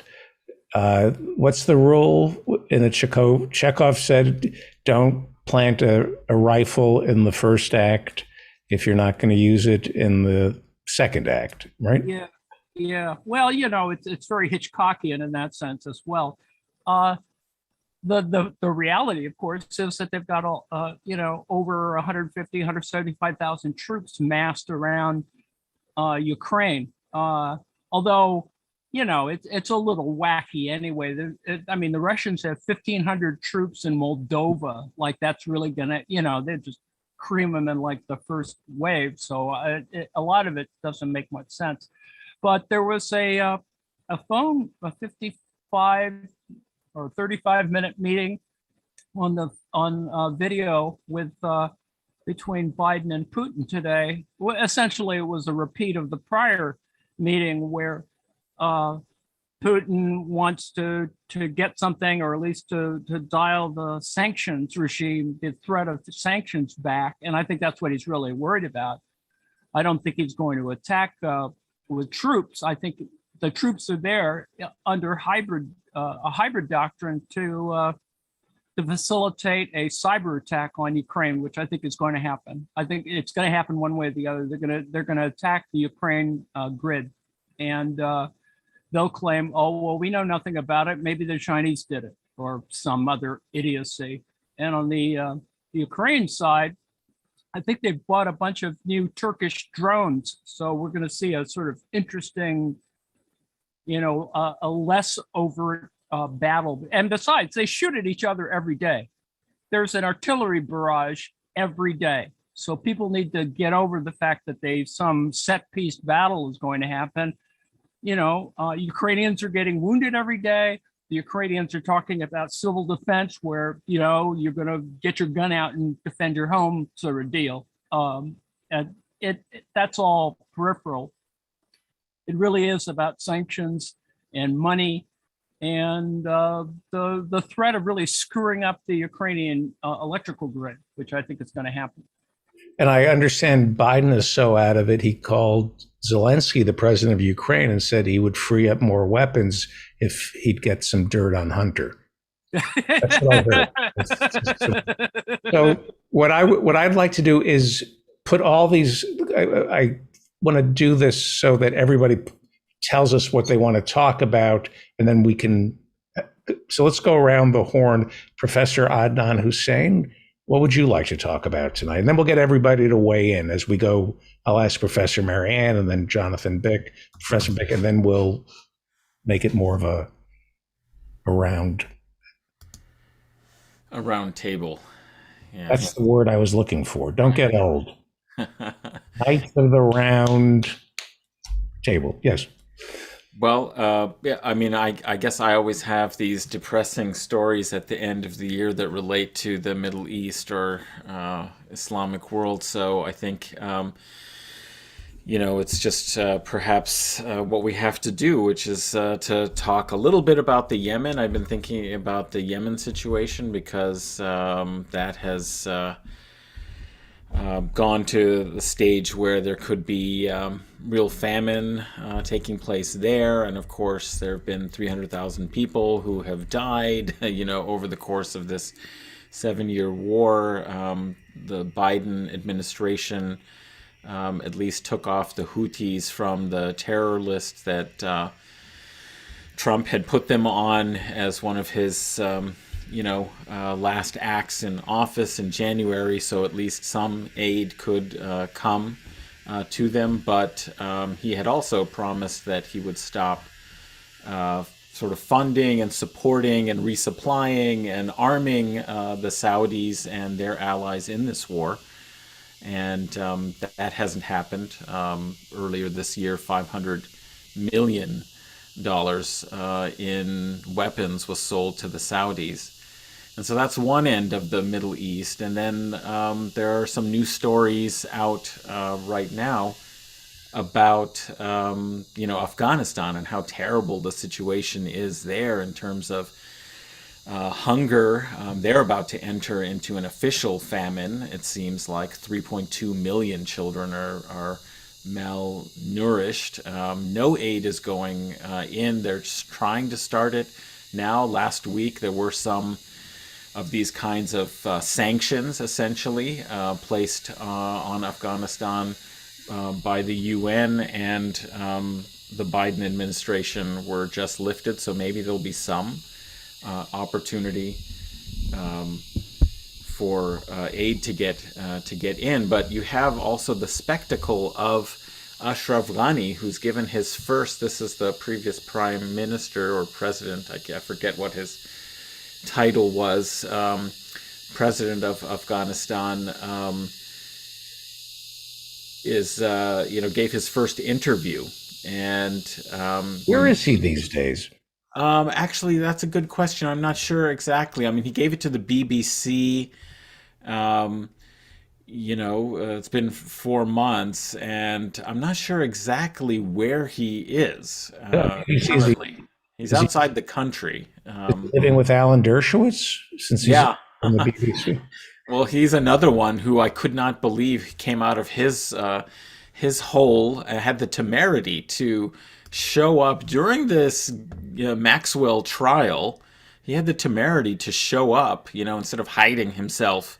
He had the temerity to come out of his hole because he had to make sure to call Bishop Desmond Tutu an anti-Semite for having characterized, Israeli occupation in the West Bank and Gaza Strip as tantamount to apartheid. And so for having done that, when everyone was celebrating this, great humanitarian struggler, on behalf of human rights and justice, he had to come out from wherever it is he hides and make sure to say that.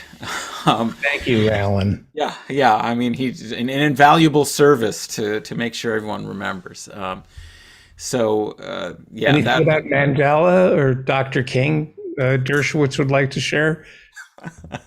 I don't know, but so at any rate, Ashraf Ghani, another picture of moral rectitude and courage and leadership, made sure not to take any blame for anything that has happened in Afghanistan, and tried to make all kinds of excuses and typically blamed, the allies. The one thing he did say that he had been a mistake on his part was that he had relied too much upon external allies and did not, govern with, by creating any Afghan, any Afghan allies. So it's kind of, maybe you should have thought of that, when you were trying to govern this country that you needed. And I think another interesting thing, because I had talked with Professor Juan Cole on the show about why there weren't more negotiations taking place between the Afghan government and the Taliban over the last couple of years. And he did bring some insight to this, saying that they had been cut out of these negotiations and discussions, and it was all Zalmay Khalilzad, his doing. He negotiated with the Taliban on behalf of the Trump administration and then subsequently the Biden administration, and that they were cut out from all of these negotiations, and as a result, they couldn't be held responsible for the fact that there was just a political collapse that ensued once the U.S. Pulled out. Of course, one might ask the question, you're there in the country.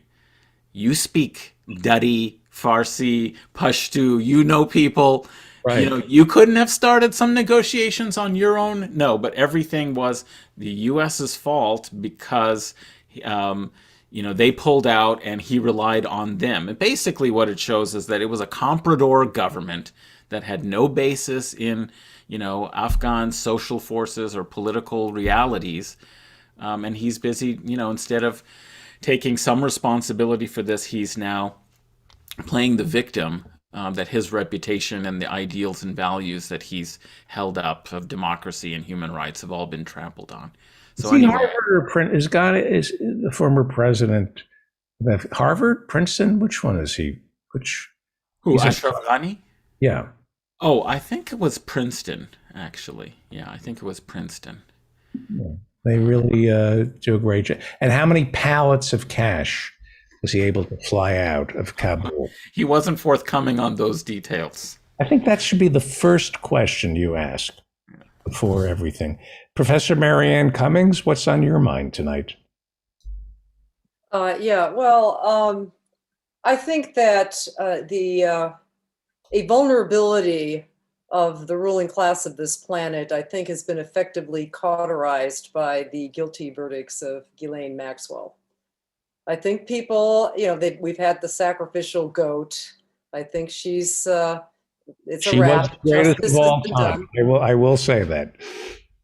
Is that No, what but you I mean, well, the judge actually declared that a lot of these records concerning the, should say clientele of Epstein are going to be sealed. So that's, basically the system is functioning the way it's sort of designed, if you want to be cynical about it, but I think it's actually true. They kept the scope of this trial very narrow by design. Perhaps, who was it, Virginia Giuffre, perhaps the most visible of the victims of Epstein. Her accusations were not admitted. I mean, they weren't even considered. And she was probably one of the more damning because she's articulate. There have been other women that have come forth that I would say wouldn't make good witnesses. And they have named names and other prominent American officials. But Giuffre was articulate. She was personable. she named names. She named Larry Summers. She named Richardson. She named George Mitchell. I mean, and of course, Prince Andrew. And I think that just will not be considered. So, you know, I doubt, I don't know what they're going to negotiate with Maxwell. I think just because the scope of the trial was so narrow, it could mean that they were going to get after these other people in other ways, but I kind of doubt it. And yeah, I think many prominent people say they're untouchable because if they go down, I mean, they all go down. You've discussed this the concept of omerta. I mean, you know, there's just, when there's just too many of them that would go down, then you have to sort of narrow your focus, you know. I think I listened earlier today, why isn't Trump being brought down? Well, they tried to bring him down in a way that wouldn't implicate everybody else, and they failed. So, you know, if you want to bring Trump down, you bring him down on corruption, on all kinds of criminal activity, and you bring in, like, you know, a good chunk of the lobbying and consultancy class in Washington, D.C., as well as all the real estate people in New York and, you know, basically business. So, you know. The word, I want to get to Professor Bick in a second. I want to come back. Obviously, we want to talk about Maxwell. Oh, yeah. Compromat. This whole Russiagate thing started with compromat. And I want to revisit this because when you wonder why there's still not an indictment coming out of Cyrus Vance Jr. or the district attorney down in Georgia or Merrick Garland, compromat. Everybody has a secret. And the idea that Putin came to us from the KGB should put enough of a chill down everybody's spine. You don't even have to produce the compromat. Just the threat of the compromat coming from Putin is going to get everybody to fall in line. I'd like to revisit this. Professor Bick, what is on your mind tonight? Yeah, you have to unmute. There you go. Okay. I wanted to talk about something that happened last week, David, that I don't think we've talked about on the show since it happened. And that is that President Biden last Wednesday extended the pause on student loan payments, which would have ended February 1st until May 1st. So they extended it for 3 months. This announcement came after weeks of sustained pressure from grassroots advocates and progressive lawmakers. The White House resisted calls to extend the deadline for weeks before finally relenting. Private companies that manage federal student loans have been lobbying aggressively against the moratorium in recent months. So we see, where the pressure is coming from to counteract what is an absolute minimum that the federal government could do for students who are in very bad shape. Biden pointed to the surging COVID-19 pandemic and continued, quote, economic upheaval as reasons to extend the payment freeze for an additional 90 days. However, in the final paragraph of his statement, the president signaled that he does not intend to heed progressives' demands for broad-based student debt cancellation. Quote, as we are taking this action, I am asking all student loan borrowers to do their part as well. Take full advantage of the Department of Education's resources to help you prepare for payments to resume. Look at options to lower your payments through income-based repayment plans, explore public service loan forgiveness, and make sure you're vaccinated and boosted when eligible. we should remember that Biden ran on canceling at least $10,000 in student loan debt for every borrower. This promise is still on his campaign website. Biden's announcement came hours after a new survey showed that nearly half of the US federal student loan borrowers are, quote, not at all confident in their ability to make payments beginning in February. Conducted by Data for Progress between December 15th and the 21st, the poll shows that fewer than 1 in 7 people with federal student debt are very confident in their ability to cover their loan payments. Interestingly, borrowers who reported the highest confidence in their ability to make loan payments were recipients of the Boosted Child Tax Credit, a program that is expiring this month. You know, not only is this bad economics to restart these student loan payments and interest payments, but it's horrible politics. So Democrats are going to reactivate loan payments about 6 months ahead of the congressional elections. That's brilliant. I mean, you know, Biden's support has collapsed, and the group that had the lowest, the most dramatic drop were young people, students, you know, people with student loan debt. This is such an easy thing to take care of. President Biden can forgive that debt. He has the authority to do that. He can just wipe it away, $1.8 trillion worth. That would help the economy. That would change dramatically people's perception of him as someone willing to do something.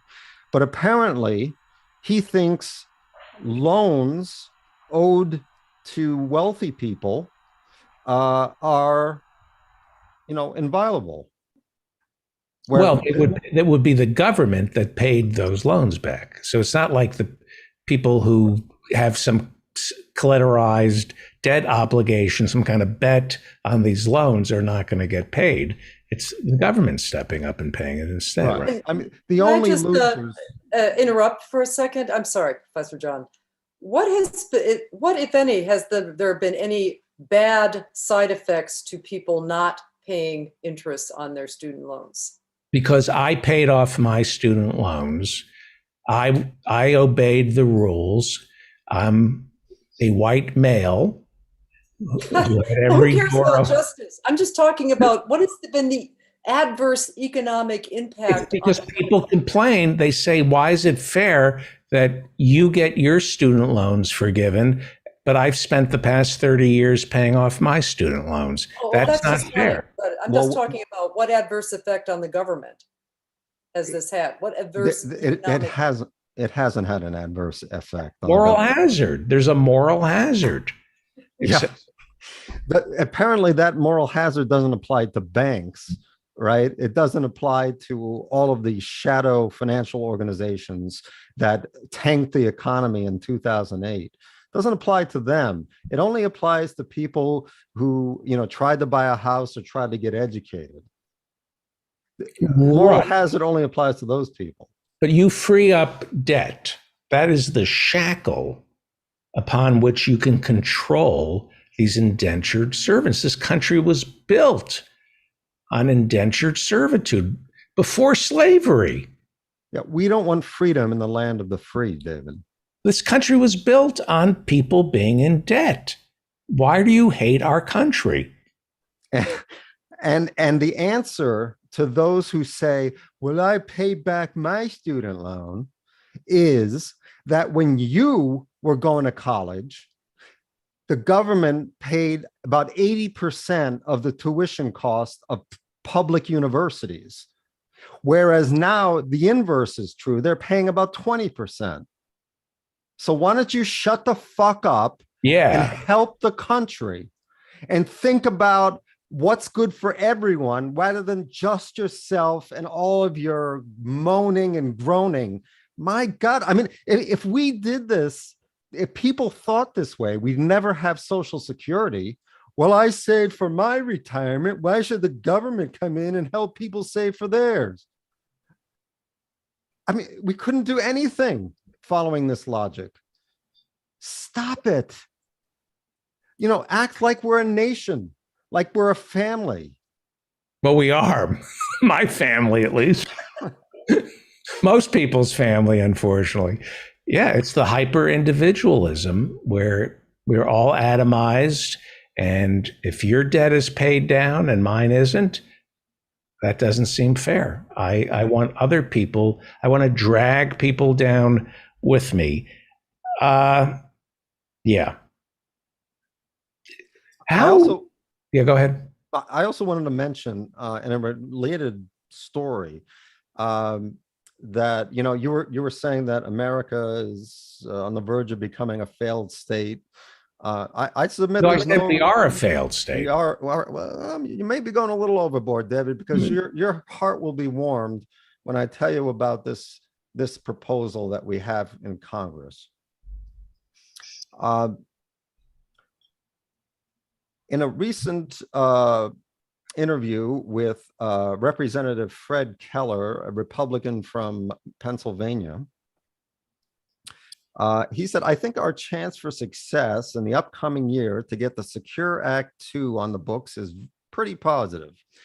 Now, this would be a reform to retirement laws.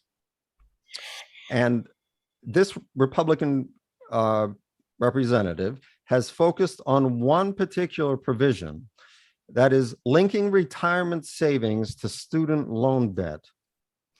The idea is to allow businesses to contribute to employees' retirement accounts when workers make their student loan payments.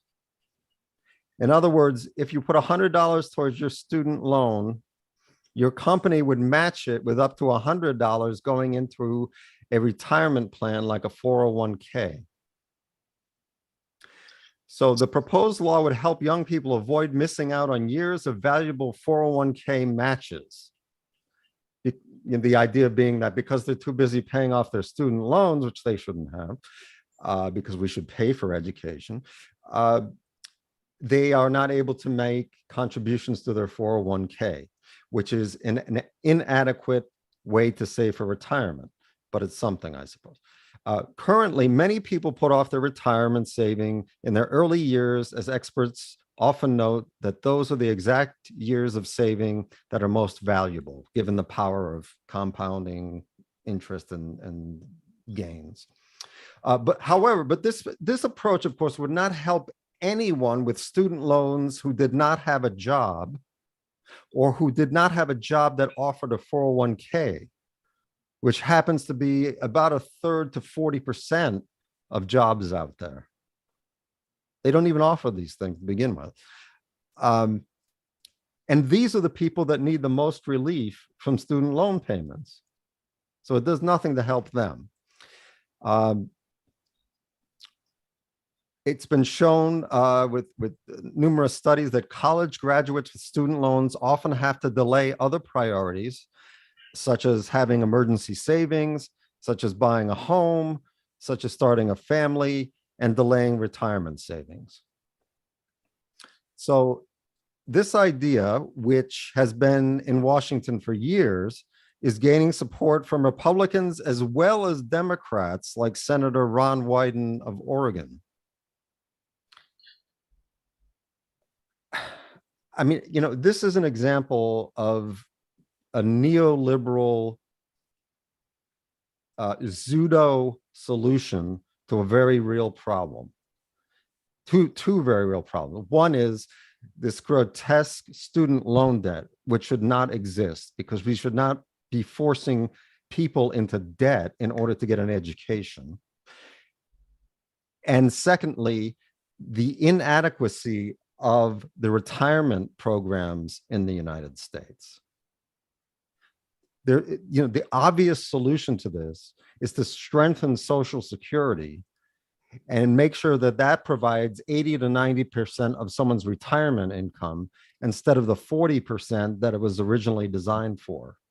Because people used to get pensions, defined benefit pensions, which almost no one is getting these days. I think it's, 15% of the workforce, maybe. But because of this allergy that neoliberalism has to state solutions, even if they've proven themselves to be the most efficient way of dealing with a problem, they just won't consider it. Everything has to be financialized.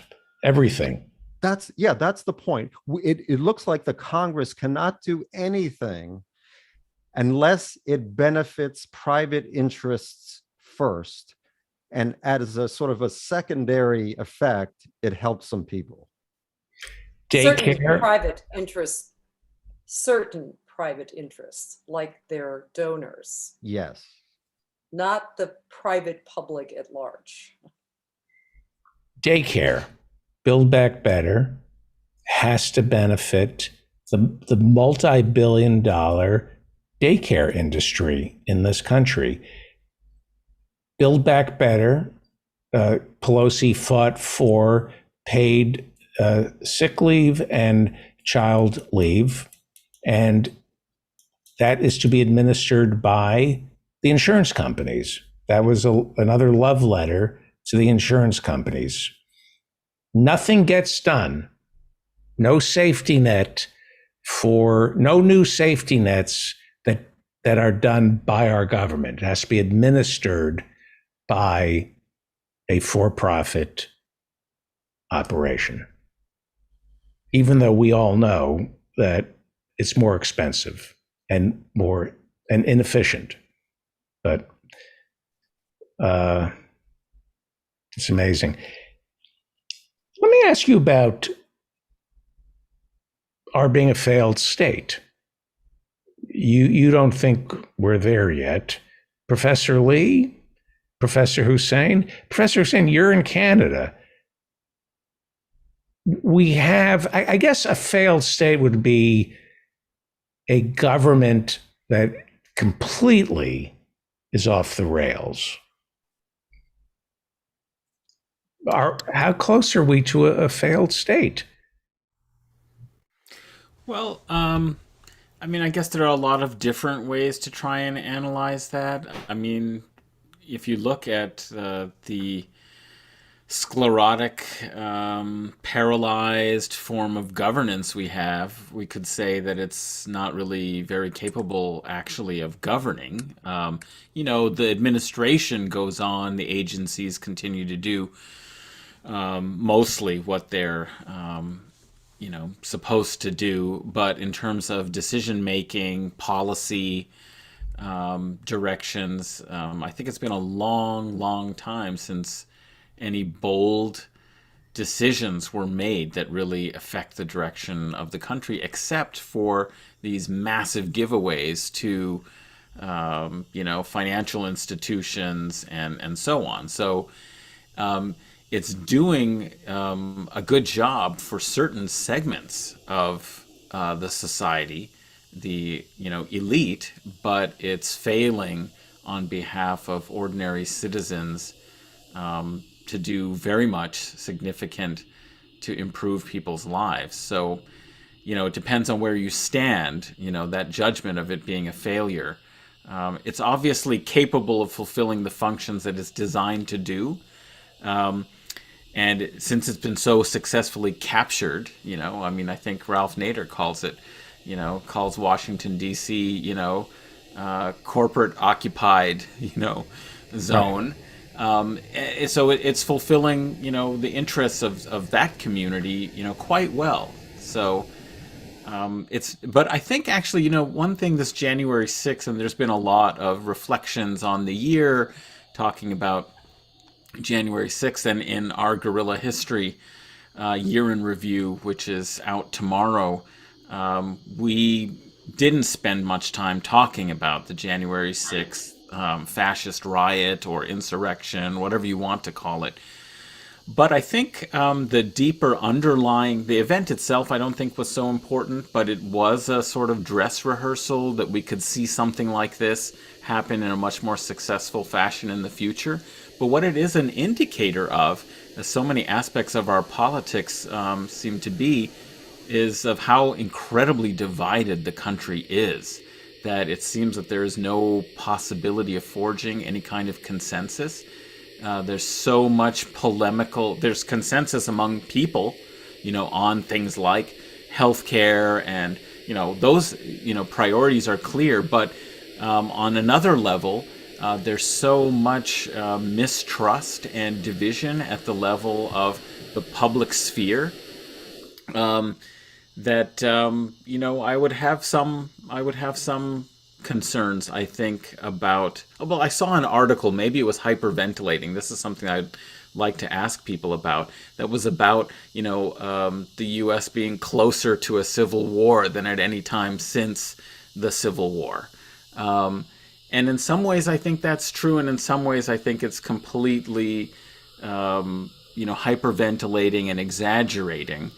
There should be much more common ground because people actually agree on a lot of things that they do want on a socioeconomic basis. But this culture war and also the way in which it has infected our politics that are all about expressing, positions on absolutely everything, masks or no masks. So all the health policy is a culture war, and it's all about this sort of performance of where you stand in some kind of partisan division, and that's so unhealthy.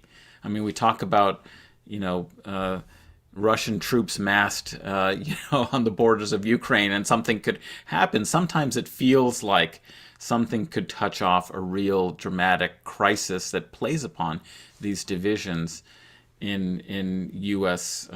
society. So I don't know. I wonder what people think about that. That's a great question. There are some fractures in the system, and it's very clear the attempt to, for example, destroy the postal system is, I think, one example of that. People are very pissed off that we haven't been able to get rid of DeJoy, but I think that Biden isn't delaying. I think he's just following a normal procedure to try and get rid of DeJoy. In other words, manipulating the board. He's going through a regular process to get rid of DeJoy. DeJoy will be gone this coming year. It's just that they've sort of, haven't decided to write an executive order or something to get rid of him. It just in that one case. But the fact is, the damage has been done, and done in really incredibly difficult ways. Like, I don't think they've replaced all those sorting machines that they destroyed in 2020, which really pisses me off. That it changed the entire nature of how, the mail gets through or doesn't get through. Although we have seen no complaints about failures in the distribution system relative to the holidays. So, I think that there's something simmering, certainly, and I think that the issue of civil war is always there. I think we have some interesting fractures that could occur, particularly on the issue of whether there's sufficient numbers in the military to cause some kind of revolt. I don't think that that's quite possible, although it would be interesting to see, for example, something that looks like a secession but isn't. In other words, if one military base or a particular unit decided to revolt, that would be an interesting thing. And if it happened in a certain place, like in the U.S. 5th District, in other words, you get the legal structure sort of playing along with that kind of issue, then that could be interesting, because certainly there's noise about secessionist idiocy, which is being played for its own purposes in places like Texas. Probably because, Greg Abbott is incredibly afraid of Beto taking his job, because I do think that he's in a very weak position right now. Well, we'll see. Not being a Texan, but it couldn't happen to a better state. But, it's pretty clear that we have, stuff's going to happen. And there'll be timing against which this is going to occur. Some international stupidity is going to occur in order to make this sort of work out. And I think that's what Putin is actually going to coordinate with at some moment. Whatever idiocy occurs in the US, a parallel idiocy will help happen somewhere else. Right. Marjorie Taylor Greene said this week that there should be a sorting out of the states, and that if you move from a blue state to a red state, there should be a cooling off period before you're allowed to vote. There is this, it's insane. Professor Marianne, Professor Jonathan Beck, how do you see a civil war? How do you see it? I think a lot of people are warning about it the same way if you're in public health, you're obligated to warn about a virus. It's my job as a historian to say our democracy is in tatters. It's the job of a public health official to scream about Omicron. What overriding structure is emerging that will take on the federal government of the United States with all, as corrupt as it is right now, but whether it was a corrupt or not, there's all these intertwined interests swirling around Washington, D.C. So what emerging coherent force is there going to take that on? And there is none. There is none. 1,700 protesters, rioters around the Capitol on January 6th. If that had been a Bernie Sanders rally called for the day before, it would be a disappointment in terms of turnout. That's what the best they can do. There isn't armies, there's not millions of people that are going to take to the streets or march to Washington, that are going to give up Super Bowl Sunday to there just isn't. What there is a lot of noise and confusion, and that has been engineered by elites to keep the people who they really are afraid of hating each other. So I think I brought up months ago, there was a Reuters poll that showed the number one fear of Republicans, of right-wingers, were Democrats. And vice versa, the number one fear of Democrats were Trump supporters. So mission accomplished. They've got us all afraid of each other. Their real concern, and what really struck terror in them, was the idea of a Bernie Sanders presidency. Because we saw how Bernie Sanders can talk to a room full of Trump supporters and get most of them on board. That is their biggest fear. Right. That we would actually sit down, that's why they had to take out Fred Hampton. You can imagine when he had that rally where it was the Black Panthers and the Illinois Patriots and the big Latino gangs all came out in solidarity. That must have caused people to piss their pants, from the mayor's office to the state office to Capitol Hill. That's one thing. And they did refer to Fred Hampton as this kind of Black Messiah, this very charismatic figure that could emerge and really unite people beyond just the African-American population.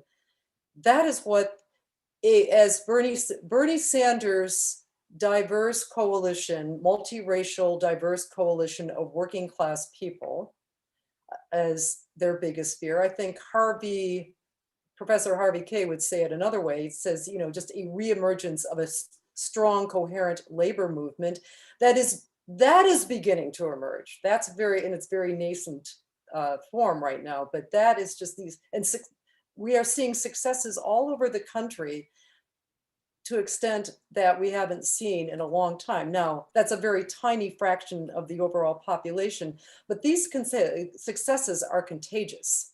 They show that, somebody, we can use, those guys unionized, we can unionize. But, fascism can't exist without the industrialists behind it. That's my understanding. Oh, fascism can exist because it already largely exists right now, and certainly proto-fascism, which is this neoliberalism. I Right. mean, as I said, we're not going to be Nazi Germany. We are nowhere that culturally coherent and disciplined. Right. We are very much on our way to being Brazil or Argentina in the 1970s, or Chile in the 1970s, or any number of countries there. We are well on our way to being that. And, Or you know, we can have a de facto fascism, which we may have right now. yes, national security state, the dominance of very few corporations, vast inequality. I mean, we have all the elements of it right here.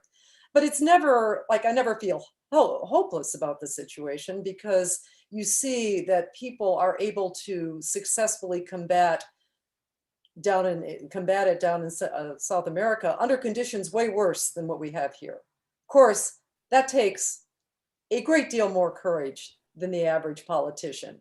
I don't care, the Squad, the Republican, and citizen. and citizens. It takes courage, and we're not there yet.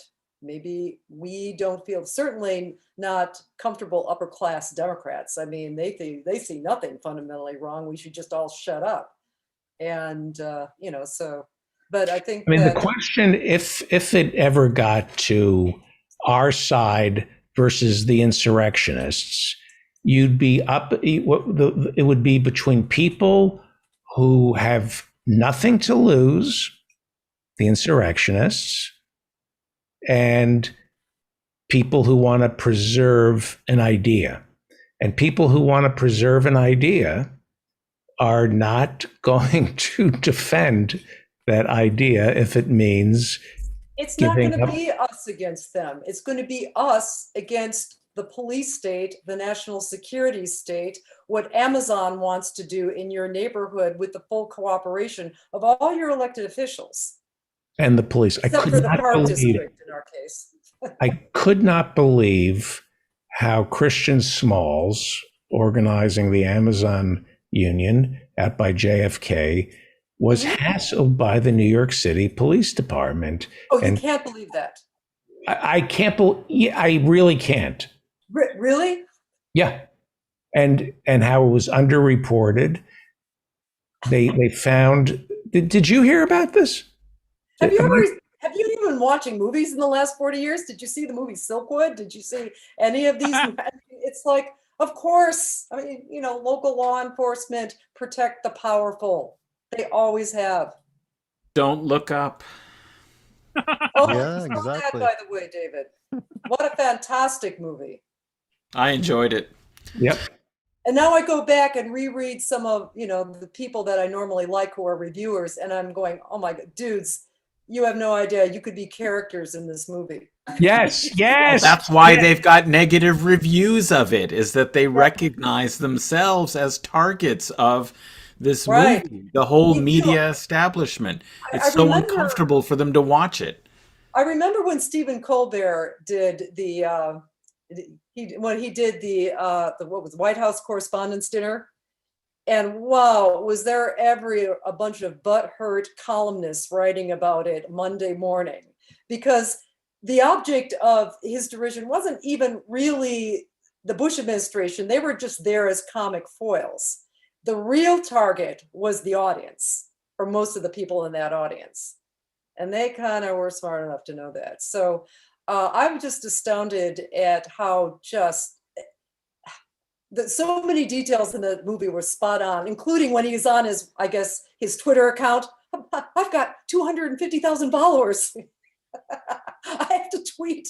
They're relying on, you know, it's just unbelievable. And how they're even very good, dedicated people can get to believe that, well, I can't take a stand. I have to compromise because at least I'm in the room and you want me to be in the room.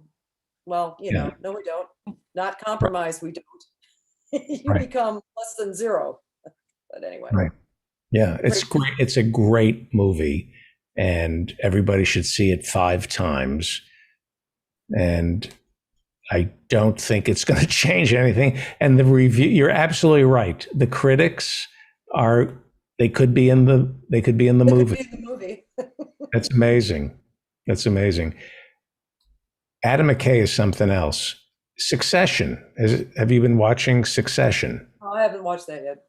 Who's been watching Succession? And am I seduced by the pastry-like atmosphere of the wealthy, or is it an indictment of the ruling class? Is it how political, Professor Hussein? Well, I just started it because I'd been hearing so much about it, so I'm only a few episodes in, and I think it's smart.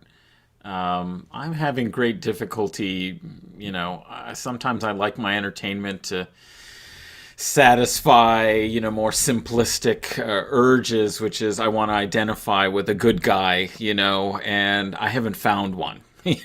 So far. Oh, there isn't. Yeah, and I'm suspecting there won't be any. So I'm going to hope that it's just at least sophisticated and interesting enough in its critique and expose of the kinds of relations, the bankrupt social, emotional, and political relations of this elite class, that I will find that interesting, because I definitely don't see any redeeming characters or in it. So, but it's Adam McKay again, so I fully trust that there will be vicious social critique.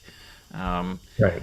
That's what I really appreciate about his work, and also, of course, David Sirota as a screenwriter on it, and a speechwriter for Bernie, and great political commentator. So I think that's why the PMC, writerly class, the culture critique folks really hate it for that reason. I mean, I did think that there were one or two false notes to it, that it wasn't a perfect allegory. Maybe there was some deeper meaning to the switches, but you have this anti-science alignment with the tech kind of overlord.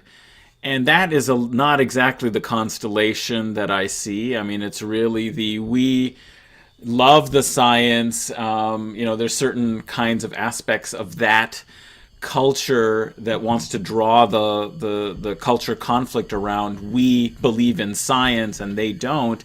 And they're with the tech. They're with the tech universe and the tech world. They may have their critiques of Facebook and it's or Meta, now that it's called that, and its owner, but mostly the technological corporate culture is aligned, or at least exploits, this sort of we believe in science, self-satisfied. Professor Marianne, speaking to Professor Hussein, isn't it true that we have more and more we believe in science people saying carbon capture, we can do this. We believe in science when it's convenient for us to believe in science. I'm reading more and more about scaling up carbon capture. I'm reading about Bill Gates investing in carbon capture, and now there's a hedge fund that's putting billions into carbon capture, which is this pipe dream, right? At least that's what you've told us. Yeah.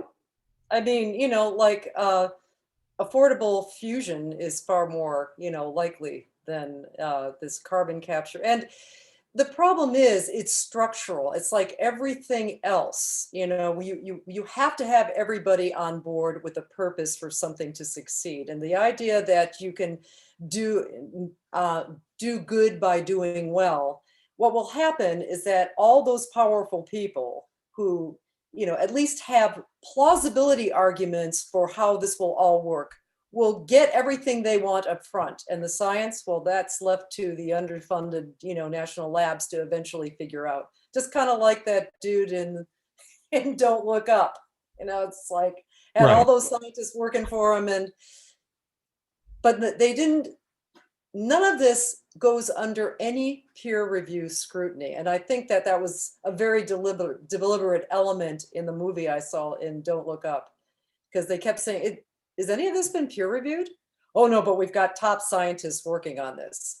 from Harvard and like they made fun of where that was my one of my favorite parts is they made fun of where DiCaprio taught. Was it Michigan? Michigan State? Michigan State. Michigan State, yeah. That was like hilarious. I got my sister and brother-in-law to watch because I said, there's an aspect of this I think you'll really like. They're both Michigan State alums. And, you know, and who is it? The, I can't keep forgetting this actor's name, but he was the chief of staff, the president's son, you know, kept saying, what, Michigan State? What's that? I mean, it's just like, that's nobody we know. Right. Great. Thank you so much for a great year, all of you. Thank you. Next year is going to be worse. So I'm looking forward to it. Is always expect the worst. Then life will surprise you. Thank you, Professor Ann Lee, Professor Adnan Hussein, Professor Marianne Cummings, Professor Jonathan Bick. Who was on Guerrilla History? Who was on the Mujlis? Oh, well, on Guerrilla History, we had Emmanuel Ness talk about China and also the Western left. It's an interesting episode. Good conversation with him. And tomorrow, the Year in History 2021 comes out. Guerrilla History's review of some of the key, not necessarily events, but the important structural moves that may have some bearing, we think, on the future. So we talked a little bit about the depressing year that has passed, but also had some hope for some of the changes that are taking place in Latin America. And we tried to be hopeful where it was possible, but it was a rough year. There is good news, just not here in the United States. Thank you, and read Professor Ann Lee on the Daily Kos. Thank you.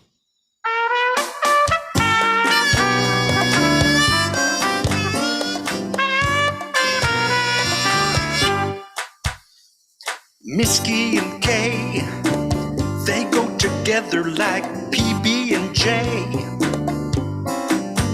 Like Thelma and Louise, like mac and cheese, like Sacco and Vanzetti, like meatballs and spaghetti. Alan's in LA, Harvey J's in Green Bay. When they get together, they got a lot to say, 'cause they're Mitski and Kay.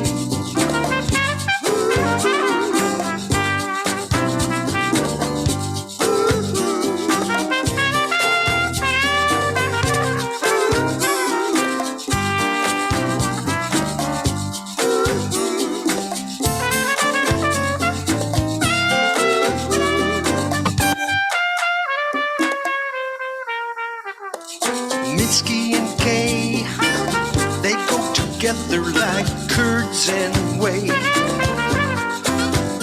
Like Starsky and Hutch, like Pennsylvania and Dutch, like Beavis and Butthead, like beans and cornbread.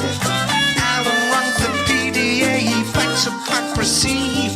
Harvey writes books about democracy. Mitski and Kay, that's right. Mitski and Kay, Mitski and Kay, Mitski and Kay. Alan's in LA, Harvey J's in Green Bay. When they get together, they got lots to say. Mitski and Kay, yeah, Alan Mitski.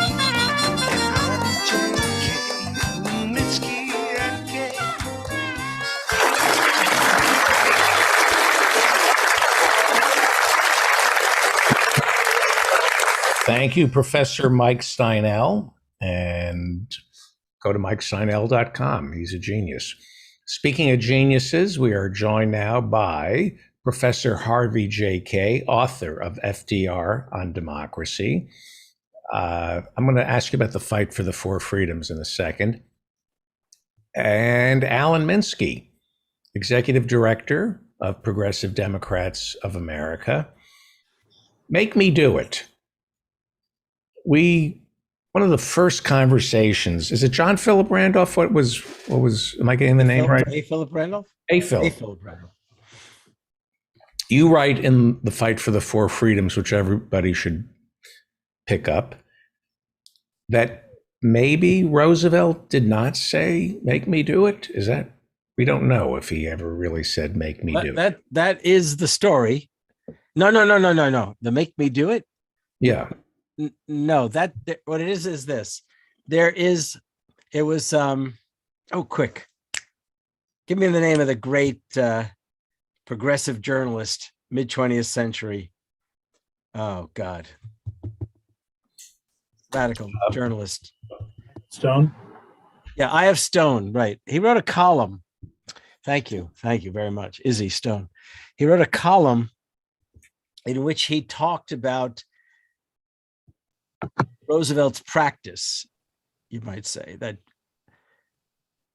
a cohort of reformers were coming to the White House. And the story goes that they said to him, this is the case we want, and this is what you've got to do. And he said, you don't have to convince me. Basically what he said is, now I agree with you. Now make me do it. Okay. That's the sort of standard story. That was not the details of the story with A. Philip Randolph.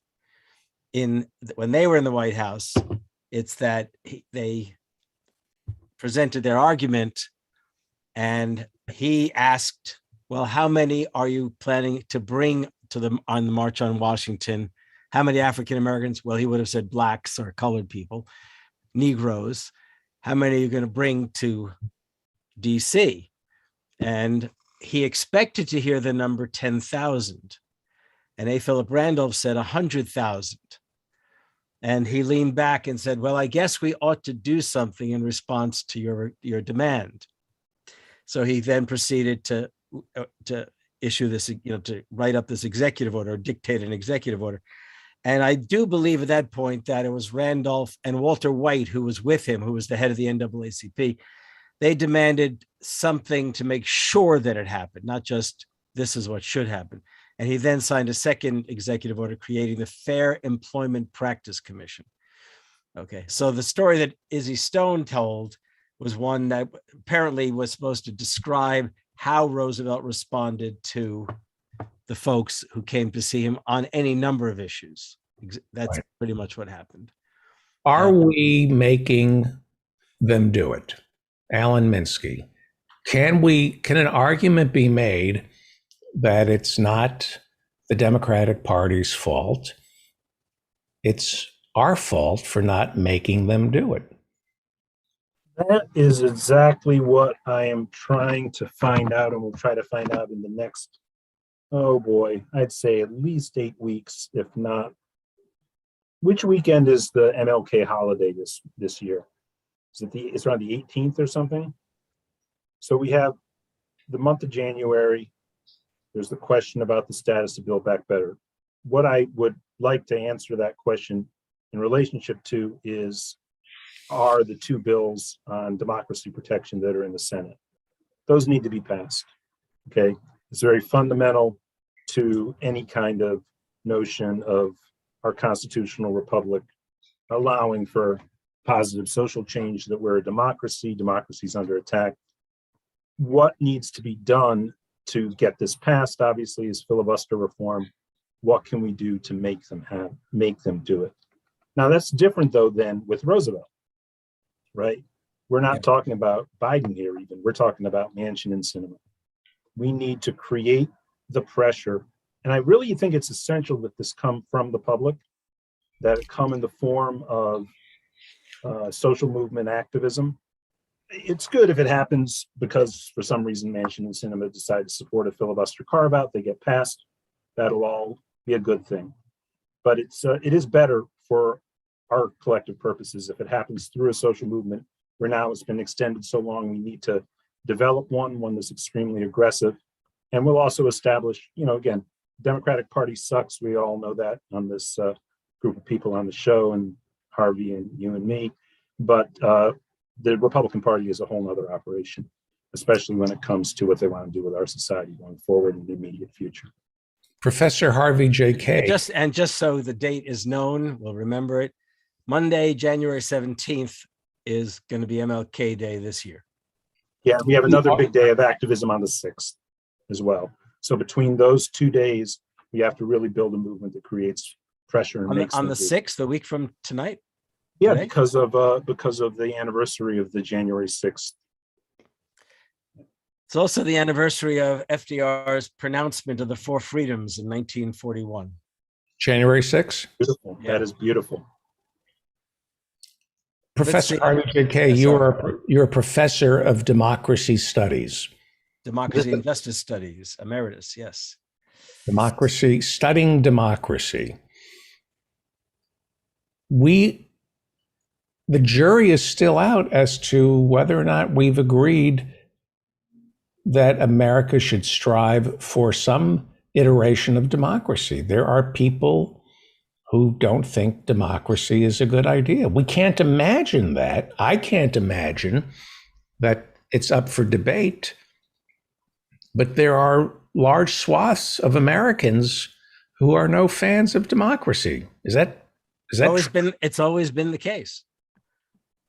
Always been the case. Do they know that they're not fans of democracy, or they're just, I know people who say they believe in democracy and they believe it, but they're fascists. Are there people, I know I sound like a child, are there people who are open, or at least in private, are open about not believing in Well, there are democracy? people, obviously, but the point is that when we talk about vast numbers of people, most of them, vast numbers of people, they would say something to the effect of, well, keep in mind, the John Birch Society and others said, we're not a democracy, we're a republic. That's always been their argument.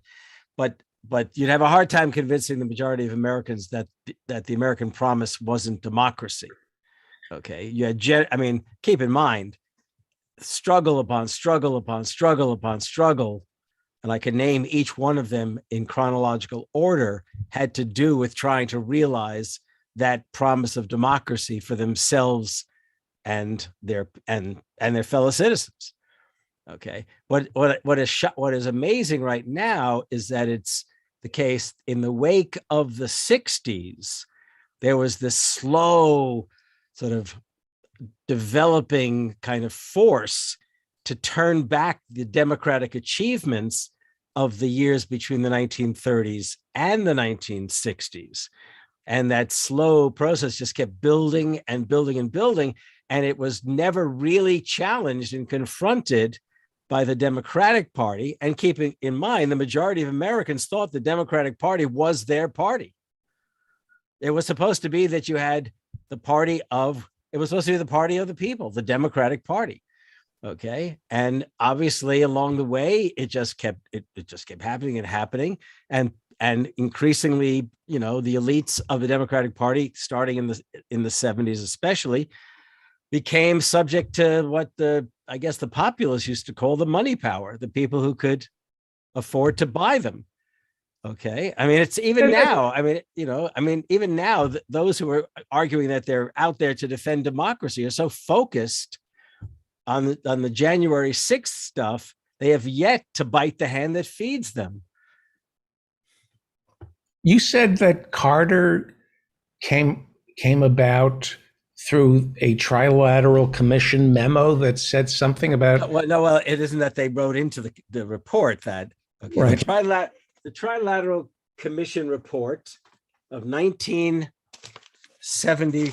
It was 74. It was published in 75. Okay. Whoops. Wow. This is it. NYU Press published it. The Crisis of Democracy. The Crisis of Democracy. Report on the governability of democracies to the Trilateral Commission. The Trilateral Commission was underwritten in particular by David Rockefeller. The man who organized it for David Rockefeller was Zbigniew Brzezinski. The man who took responsibility for putting together this report was mostly Samuel P. Huntington, the Harvard political science or government professor, whatever the title it was at Harvard.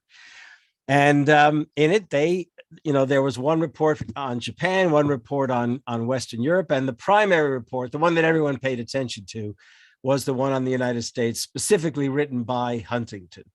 And he said, there are times where, the old argument about, I think it was Al Smith, who I'm no fan of in particular, but Al Smith, the Democrat, the governor of New York, who lost to Hoover in 28, and then tried to accuse Roosevelt of being basically a communist later because he was so pissed off that, Roosevelt hadn't stepped aside for him to be able to run again. Anyhow, so Al Smith had once said, the only cure for the ills of democracy is more democracy. And Huntington says, well, that sounds good, but it may well be that the only cure for the ills of democracy is less democracy. And that in the United States, there was an excess of democracy. And he actually, I think he quoted Elbridge Gerry, one of the founders, may even have signed the Declaration. It was gerrymandering. Is that the same fellow, in fact? Gerrymandering from him?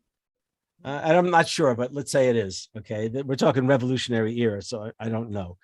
Okay. But the point is that this Trilateral Commission report, the commission itself was made up of every prominent centrist, liberal, and conservative politician who was not then in office.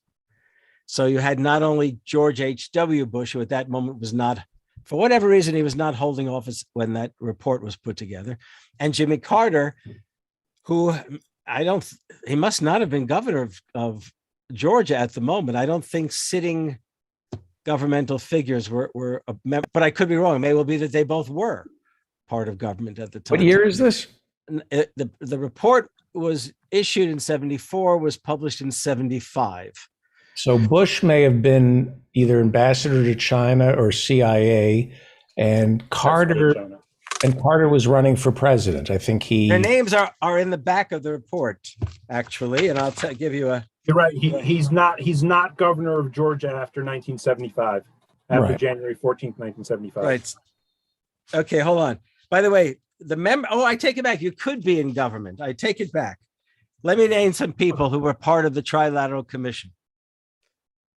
John B. Anderson, House of Representatives. 1980. F all you people who thought John Anderson was the answer. Yeah, such fucking idiots, man. Right? Thank you. Thank you. Well, how about if we go next to James E. Carter, Jr., former governor of Georgia at this moment. This was August of 75. How about if we then go to Walter F. Mondale, U.S. Senate? I thought he was a good. I'll give you a better embarrassment. Leonard Woodcock, president of the United Auto Workers. What? Leonard Woodcock, United Auto Workers. Yes. McGovern he was on his way out. Doug Frazier would take over, and Doug Frazier basically is the one who said he would not take part in the Dunlop Commission, Management Labor Commission in the late 70s during the Carter presidency, because basically capital had declared war on labor and he would have nothing to do with such folks. Wasn't McGovern going to name Woodcock as his vice president after Eagleton? That I don't know about. I just wanted to say Woodcock. Hold on. So, okay. And David Rockefeller. How about Elliot Richardson? Remember Elliot Richardson? Yes. Right? Saturday Night Massacre, right? How about Cyrus Vance? You like Cyrus Vance? Isn't his son is he the district attorney? He's outgoing, but not when it comes to Trump. Richard Holbrooke. Okay. I got names galore here. Yeah. Anybody we like?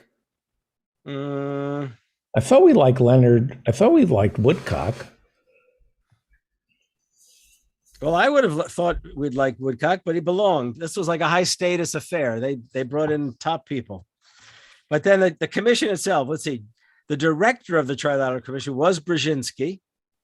Okay. It was Kissinger couldn't be on it because he was in office. Secretary of State. He couldn't be in it. Right. He would have. I bet he would have been if he could. Rockefeller. So you have Carter's Secretary of State, Carter's chief foreign policy advisor, and Brzezinski, and Carter. How many people are on it? And Mondale, his vice president. The total. It's like it's a hefty list because that's the U.S. members. Then there's the European members, and then there's the Japanese members. And I mean, I've left off a lot of, I've only given you like So half a the dozen. decision was it's kind of like the Powell memo. What is the difference between this and the Powell memo? The Powell memo preceded this. But look, if you were to ask me, name the two key documents. Wait, just hold on. If you ask me to name the two key documents that basically declared the class war, then the difference is this. Lewis Powell was working directly with the Chamber of Commerce when he wrote his memorandum, okay? And then went into the, he was part of he was a Nixon appointee, okay? These folks were supposedly, in the great part, except for a couple of names you noticed, these were supposed to be the more liberal members of the corporate elite. Okay, that's the best way I can put it. The liberal members of the corporate elite, or that was the air around this. Right. And then, of course, not surprisingly, David Rockefeller, money, Brzezinski taking charge of organizing, Jimmy Carter is a member, and who is nominated by the Democratic Party. I mean, basically, David Rockefeller and Brzezinski literally created the Carter presidency, essentially. Okay, I mean, he was anything but George McGovern. He came in 76. He was at best a moderate of all the candidates running in 76. He's remembered as this crazy leftist. He was anything but. Yeah. He was because one of the things that you got to give credit. I mean, we all fall into this at some point where we just are so eager not to have Nixon as president, or Ford for that matter, who had never been elected on a popular election to the presidency. I mean, that people was just so eager. It was like they were so eager. Well, I'm not so sure they were so eager to have. Well, people voted for Biden because they didn't want Trump. I mean, it was okay, and Biden made overtures to doing what Bernie would have seriously pursued, even if he couldn't have gotten it through Congress any more effectively, ultimately. So going back to 1975 and 1976, Jimmy Carter obviously presented himself as this uncorrupt politician, right? Yeah. That was going to bring like a real person into the White House to represent and was, saying things that would attract elements of the counterculture to support him. He would quote Bob Dylan, which I don't think Dylan has any responsibility for, though I don't think he did any intervention.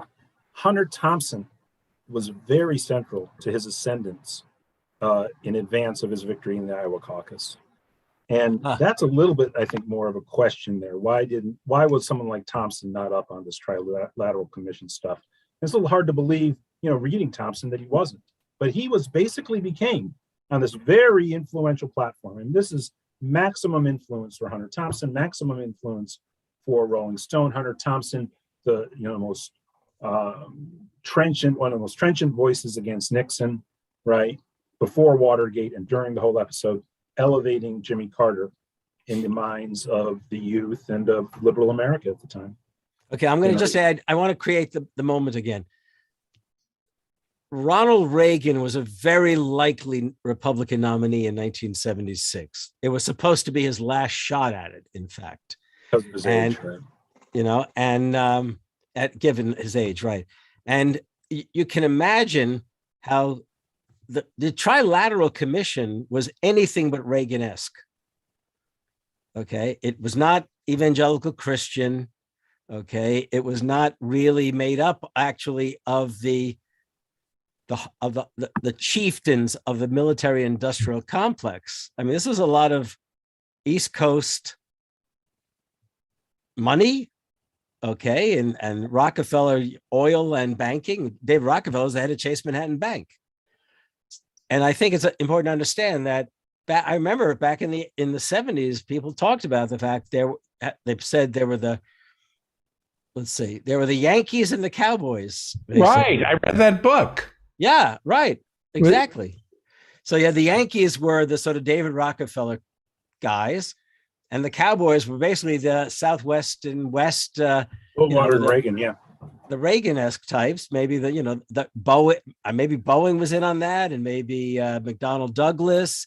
That was and why what other- Kennedy picked Johnson, because he combined. Yeah. Two. So right. So the Democratic capitalists, those folks, the liberal capitalists, you might say. Keep in mind, George H.W. Bush, we don't think of him in those terms because people could throw it around, but he was one of the more liberal Republicans in the 70s. Well, he's the one who coined the term, voodoo economics. Voodoo economics. I was going to say right. Yeah, voodoo. Yeah. Economics. So Reagan grabs hold of him eventually, basically to get to get the Yankees on his side.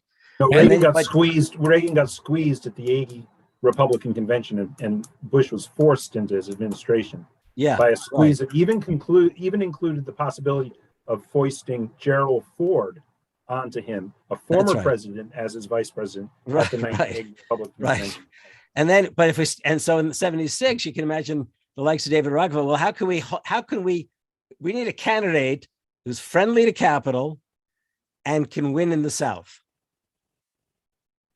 That was what the Democrats were worried about. The corporate and banking elite of the Democrats. Right. And that was Jimmy Carter. And then, of course, who did Jimmy Carter choose as his vice president? Mondale, who was already a member of the Trilateral Commission, who has, the reputation. He's got this reputation of, he's like the heir apparent to the Hubert Humphrey line of liberalism.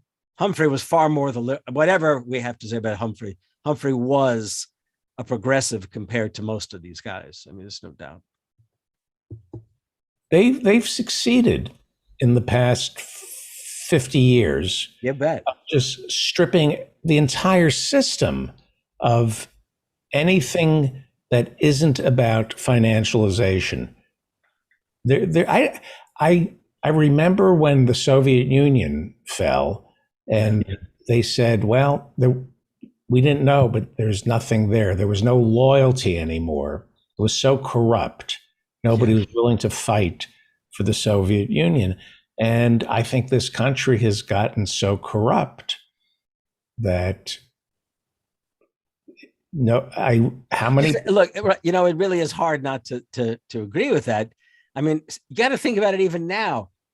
What did the Obama administration ever do about the corruption, and I don't know what other word to use, of Wall Street? Okay. And why has Merrick Garland not gone after himself as the attorney general, not taken on who? Well, it's interesting.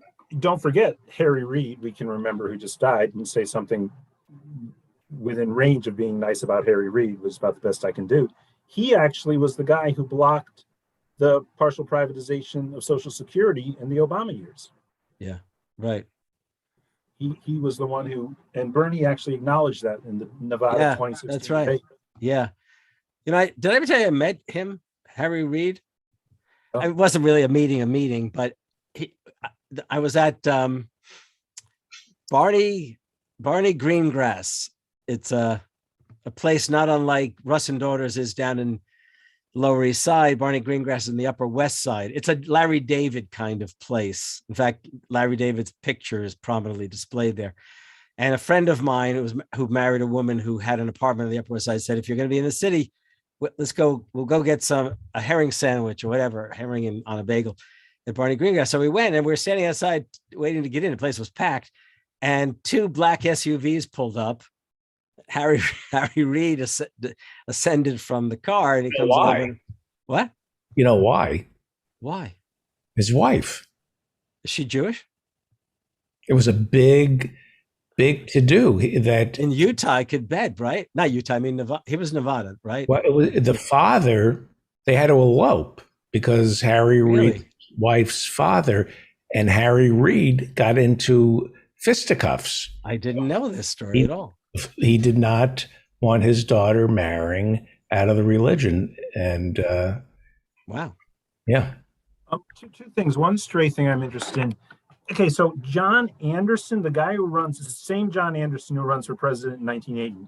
Yeah, it was a part of that report. Yes. Well, keep in mind, there's a commission.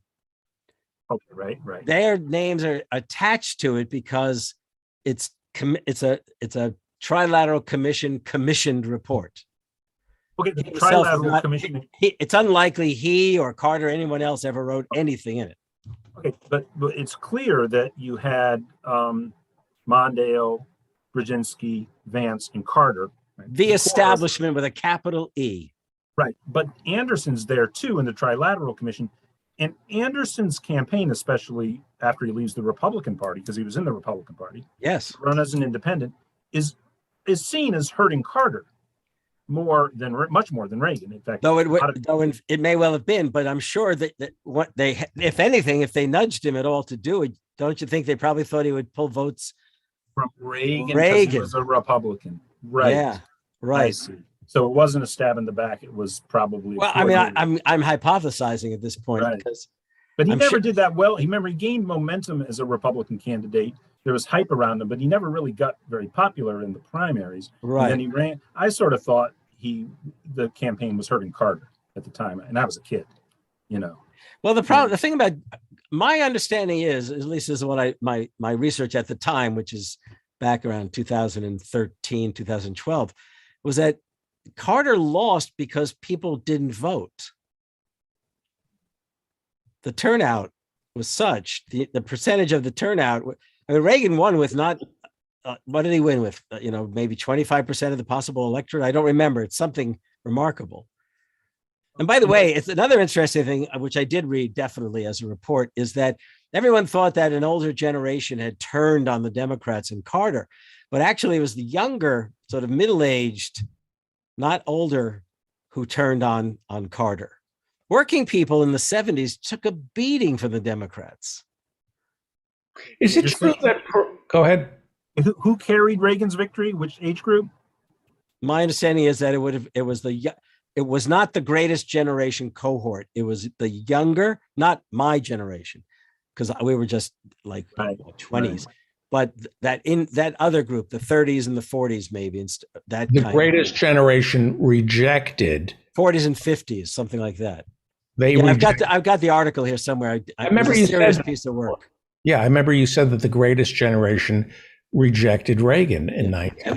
Get better than that. It has this. There was a great report, great books back in that came out by the same people, very, very progressive Democratic and sort of Democrats, academic Democrats, Rui Teixeira and some other folks. At the time, they were sort of the left of the Democratic intellectual group, not outside the party, but attached to the party, you might say.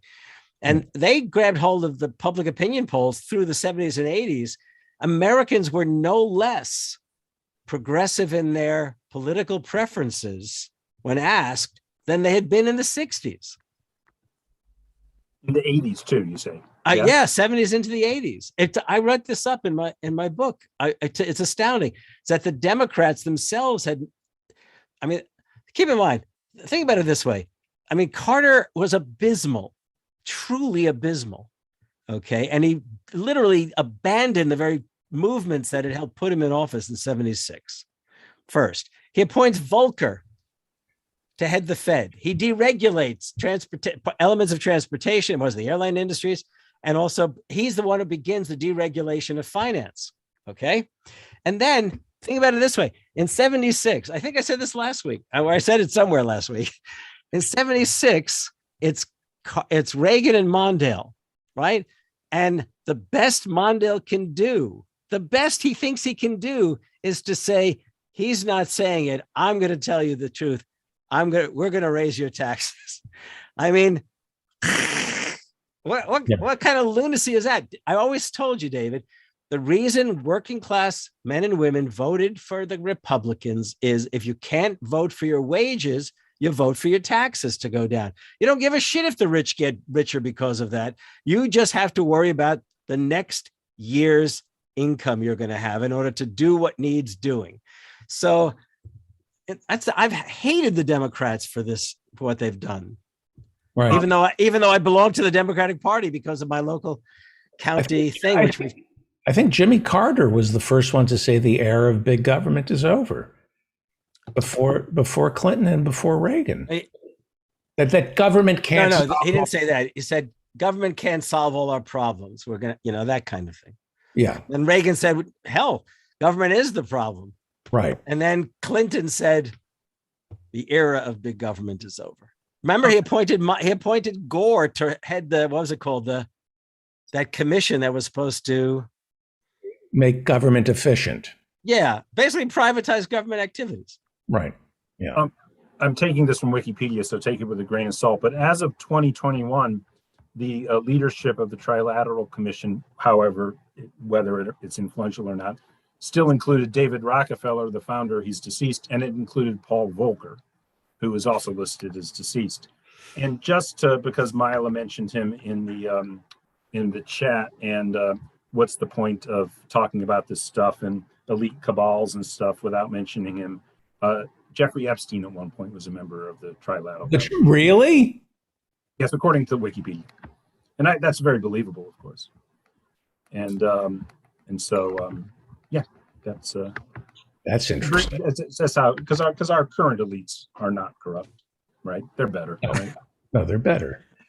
I've never heard. What, I did a show last week with Jen Perelman, who was the woman who primaried Deb Wasserman Schultz. That's right. Right. And half the time I don't remember some of the things I say on these shows because I do a lot of them, but I got to tell you, hold on.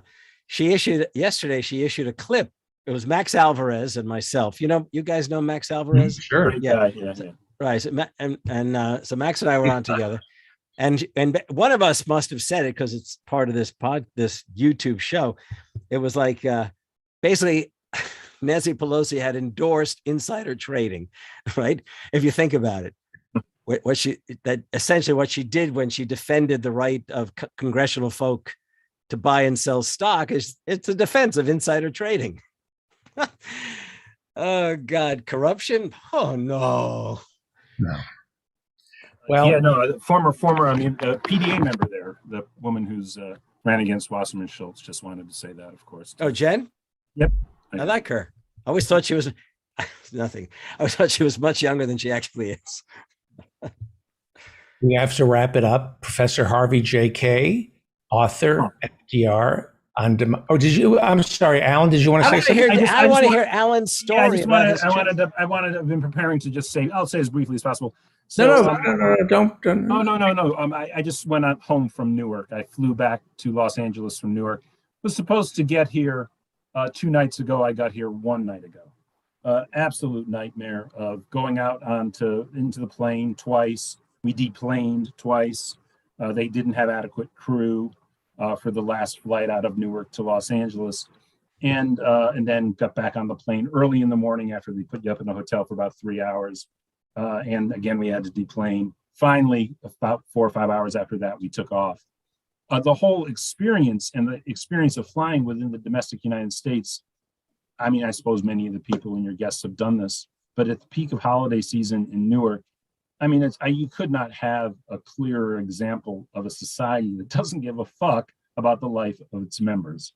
I mean, everybody on our plane, you can see their fear in their eyes. Anybody coughs or sneezes, people jump. In international flights, I know you have to get tested before you can go on.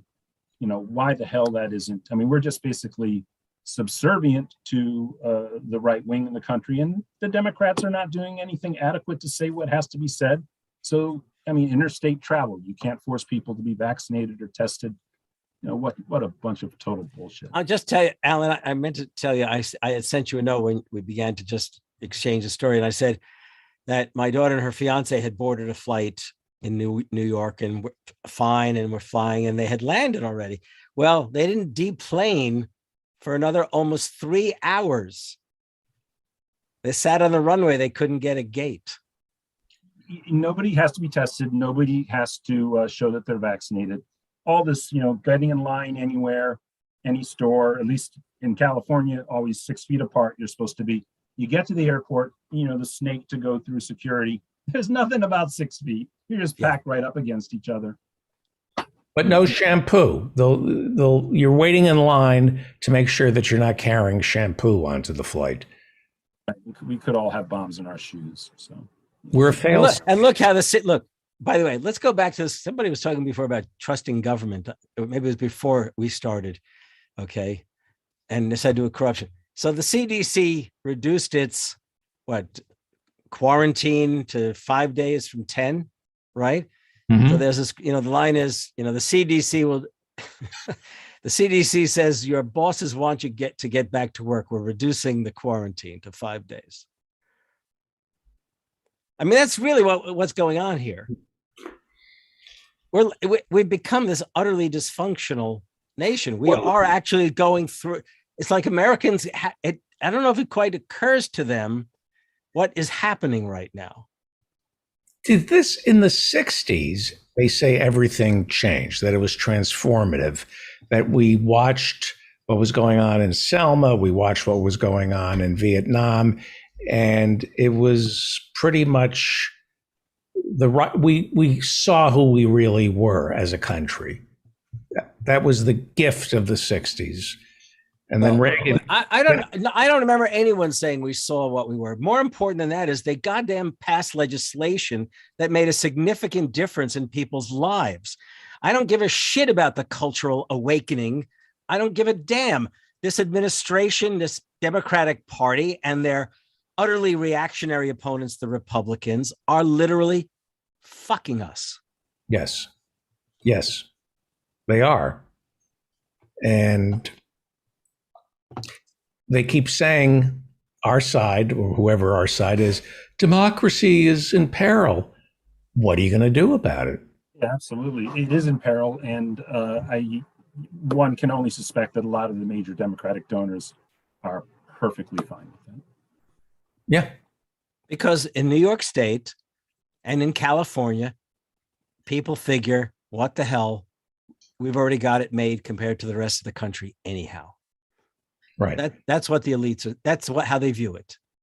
Okay. If they didn't view it that way, then Obama at least would have sent his Secretary of Labor and Michelle Obama to Wisconsin when we occupied the state capitol to defend our collective bargaining rights. And they didn't do shit.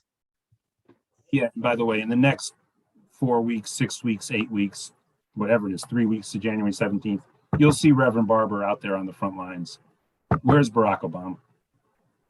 Where's Barack Obama defending democracy? He's raking in big bucks, doing whatever people like him do to rake in big bucks. I mean, I just throw him out because I know a lot of people.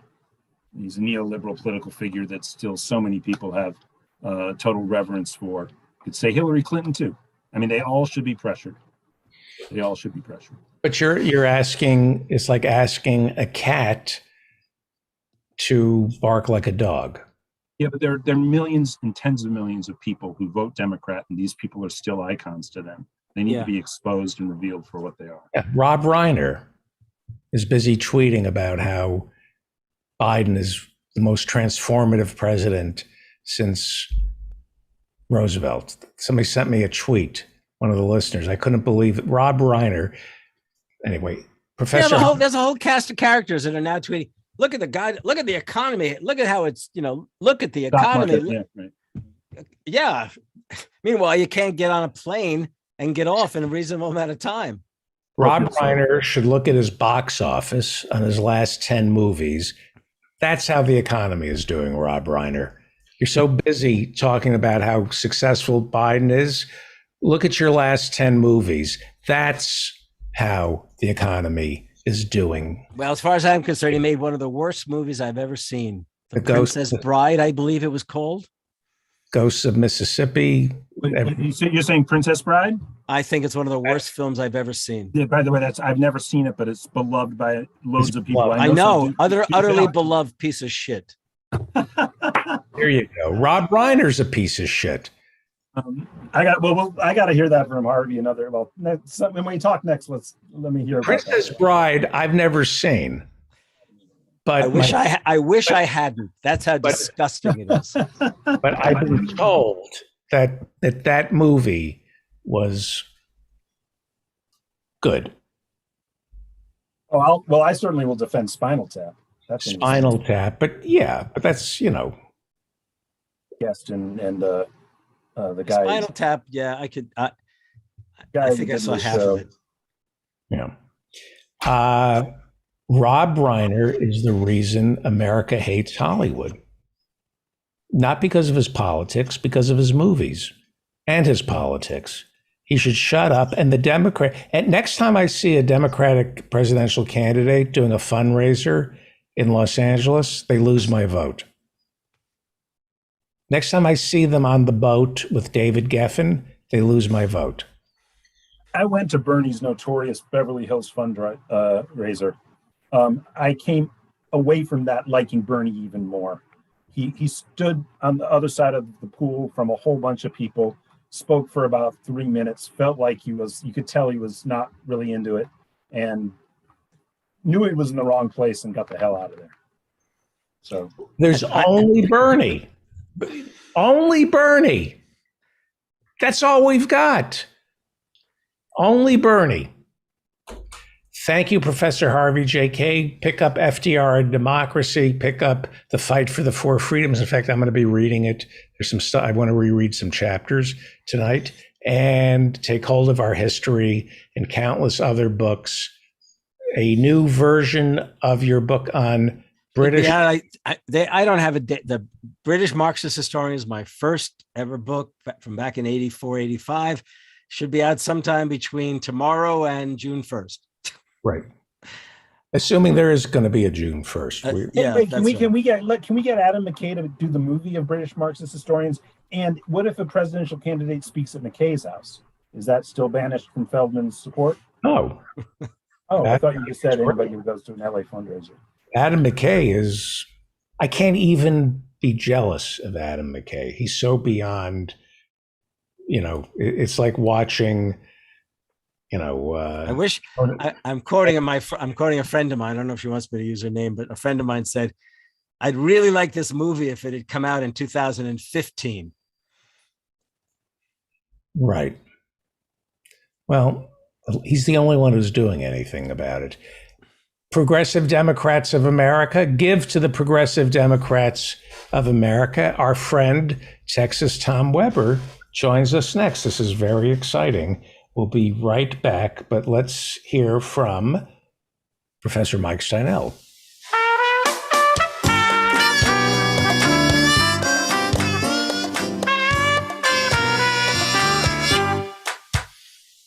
Misky and Kay, they go together. Now check out this song. B and J,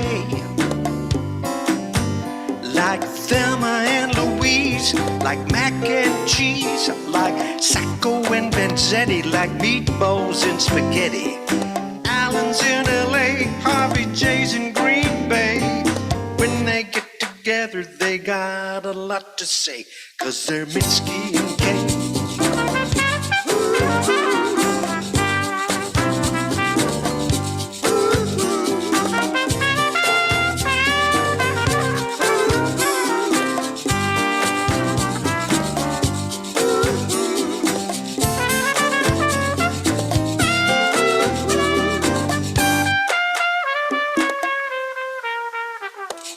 Mitski and Kay, they go together like curds and whey. Like Starsky and Hutch, like Pennsylvania and Dutch, like Beavis and Butthead, like beans and cornbread. Allen runs the PDA, he fights hypocrisy. Harvey writes books about democracy. Mitski and Kay, that's right. Mitski and Kay, Mitski and Kay, Mitski and Kay. Allen's in LA, Harvey J's in Green Bay. When they get together, they got lots to say. Mitski and Kay, yeah, Allen Mitski.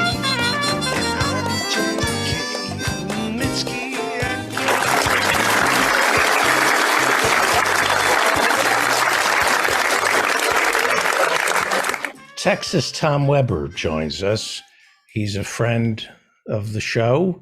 We met at office hours, and you are a great man. I always love hearing what you have to say. One of my favorite times of office hours is when you come on and you've lectured us on peaceful, nonviolent resistance, activism, spirituality, and you and Barb perform. Is it every Wednesday night on Facebook? When do you sing? Tuesday evening.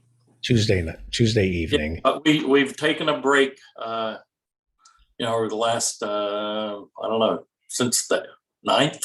So whatever Tuesday after that until the beginning of the year, we'll be off the air and then we'll be back. But anyway, thank you very much. And you've also inspired our community. You teach painting, drawing classes. The drawing you sent to me that you did for your granddaughter, I can't show because I can't use my software until I strip this computer of everything. I just don't have the CPUs to show things. But I do. Hang on for 1 second. Here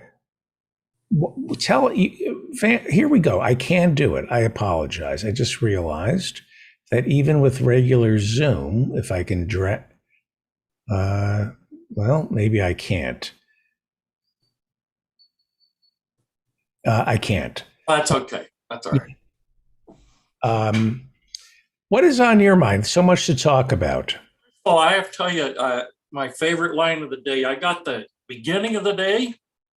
I got your rant, and then I've been listening since the professor's been on, and since then. So it's been a lot of fun.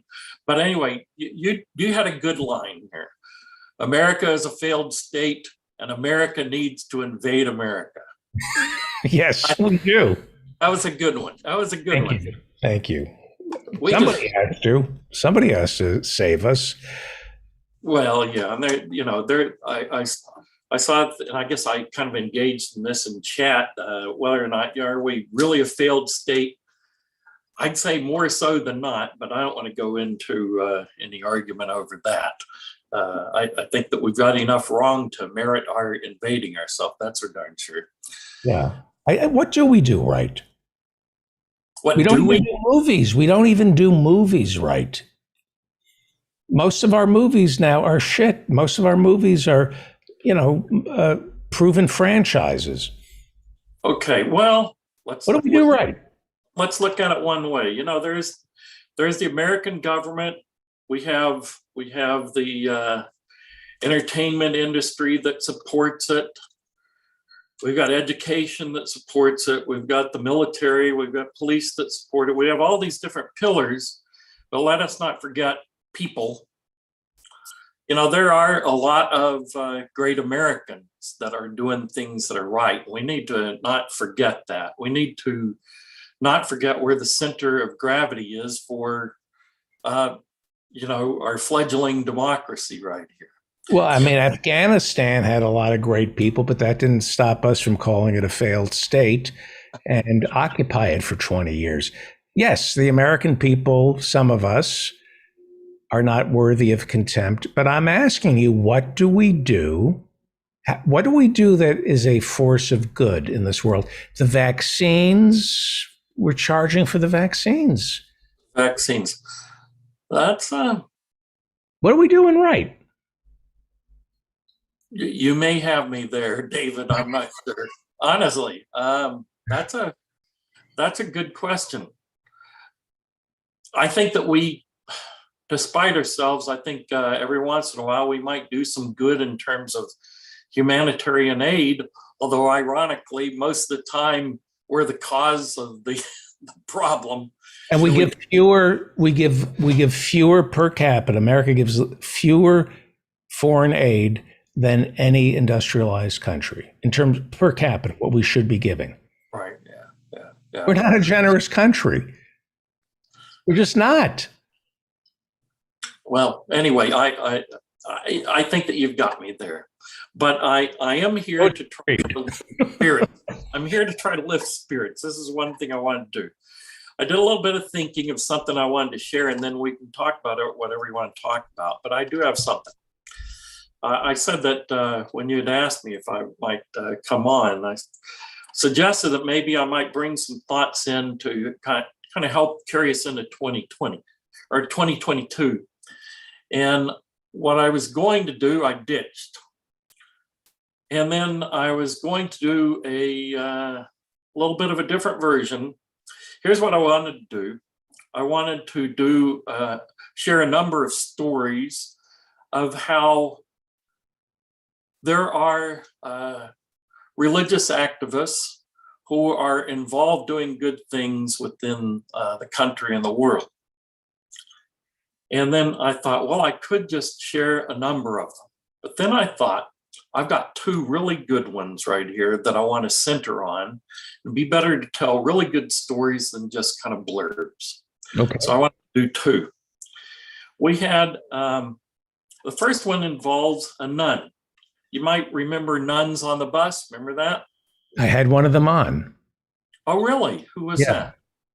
The second in command. It was in chief. I don't know the.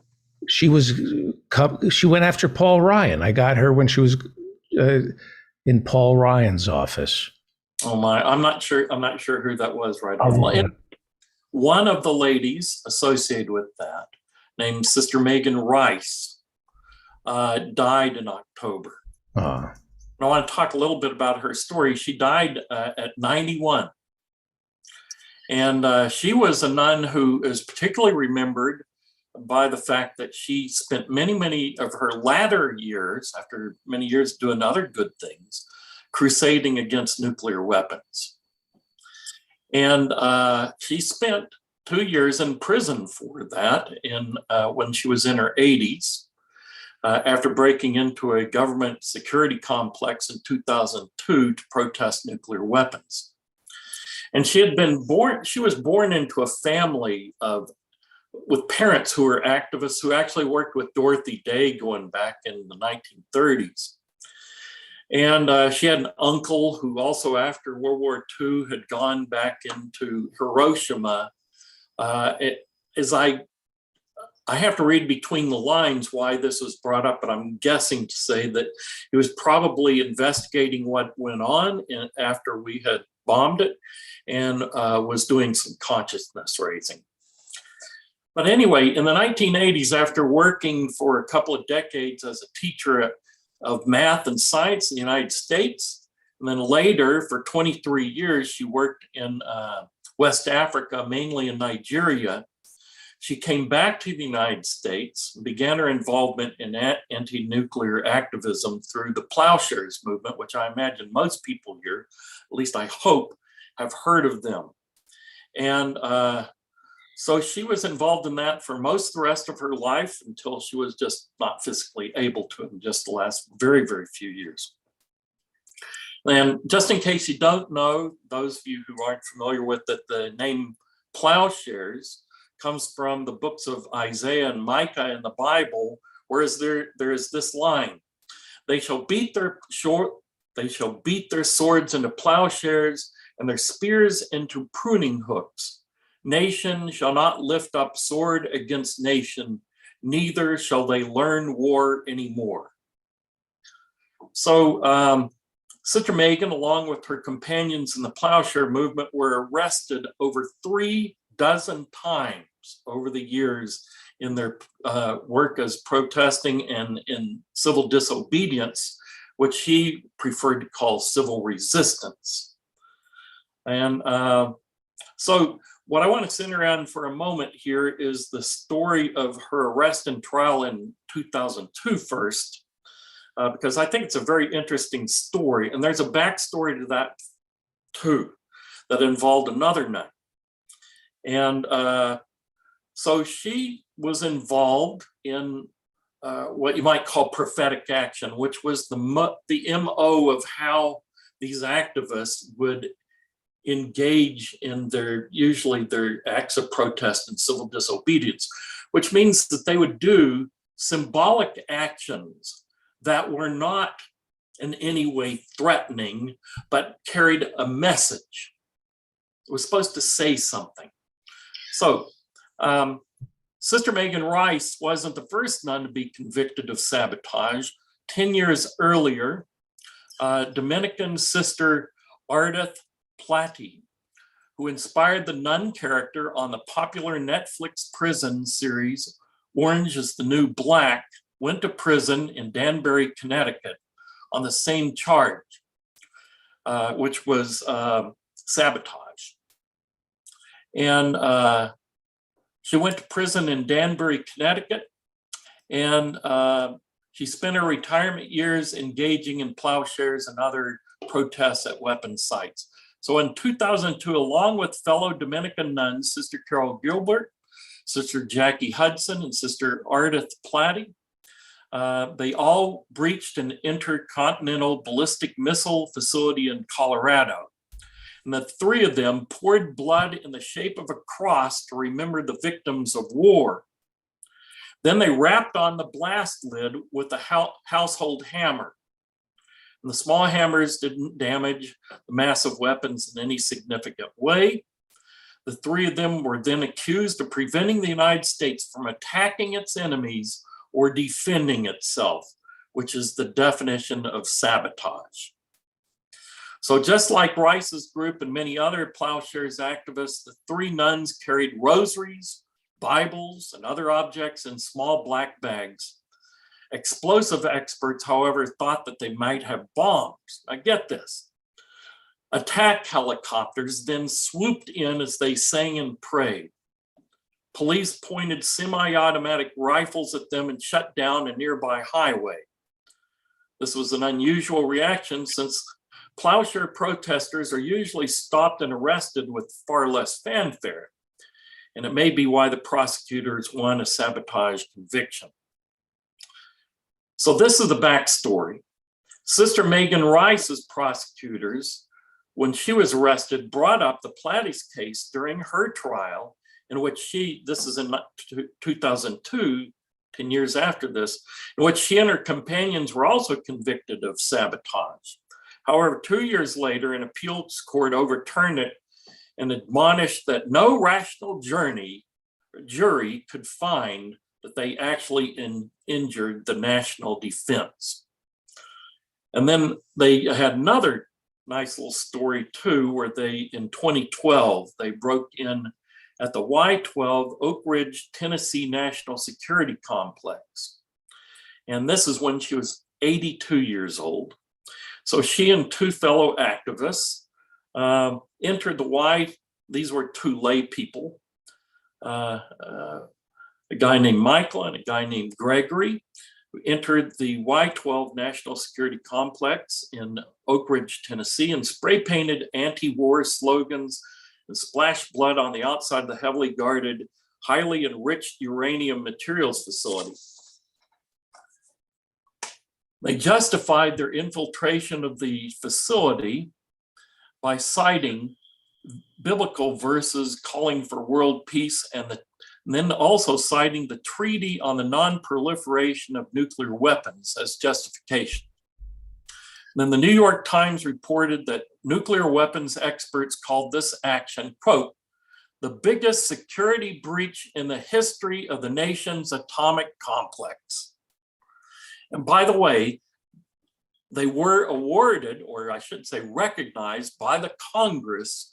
They were recognized for having demonstrated the vulnerability of our security system, even while they were then tried and convicted. So the three of them were initially charged with misdemeanor trespass and destruction and depredation of government property, which is a felony, which faced up to a $100,000 fine and up to a year in prison. And when they refused to plead guilty to those charges, they were instead charged with violating peacetime provision of the Sabotage Act 18, which Congress enacted during World War II. The Sabotage Act applied only if they acted, quote, with the intent to injure, interfere with, or obstruct the national defense, end of quote, and authorizes a sentence of up to 20 years. They were also charged with causing more than $1,000 damage to government property, carrying up to 10 years in prison. On May 9th, 2013, the three of them were convicted. And in her testimony, I love this, Sister Rice said, "And I regret that I didn't do this 70 years ago." So it ended up going to an appeal to the United States Court of Appeals for the Sixth Circuit and found that the trio lacked the necessary intent for sabotage conviction, and it was overturned for all three of them. And part of the court ruling read, quote, "But vague platitudes about facilities' crucial role in the national defense are not enough to convict a defendant of sabotage." So the lesser charge of injuring government property was upheld, and the government ordered resentencing based on that conviction. And they were released from prison on May 16th under an emergency release petition unopposed by the prosecution. And Megan Rice was released in May 2015. And then just one little footnote, and an important one. These nuns, while they were in prison, each time, all showed exceptional leadership in prison for the fact that when they were handed down their sentences while they're in jail, they used their incarceration time to run prayer groups, teach prisoners to read, to help them earn high school diplomas. They advocated for the poor women there, many of them who are people of color, and who had often received unjustly harsh sentences for prostitution and nonviolent drug offenses committed because of poverty. I think that's a really inspiring story. Yes. Just one more, if I may. I was going to say that I'm sure there are a lot of Americans who hear that and think we should be arresting more nuns. That's an inspirational story. Arrest more nuns. Yeah, there you go. There you go. Yeah. The other one is, I think, an underreported story. And this involves eco-activist Muslims who were working in solidarity, I shouldn't say are working in solidarity with indigenous tribes here in the United States. So this is from a report that I found. I forget the source. I should have probably written that down. But anyway, it said, coverage of the fight against climate change in the United States often ignores the efforts of Muslim activists, for whom caring for the environment is viewed by them to be a religious obligation. However, Muslims have long been urgently calling for greater conservation efforts and more sustainable policies, both nationally and within their own jurisdictions. But most recently, this commitment to environmental justice has been reflected by Muslims' involvement in the Anishinaabe-led efforts to protest the construction of the Line 3 massive pipeline project in northern Minnesota by the Canadian oil giant Enbridge Energy. And Muslims then, many of them joined the indigenous-led protest efforts, doing things like tree sitting, which involves, people getting up inside the top of trees, sometimes in a little shelter, and sitting there to try to protect the tree from being cut down, thinking that the contractors then would avoid not wanting to endanger human lives. And they also usually have supporters who bring food to them so that they can do this for a long time. And they do this so that they can try to stall things to prevent the cutting of the trees while lawyers fight, in the courts to secure long-term victories. So they were involved in that, and also doing tactics like locking themselves into construction equipment to prevent and slow down pipeline construction.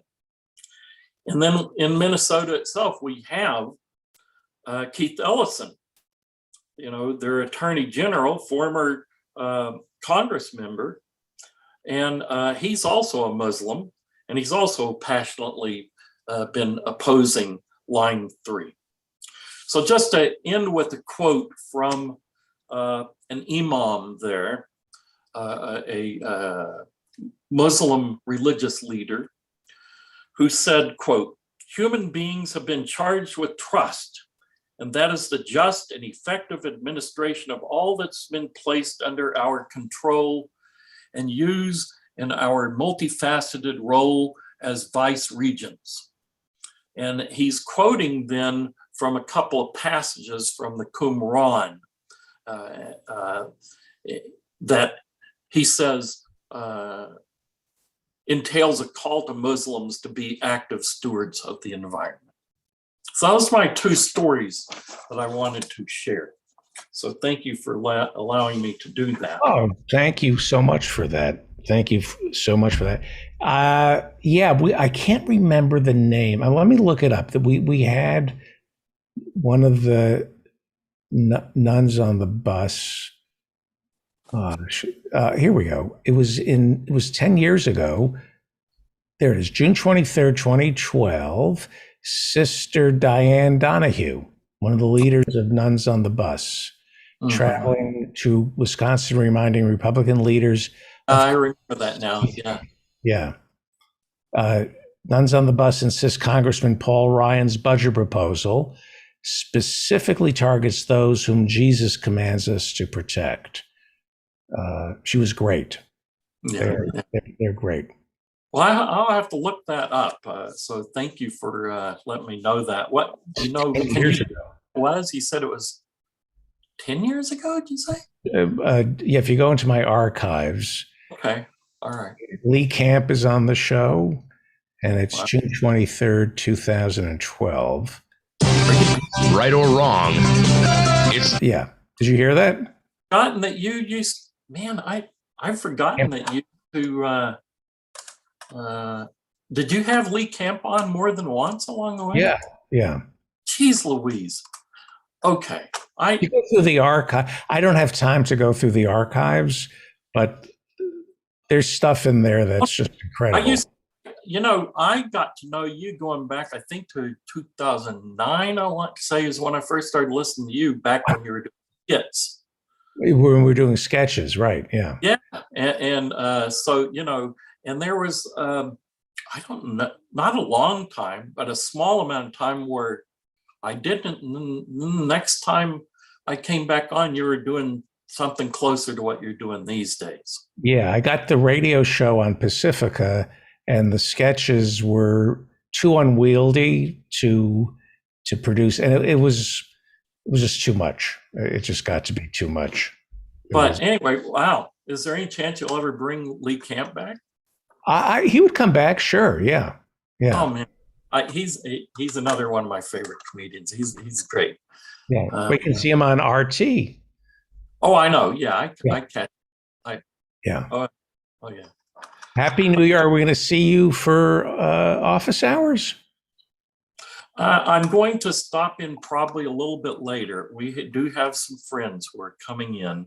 Right. And we normally, for 20 plus years, we've had on New Year's Eve every year a gathering of between 45 to 75 musicians in our home. Thank God we've got a bigger home now. We were really cramped, and we'd be in all sorts of different rooms. Now we can do it usually in one room, or sometimes we have them spill up into our loft or whatnot now. But anyway, we do an all-nighter, which the nights got shorter and shorter as people got older. Of course. But we used to go. We had some friends who would be staying anywhere between up till 5 to 7 o'clock in the morning, and we would start at 6 or 7 in the evening. So it was a long night, and it was a lot of fun. But anyway, this is our substitute this year. We didn't do anything last year, so we contacted all of our friends, and we invited them to New Year's Eve in July. So, the way that people do Christmas in July, we're doing New Year's Eve in July. So. That's great. Yeah, I got my last licks in on the Democrats. I think I got starting in January, I have to change the tone here and be a little more optimistic. I don't know. Anyway, a little too much pessimism from me. Well, I hope that these stories might lift some spirits up a little bit. They're good. And all right. Well, thank you for the opportunity. Thank you so much. If I don't see you tomorrow, I'll see you next week. Thank you, Tom. Tom Weber. Well, I don't know if Jeff is here. It may be past his bedtime. Jeff, are you here? My friend Jeff Tatarian. Jeff. Oh, Jeff. This is your big moment to shine. You're listening to the day. Anytime you hear me, Jeff, just come on in. You're listening to the David Feldman Show, davidfeldmanshow.com. Join us for office hours every Friday night at 8 p.m. We're going to ring in the new year this Friday, starting at 8 p.m. because it's going to be New Year somewhere, 8 p.m. Eastern. If you would like an invitation, go to my website, sign up, and I look forward to seeing you.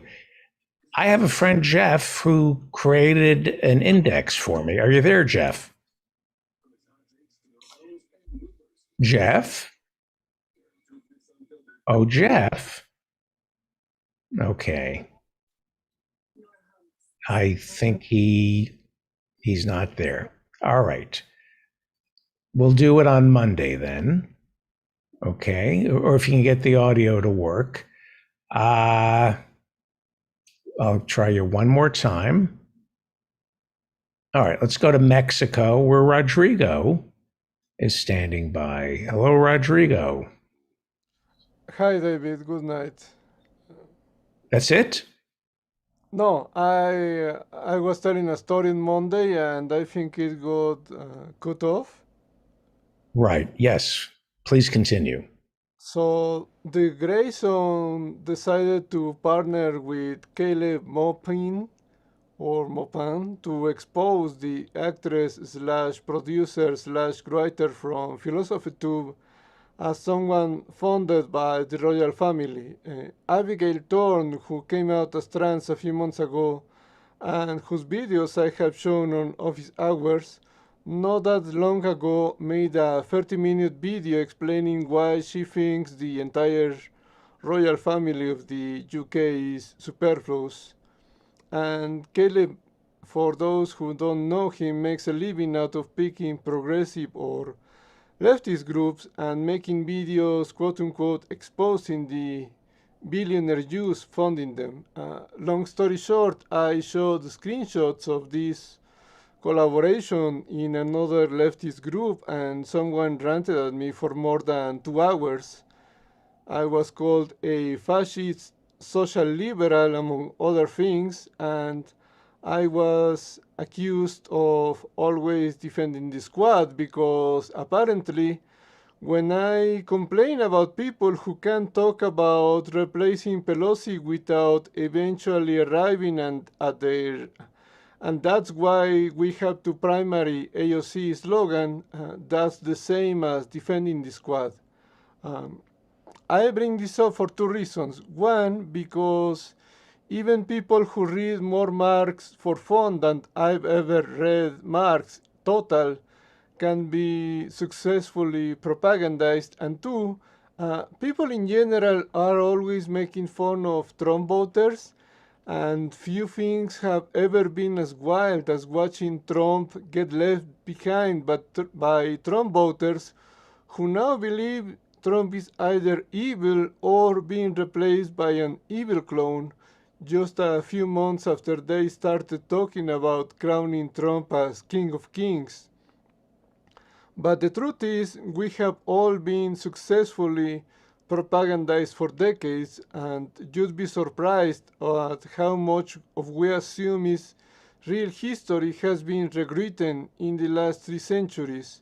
From the actual invention of the white race in the 18th century to, of course, we made to going from, of course, we made underage labor illegal. I wonder why it took that long, to millions of people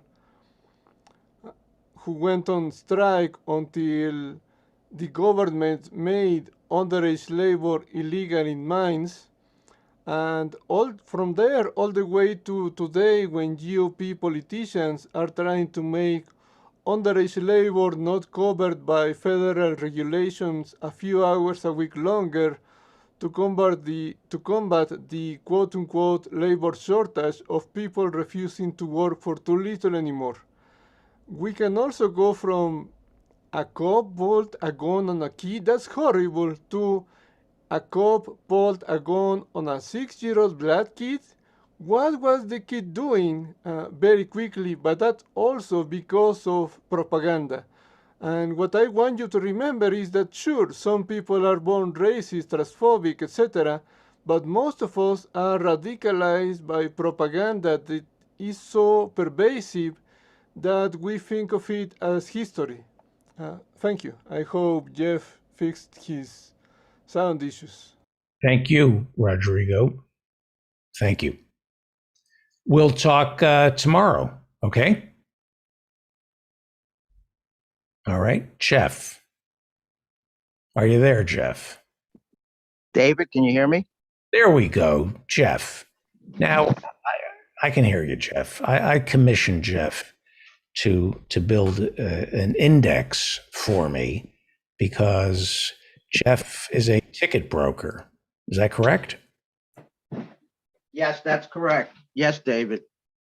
And you have access information as to how all the Broadway plays, all dinner theaters, how comedians, rock stars, singers are doing.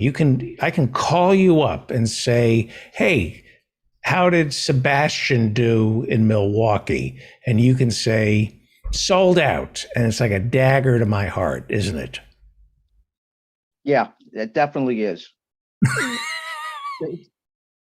That's why I created the index with an inverse relationship. Right. This way I can decide how envious I need to be each day. You tally up the ticket sales of all the comedians I'm jealous of, and depending on how their ticket sales are, my mood rises and sinks with their ticket sales. Exactly. It's called an inverse relationship. The more successful they are, the worse it is for you. The more pissed off you are. What? The more pissed off you are. The more successful they are, the more pissed off you are. Right. And I never know. I wake up and I never know, should I feel bad about myself or good about myself? And the only way to know how to feel is if you tell me how ticket sales are for all the comedians I'm jealous of. Yep, that can be done. That can be done. This in there. How did you put this together? Okay. So as you just said, you requested me through, as requested by the great David Feldman himself, through your latest self-indulgent, self-righteous, no offense, David, belief of the week rant that money is power. David commissioned me to give a little lesson on high finance to the lefties through a mock index of stand-up comedian success. Okay. So as we said, we're going to learn what it means to be jealous as well as what an index means, right? Exactly. It's a combination of dealing with your jealousy through an index, comedian index. Okay. So it accomplishes two things. Yeah, it's a little lesson in high finance and little lesson about how you are about your jealousy. And you know how it moves up and down. Right. The way when they say the Dow Jones Industrial Average is, or it's down, or the S&P is up, or it's down, those are called indexes. Exactly. And you built a jealousy, David Feldman jealousy index for me. Correct. Yes. Great. It's based on 20 comedians, and for instructional purposes, I just used the 3 comedians that you're jealous and you dislike the most. as a sample size, as a sample I size. don't dislike them. I don't dislike them. I'm just jealous. Yeah, exactly. Right. And it's not envy, it's jealousy. It's Yes. not something good. It's a negative emotion, just jealousy. Right. So it's three Okay. comedians. Yeah. that you- Okay. So yeah, let me continue. We all know that David is jealous of successful comics. So the index has a reverse or indirect relationship. For example, as we said, if a comic is successful, David is unhappy. So good is bad and bad is good.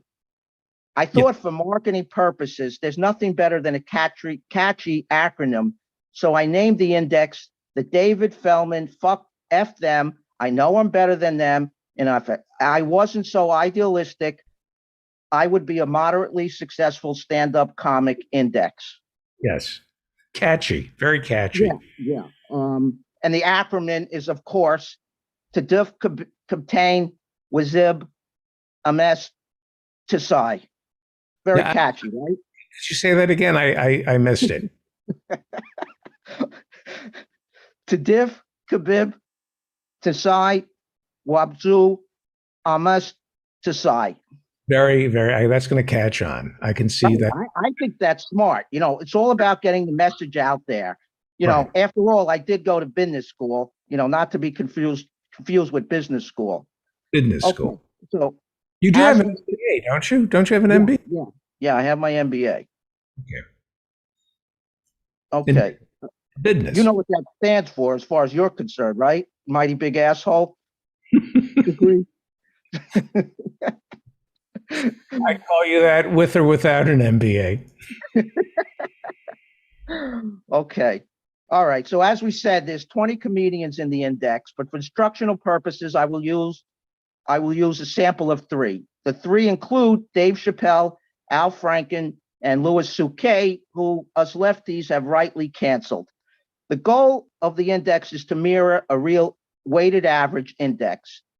We will use as many possible obscure, esoteric, econometric statistical words and terms such as mean, medium, mode, derivatives, puts, calls, warrants, convertibles, straddles, hedges, poison pills, defined contribution plans, loan to value, capital asset pricing model, central limit theorem, correlation coefficient, demand elasticity, EBIT, and everyone's favorite Monte Carlo simulation. The Monte Carlo simulation. Yeah, that's your favorite, right? Yes. That can the Monte Carlo simulation can go through every possible variable and predict. Yeah, it's based on probability of decision making. It's very sophisticated. Yes, that's why it's called Monte Carlo, because sophisticated people go to Monte Carlo. Exactly. Okay. The goal is to create so much confusion that even smart lefties, boy, is that redundant, will feel too stupid to ask questions. Okay, so let's continue the lesson. Okay. Any asset's value is based on future expected success or profits. So an asset's value changes based on the difference between expected success and actual success. So that's what our index will do. Its value is also based, like any asset's value, is based on supply and demand. And like a real financial index, as I indicated before, it's a weighted average. Right. Okay, so this is the foreplay to find out how Al Franken's ticket sales are. This is the hoops you make me jump through just to find out how Al Franken's ticket sales are. Go ahead. yeah, you have to put in the time, okay? All right, we'll start with Dave Chappelle. Yes. Okay, so we had an expected success rate of 120. Okay. His actual success rate was 127. So based on his weighted average, his index went up 2 points or 2%. He's up 2 points based on ticket sales. Based on tickets, you got to listen here now. Yes, Okay. it's based on ticket sales, but it's the difference between expected ticket sales and actual ticket sales. If everybody knew that he was going to be so successful, his index would not go up. His index only went up because the expectation was lower than what actually happened. It's like any stock that goes up or down. He exceeded expectations. He beat the whisper number, as they say. Yeah. So basically what happened, I said, unfortunately, and here is the analytical, the reason why he went up 2%. Unfortunately, his success rate was higher than expected as he sold out 18 cities with an average ticket price of $253. In addition, the prices on the secondary market were up 13% at $286. So, ouch, right? That's not so good. Dagger to my heart. Exactly. Okay. But so hang on. So he's a better comic than I am. He's funnier. He's more, he's more successful. He's smarter. He's better looking. He's younger. That's all weighted into the index as well. Yes, so it's all factored in. It's all discounted in there. But unfortunately, with all that, he still did better than expected. So how jealous should I be? Give me a number. How jealous should I be of Dave Chappelle tonight? Based on what you said, did you have any realistic expectations that you could even be remotely close to his success rate? Yeah, I was expecting reality. The whisper number would be that he was failing to sell tickets because of his problems with the Netflix special. So I had low expectations.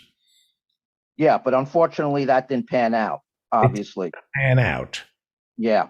So I'm sorry to say. So I should be moderately jealous, very jealous, or suicidally jealous?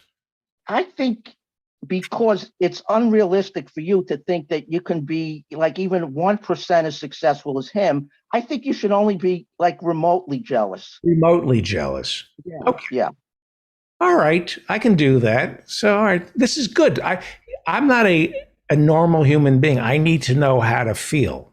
And this is good. So now I'm remotely jealous of Dave Chappelle tonight. This is good. Yeah. This is good. And with Al Franken, the news continues to get better, actually. Okay. My expectations, again, the whisper number in Al Franken, low expectations. Okay. But the Al Franken expected success rate was 87. His actual success rate was only 78. And since his weighted average was only 15% into the index, his index was down 9%. So let me just explain the numbers a little bit. Okay, but for 1 second, this is good news for me. Yes, it is good news. Good. Yep. Okay, good. Because, it was bad for him. He was lower than expectations, so that's good for you. Right. And I was expecting him to do badly. But I think he did worse. Let me give you the numbers, and then you tell me if he did worse than what you thought. Okay. The sell-through or the percentage of tickets sold on the primary market is only so far 19%. Some of his concerts are still in the future, so it could get higher. But you're most saying of them, 19%. he's only sold out 19% of the available tickets for sale. He's only sold 19%. And 81. Go ahead. Can you just let me finish, please? Will you do me that favor? I apologize. At an average ticket sale of only $53. So, it's the combination of his sell-through was bad. He didn't sell many tickets, and his tickets only sold for $53. And in spite of that cheap price, he only sold 19% of the available tickets. So I think you should feel good about that. Next Christmas came early today. Yeah. It's good news. Exactly. Right. Now, does it offset my deep jealousy for Dave Chappelle? Yeah, I think so, because as we said before a couple of times, you just can't compete with Dave Chappelle. He's just, on a different stratosphere. So right now I should be feeling pretty good. Yeah, pretty good. As yeah, I've heard that. LD. Yeah, as LD would say, pretty good. Okay, so the last but not least, I'm feeling good. You've made Al Franken is not selling tickets. He's underperformed. Even he beat my expectations. I'm feeling this is nice. Looking pretty good, right? Yeah, I feel good. Okay, but Dave, unfortunately, Louis C.K., the sales, his index is up 5%. His index is up 5%. Yeah. So let me go into the numbers. Let me do a little nosedive into the I had very, very low expectations for Louis' ticket sales this week because couples, I figured it's the holiday week. Couples, you have to please your partner, and they may not want to see Louis because of his history. So I was expecting Louis not to sell tickets. Okay, but since this is the first week of the index, it just didn't include this week's sales. It was a cumulative sales effort up until now. Okay. And as a matter of fact, most of his tour is actually over. So unfortunately, most of the shows happened. But the good news is the sell-through rate was 95%, and he did sell out 2 nights at MSG. But on a positive note, the previous tour, he was playing 20,000 seat arenas, whereas this tour, the venues were much smaller. In most cities, he was only playing in little theaters that hold 2,000 or 3,000 people. So his popularity has gone way down, over the years, since his incident. All right, but hang on for 1 second. You said he played Madison Square Garden. MSG is Madison Square Garden, monosodium glutamate. MSG is ticket broker talk for Madison. It's abbreviation for MSG. Yeah, I think most people know that. He sold out Madison Square Garden. Yeah, 2 nights. 2 nights, the big room. Yep. Mm-hmm. Yeah, not the Hulu Theater. Yeah. Where Billy Joel plays. Exactly. Yeah, that same place, David. I'm sorry. That's the reality. What? I'm sorry, but that's the reality. That's what happened. Supposed to make me feel good then. You said this was going to make me feel good. Louis C. 2 sold out nights at Madison Square Garden. How do you expect that not to kill me inside? But on the other hand, all the other cities, he was, as I said, it's not just all about New York all the time. In the rest of the country, where he had about 18 shows, he was only playing in small theaters, whereas his last tour was in 20,000 seat arenas all over the country. So only in New York was he just as popular as before. The rest of the country, he was not. Is it true? Tubin open for him? Did Jeffrey Tubin open for him? That's true. Okay, so now he's down to 2,000 seaters. You're saying? Yeah, and the rest of the tour was 2,000 to 3,000 seat theaters. God, how can he stand that to play 3,000, 2,000 seaters? Why even bother? It's like nobody showed up. I wouldn't go on if they told me, Mr. Feldman, there are only 3,000 people here in the theater. I'd say, show's over. I'm not going. If you're used to 20,000, it's a big decrease. Yeah. Of course. So, yeah. So, but, he so his expectations. So you're saying I should feel good because I can't imagine what it's like to go from 20,000 seaters to 2,000 seaters, right? I'd give anything to play, sell out a 500 seater, right? David, you have to look at it. You've heard the expression glass half full, right? Yeah. Okay. So you have to, in order for your own sanity and not to be really jealous, your attitude has to be his sales were down 90% because he went from 20,000 seat arenas to 2,000 to 3,000 seat theaters. That's how you have to look at it. Okay. Exactly. You don't have to look at it like, you used to play in bowling alleys that, had 50 people there. Don't look at it that way. Right. It's how he sees it. That should make you have to live vicariously through his failures. Only emphasize his failures. Right. This is good. So you've left me feeling pretty good. Al Franken, Louis C.K. are, not living up to their own expectations, and that eclipses Dave Chappelle's massive success. I'm in a good mood. That was my goal, to make you happier after giving you these numbers. Now you've only named 3 comics who I'm jealous of. There are 30 comics who are eating me alive. Next week we'll go over their ticket sales and we'll figure out how jealous I should be. Okay. This was. I'll get I'll do the analytics on that. Thank you. This is. Okay.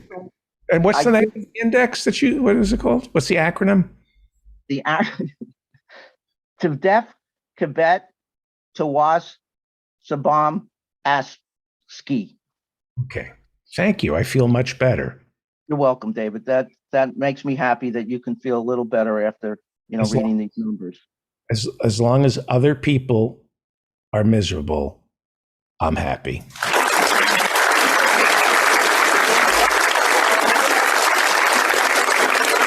That is the show. I think we covered everything. Can I just conclude my study?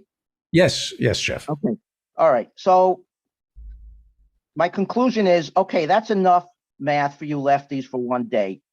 In conclusion, I like to end today's lesson with this pearl of wisdom. I would like to think and hope that the David Feldman family of friends and family agree that if you weren't so socially conscious and politically correct, that you would still be performing by opening at the finest lounges, bowling alleys, delis, and beer joints all over Southeast New York and North Jersey. So I hope that makes you feel a little better. It does. Thank you for your belief in me, Jeff. I appreciate it. Well, what are friends for, Dave? Yeah, this is great. Thank you, Jeff. You're welcome. You're welcome. My pleasure. Thank you. Ticket broker, my friend Jeff. That was great. He created his own index. How many people get an index made for them? Well, we'll continue that. There are 27 other comedians who are very successful, and I don't know how to feel until Jeff tells me. That's our show. New Year's Eve. Come spend New Year's Eve with us Friday night, starting at 8 p.m. Eastern. Ring in the new year. I'm going to do a countdown every hour for every time zone. So we'll do a countdown starting at, we'll start at 7:58 and bring in the new year every hour on the hour. And if you'd like to come, all you need is Zoom and go to my website for the login information. It's free. You just need Zoom. And what else? This is our last show for the year. We did 104 shows this year. 104. This is season 12, episode 104. Thank you to everybody who helps make this show possible. And thank you to everybody who comes into... What's going on? Jeff, you got to mute yourself. I got to mute you, Jeff. Thank you to everybody who comes to the show, to the Zoom room. If you would like an invitation, go to my website. And we have a YouTube channel now, so please subscribe to that. I read the chat room the next day in both the Zoom room and the YouTube channel. I want to thank my guests. They are, I can remember their show. Let me see, hang on. Jose Arroyo, buy his book, right? Somewhere in LA. Pick up Somewhere in LA, Jose Arroyo. Then I have no idea. Who was on at 6:30? I have no idea. The Hirschenfelds? Oh, Professor Ben Burgess. Then the Hirschenfelds. Actually, it was just Ethan. And then it was Emil Guillermo at 7:30. Then the Reverend Barry W. Lynn at 8. Then it was the professors and Mary Ann, Professor Ann Lee, Professor Jonathan Bick, And of course, Professor Adnan Hussein, host of Guerrilla History and the Mudgeless podcast. Read Professor Ann Lee over at the Daily Kos. Then it was Professor Harvey J. Kaye and Alan Minsky. Then it was Texas Tom Weber, and then Jeff and Rodrigo. I'm David Feldman. I'll see you. If I don't see you for New Year's, have a safe New Year's. And if you're alone, spend it with us over at office hours. I'm David Feldman. Remember to stay strong and protect the weak. It's time right now for the David Feldman Show. He's talking politics and comedy too. He'll tell a dirty joke, he knows quite a few. He's just a lefty from way back. He's a union man with an Emmy for writing. Some days he's mad and he feels like fighting.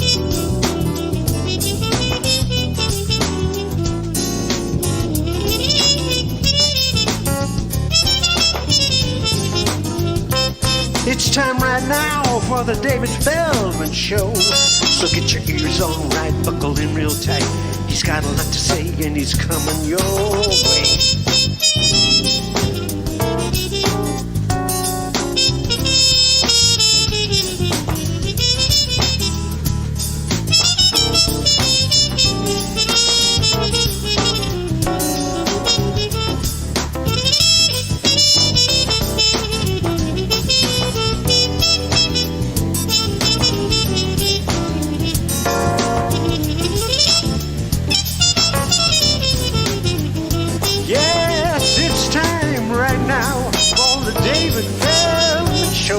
Get your ears on right, buckle in real tight.